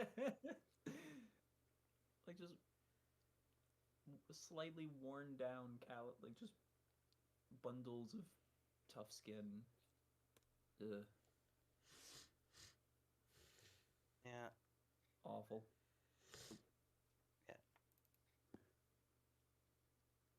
Yeah, with Menoceros, it's also interesting because, like, it's different from our modern rhinos because, like, the rugosities, or at least I'm pretty sure it's mainly different. Because, like, the rugosities are on, like, raised platforms rather than, like, just, like, on the flat part of the skull. Or not flat, but you know what I mean. It is sexually dimorphic, which is also very weird.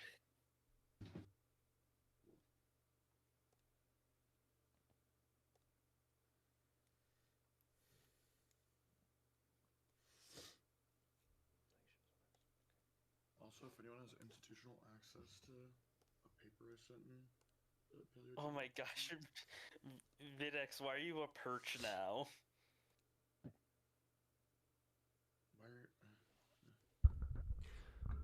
Because I did something to him at some point.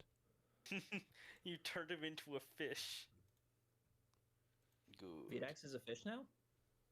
Always has been. Oh dear. You guys have no idea how fucking tweaking I am currently. I've been watching Fuck videos of bed, blood. Oh. Bro, you're tweaking till it's like 2 a.m. Well, No, Videx. It's like almost 4 here, so. Oh wow, You so better much go out. better. Wow. Speaking of Videx, you're here towards the end of the stream. Stream's not going to be going on Yes. for too much longer. I wanna witness the event, TM. Oh, I'm gonna be, dude. Videx. Hmm? All right, I'm looking at this prehistoric this like extinct family of millipedes that is almost Okay. entirely like 2D preserved, and they're trying to figure out like trunk ring architecture, and to find out what it's most similar to. You know what they fucking did? They flattened a bunch of millipedes, dude. That's so good. That's so fucking good. We flattened them, and this family looked most similar after we fucking slammed them down the hydraulic press. Why did they do Why? It's so good. Science has gone. That is like destructive sampling from pre-World War II times. I wanna see the fucking scientists just look at the camera and say animals were harmed during these experiments. Pleurodulates previously been interpreted as being either blah blah blah. In order to distinguish between these two hypotheses, almost all pleurodulates are blah blah blah blah blah blah blah blah. A variety of extant millipedes were experimentally compressed. Please. The distribution of exoskeletal elements was most similar to polyzonids, which is also very weird, similar to polyzonids. But I guess it makes Please sense. tell me they at least gave them a merciful end before they did that.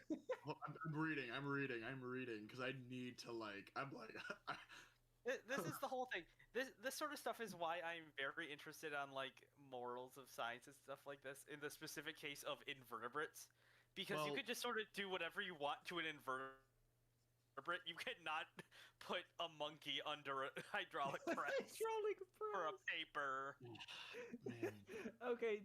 Wait. With this You say methyl, that, but have you actually looked if somebody did not do that? Millipedes representing the extant orders were experimentally compressed in order to get a rough idea of the relationship between trunk ring architecture. Millipedes preserved. Okay, they were already dead. Thankfully. Okay. Millipedes preserved in they- 70 to 100% ethanol were treated overnight with protease. to mimic limited decay. The treated millipedes were then mounted between two glass microscope slides using Yupero mounting medium. The slides were compressed using a... I don't even know what this is. A Compton Industries model SSB 1000 materials testing device with a force of 400 newtons. Incredible. Oh my gosh. So we crushed these millipedes with 400 newtons. I mean, like an They example were so I bring up. fucking high when they were thinking up. Also, this family experiment. consistently has 69 segments, which is pretty nice. That's beautiful. I like an example that I want, like, I get stuck in my head is like to test like Trapjaw ants' responses to like ant lions. They just super glued their mouths shut so they couldn't jump away. Like you couldn't do that with anything else. No, you can't do that with lizards. I have a lot of issues with how, in general, invertebrates are treated within both science and otherwise. Like, yeah, let me grab this live guy, torture him a little bit, and then we got them. Like, dude, come on. It's so many papers. It's so many papers are just torturing. We tortured this small bug and we found this out. Okay? Why did you do that? Like, why would you? I don't know. It's. Ooh, actually, these are really nice references. I might save this. I love for my drawings. I love the shit I'm into, like in my spare time. I love the fucking like these for like pollination and shit. Like people just sit around all day and just like count how many fucking bumblebees are on like a fucking flower. That is so funny. Fossil Ladders is raising his hand. Hold on. Well, he wants to join the chorus. I just thought of another awful example. I'm glad the millipedes were dead beforehand, but if they weren't, it's like another vertebrate equivalent is shoving a white rhino into the chamber TM to see what happened at Ashfall. No! No!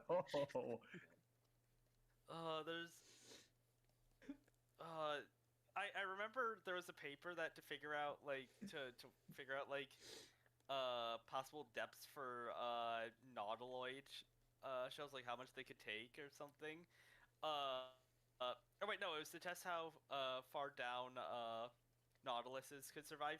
They just put one and then in a tank and then dropped it till it exploded due to like water pressure. Why would you not just get like a discarded shell? Why would you need like? No, but because the world gas exchange.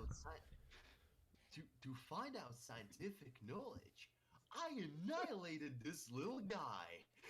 Please clap. Yeah, so I shot a missile at this ant. I found out it died. It's like shoving a weasel in like an oxygen chamber and turning it up till it grows larger. Like to find out the resistance of armor on this weevil, I shot an intercontinental ballistic missile at it.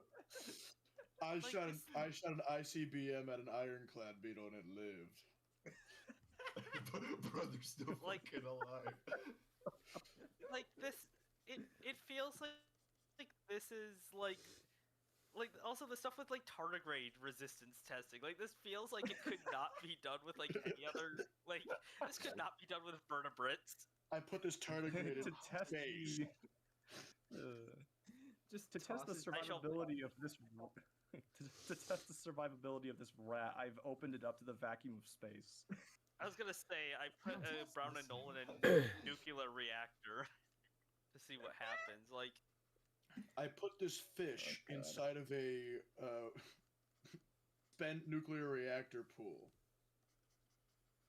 It actually probably would do fine if it's sitting near the top of the pool, but I mean, also, I think, like, I wouldn't be surprised if there is a lot of ethic commissions all around the world that would be fine with you putting a fish into that. Probably. Yeah, honestly, probably. Like, honestly, you can go down, like, a good few feet, and you'll probably be okay. But the moment you hit... Love like... Sorry. No, go ahead. Nick, you're just like, I would put a fish in a nuclear reactor. Meanwhile, they compress some bugs. Whoa there, son, you're going too far with this one. Well, listen. That's the comparison. Listen. If they can do it with invertebrates, why can't I do it with vertebrates, huh? Again, white rhino into the chamber. Big N. I put this Tarsier Oh my god, to an this is air just cannon and so shot fun. it into low orbit, and it evaporated. Thank you. I put this sheep in a particle accelerator, and it died. How could this happen? This is very interesting. This is Further seriously tests not required. This is a non-insignificant amount of invertebrate research. Like, No, this is literally like a good chunk of it. it sucks. I'm gonna be honest, because why? I doing read this? something about food preference of what are they called, solitary bees, and they basically just caught the bees and just annihilated them to get all the pollen from their gut and just see what's inside. They just killed the little guy. Just fucking killed them straight up. Yeah, I mean that stuff is more common, like going through gut contents and stuff. Yeah, but you need to destroy the entire guy to get to the gut content. Me and I kill about 50 bees in my hive to find out if there are varroa mites.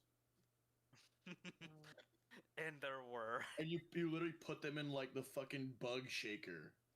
And you literally just shake them up until they're all dead and all the fucking mites leave. And The bug shaker. The bug shaker. You literally put them in this little container and with liquid in it. I forgot. I mean, like probably some alcohol mix thing, and you just shake all these bees up a bunch, and then you like take them out, and you're like, how many varroa mites are here? Because the answer's probably going to be more than one, no matter what. I mean, unless there's no mites in your hive. Well, that's just good. That's awesome. It's the fucking like with the ones I read. It's like I love the results. It's like a solitary bee that is named after a flower it visits. And wow, we killed like 10 of them, and like all of them had the pollen of that flower. I'm like, no fucking shit. That's the name of the guy that it goes to that. How the fuck did you figure that out? It seems like the flower bee likes this flower. It's like, I'm gonna see how many fleas are on this bunny, so I'm throwing it into the rabbit shaker. It will soon drown. But how soon? Please take notes. I don't know. The rabbit shaker. Okay. Ooh. 5 minutes. The bunny buster. The bunny buster. No.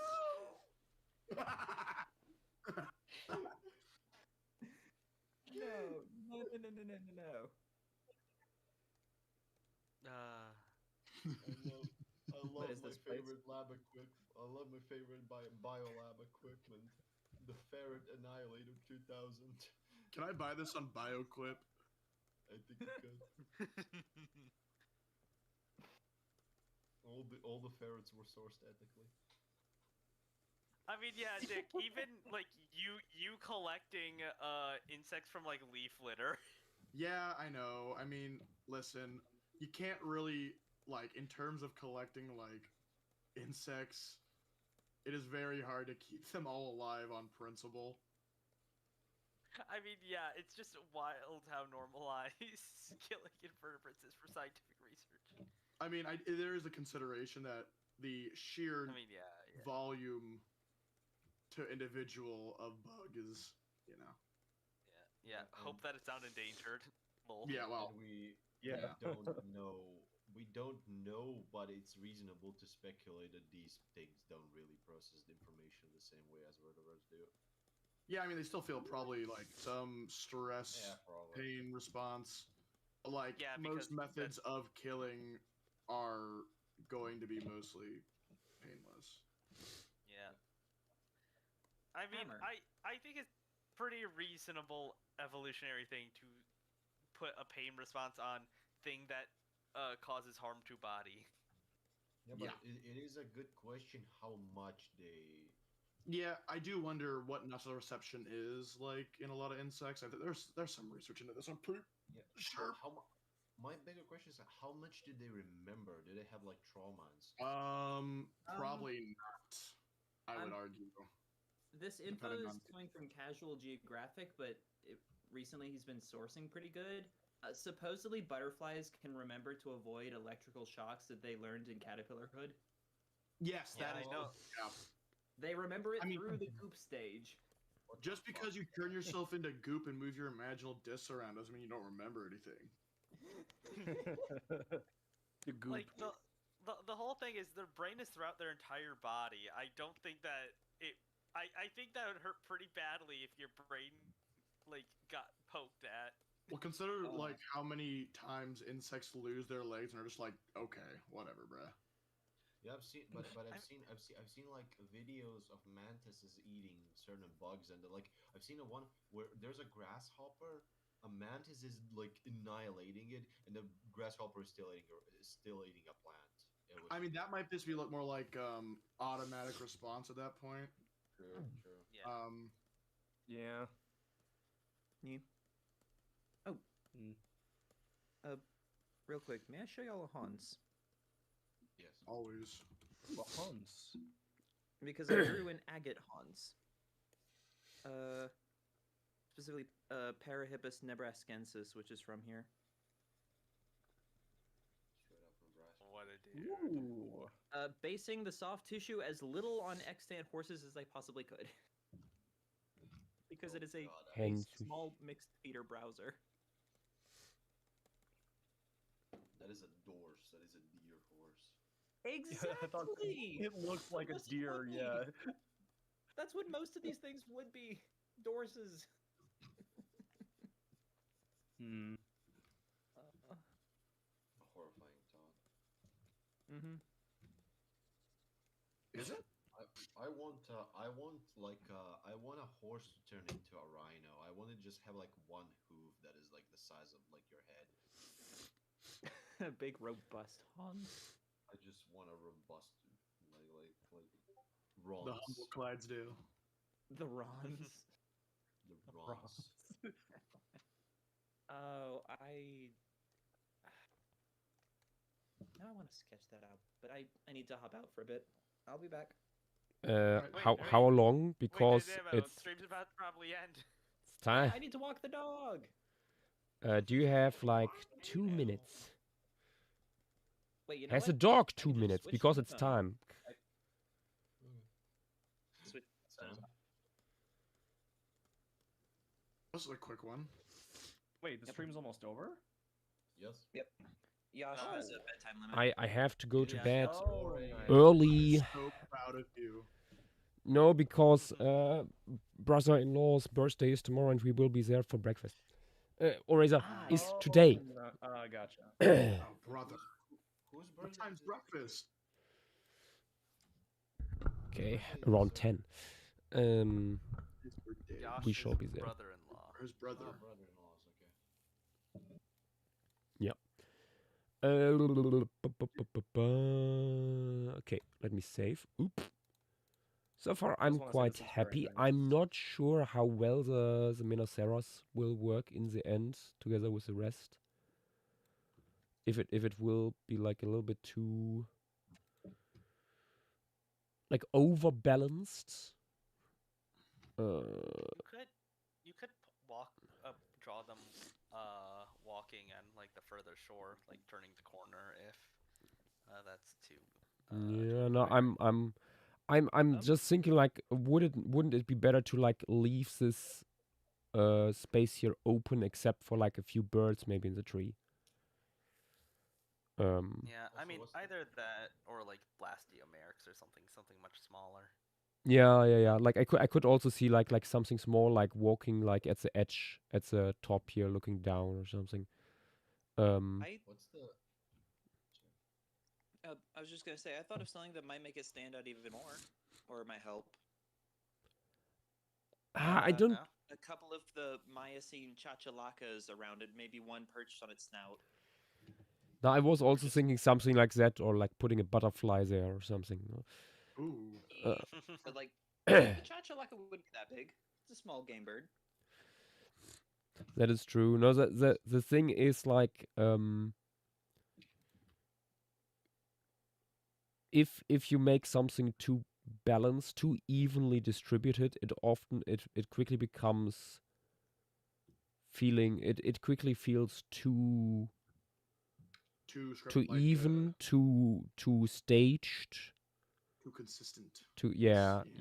Like an unnatural or like also educational. Like if you nicely have every animal in a row, like just need to label them. So like having the Deodon down here and the Menoceros up here and like several things in between. I'm considering if this was maybe a bad idea. Maybe I should put them more like pull them a little more center and more in the background, standing in the meadow.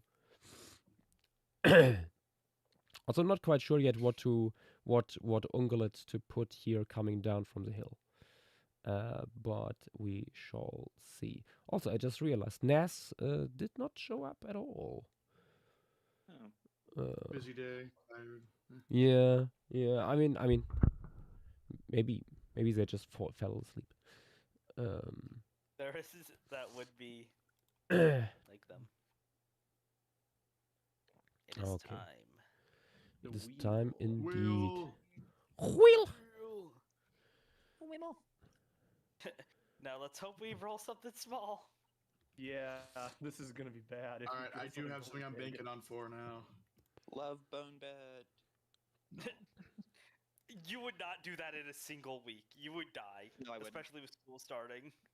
Okay, this is our famous wheel that will decide what we will do next week or not. We'll see. Okay. 1, 2, 3, let's go. Wheel.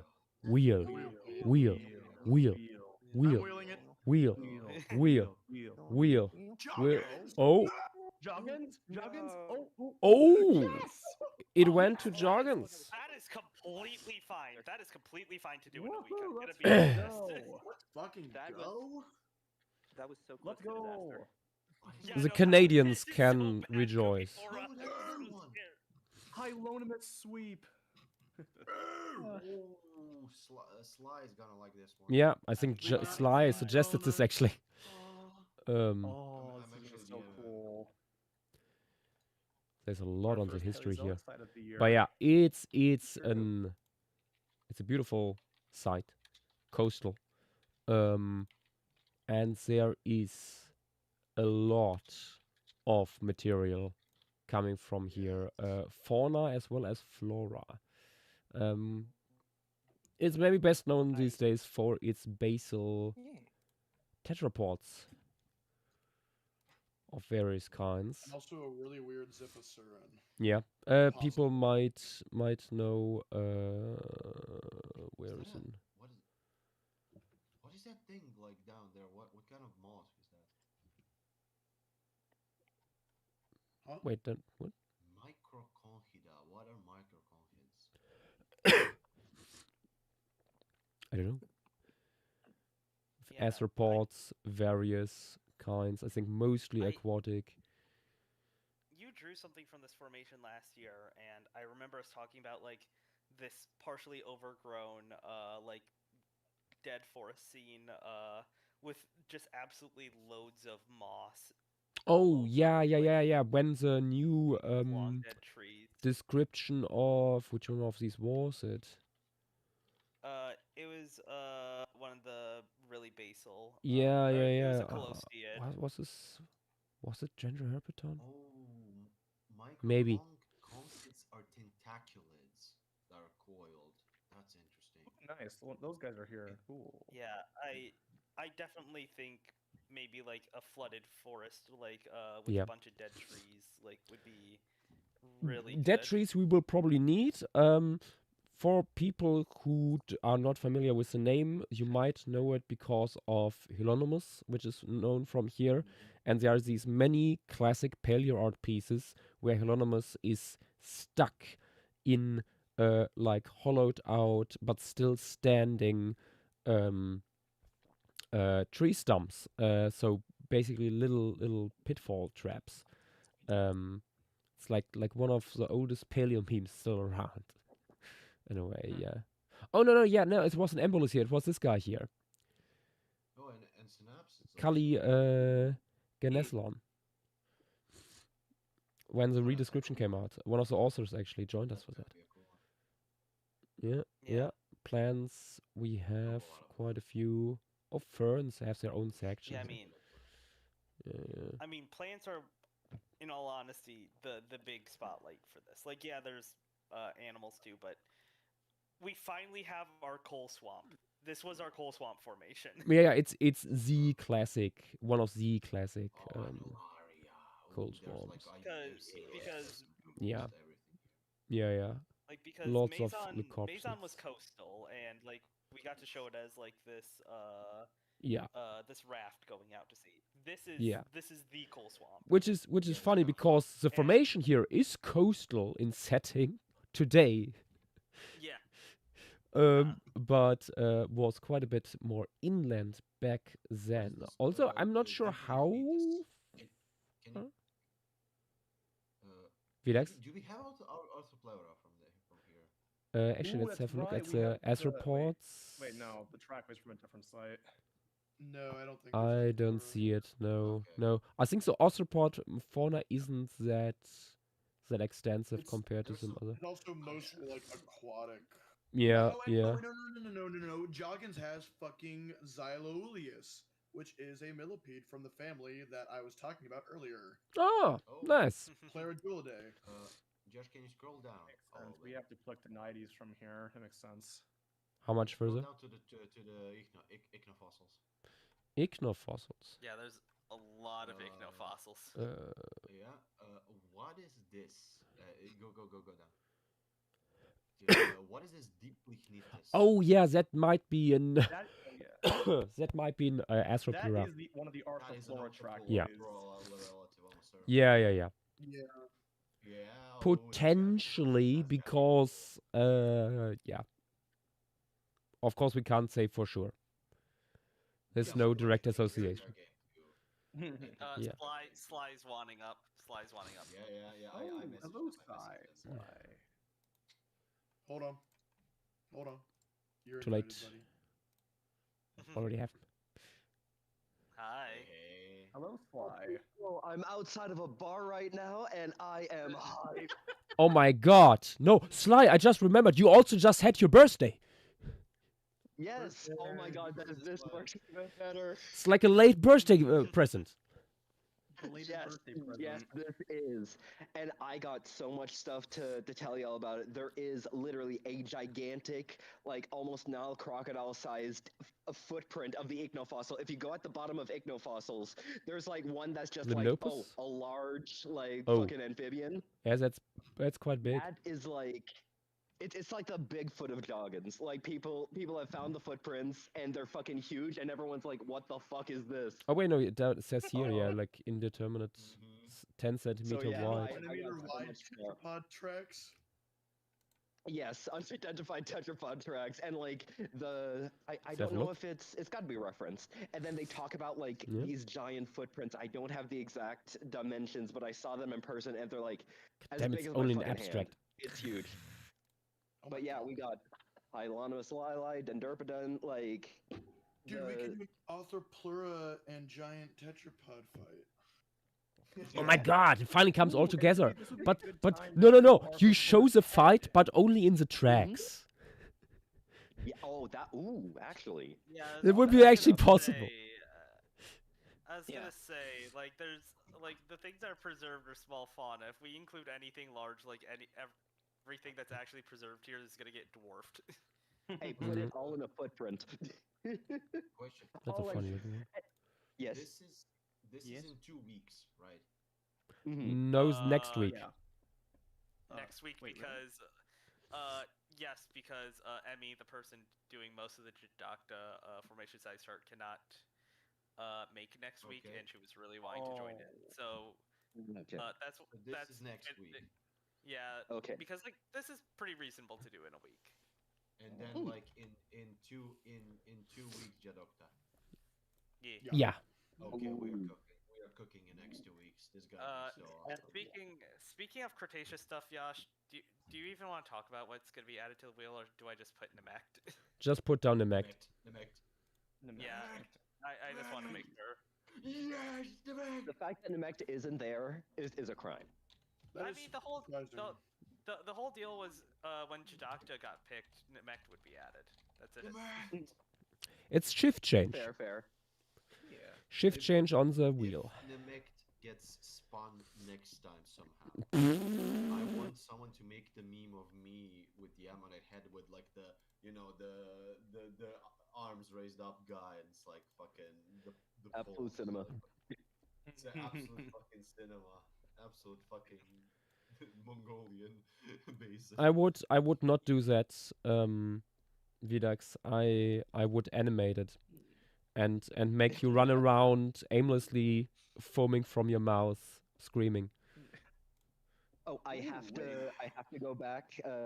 There's a performance, but yeah, I will be there next week. I will absolutely be there next week, and we'll finally draw the Taylor Swift Scorpion. Yippee! All right, have fun. Bye, everybody. Yeah. Also, no hawks. That is not how things are added. It is basically we have like a 3-week cycle. Yeah, we go from.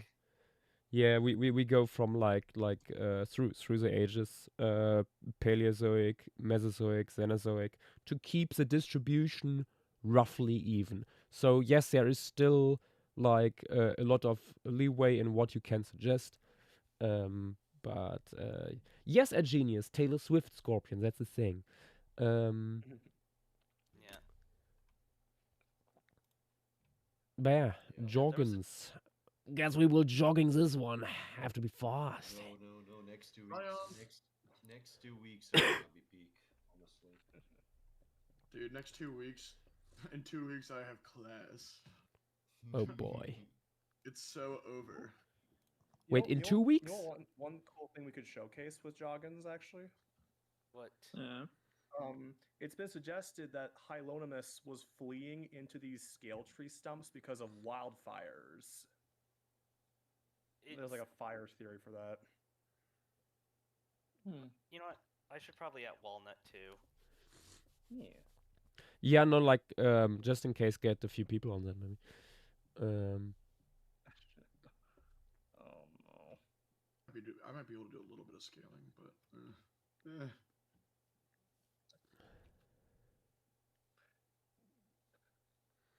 It's so peak. I'm so excited for this, legitimately. This heart still beats. Glazing is the reason. yeah. What the fuck, Vex?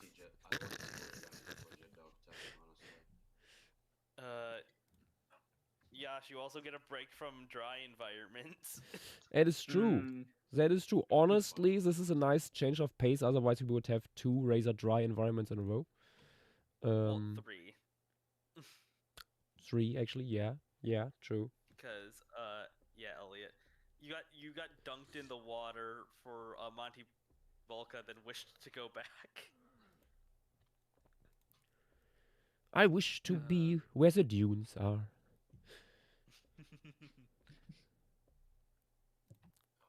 Yeah, I think this might work better. Well, I will need to sleep on this piece here anyway, because yeah, this has been the Agate Fossil Beds stream number 1.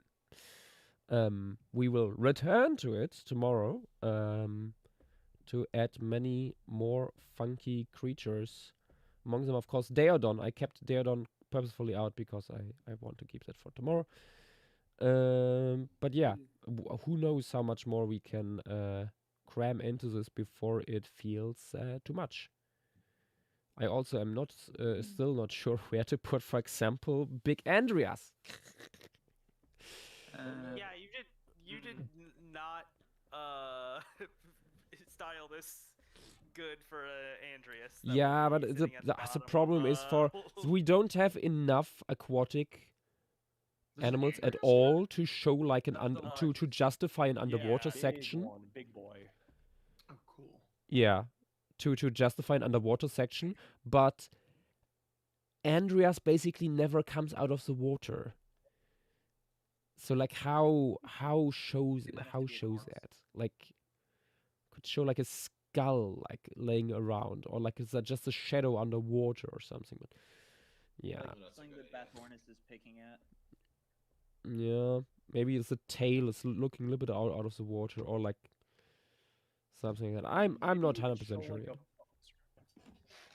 I'll figure it out. Maybe you could show like a partial skeleton of it in like the ditch leading to the river that's been like pulled out by a Bathornis.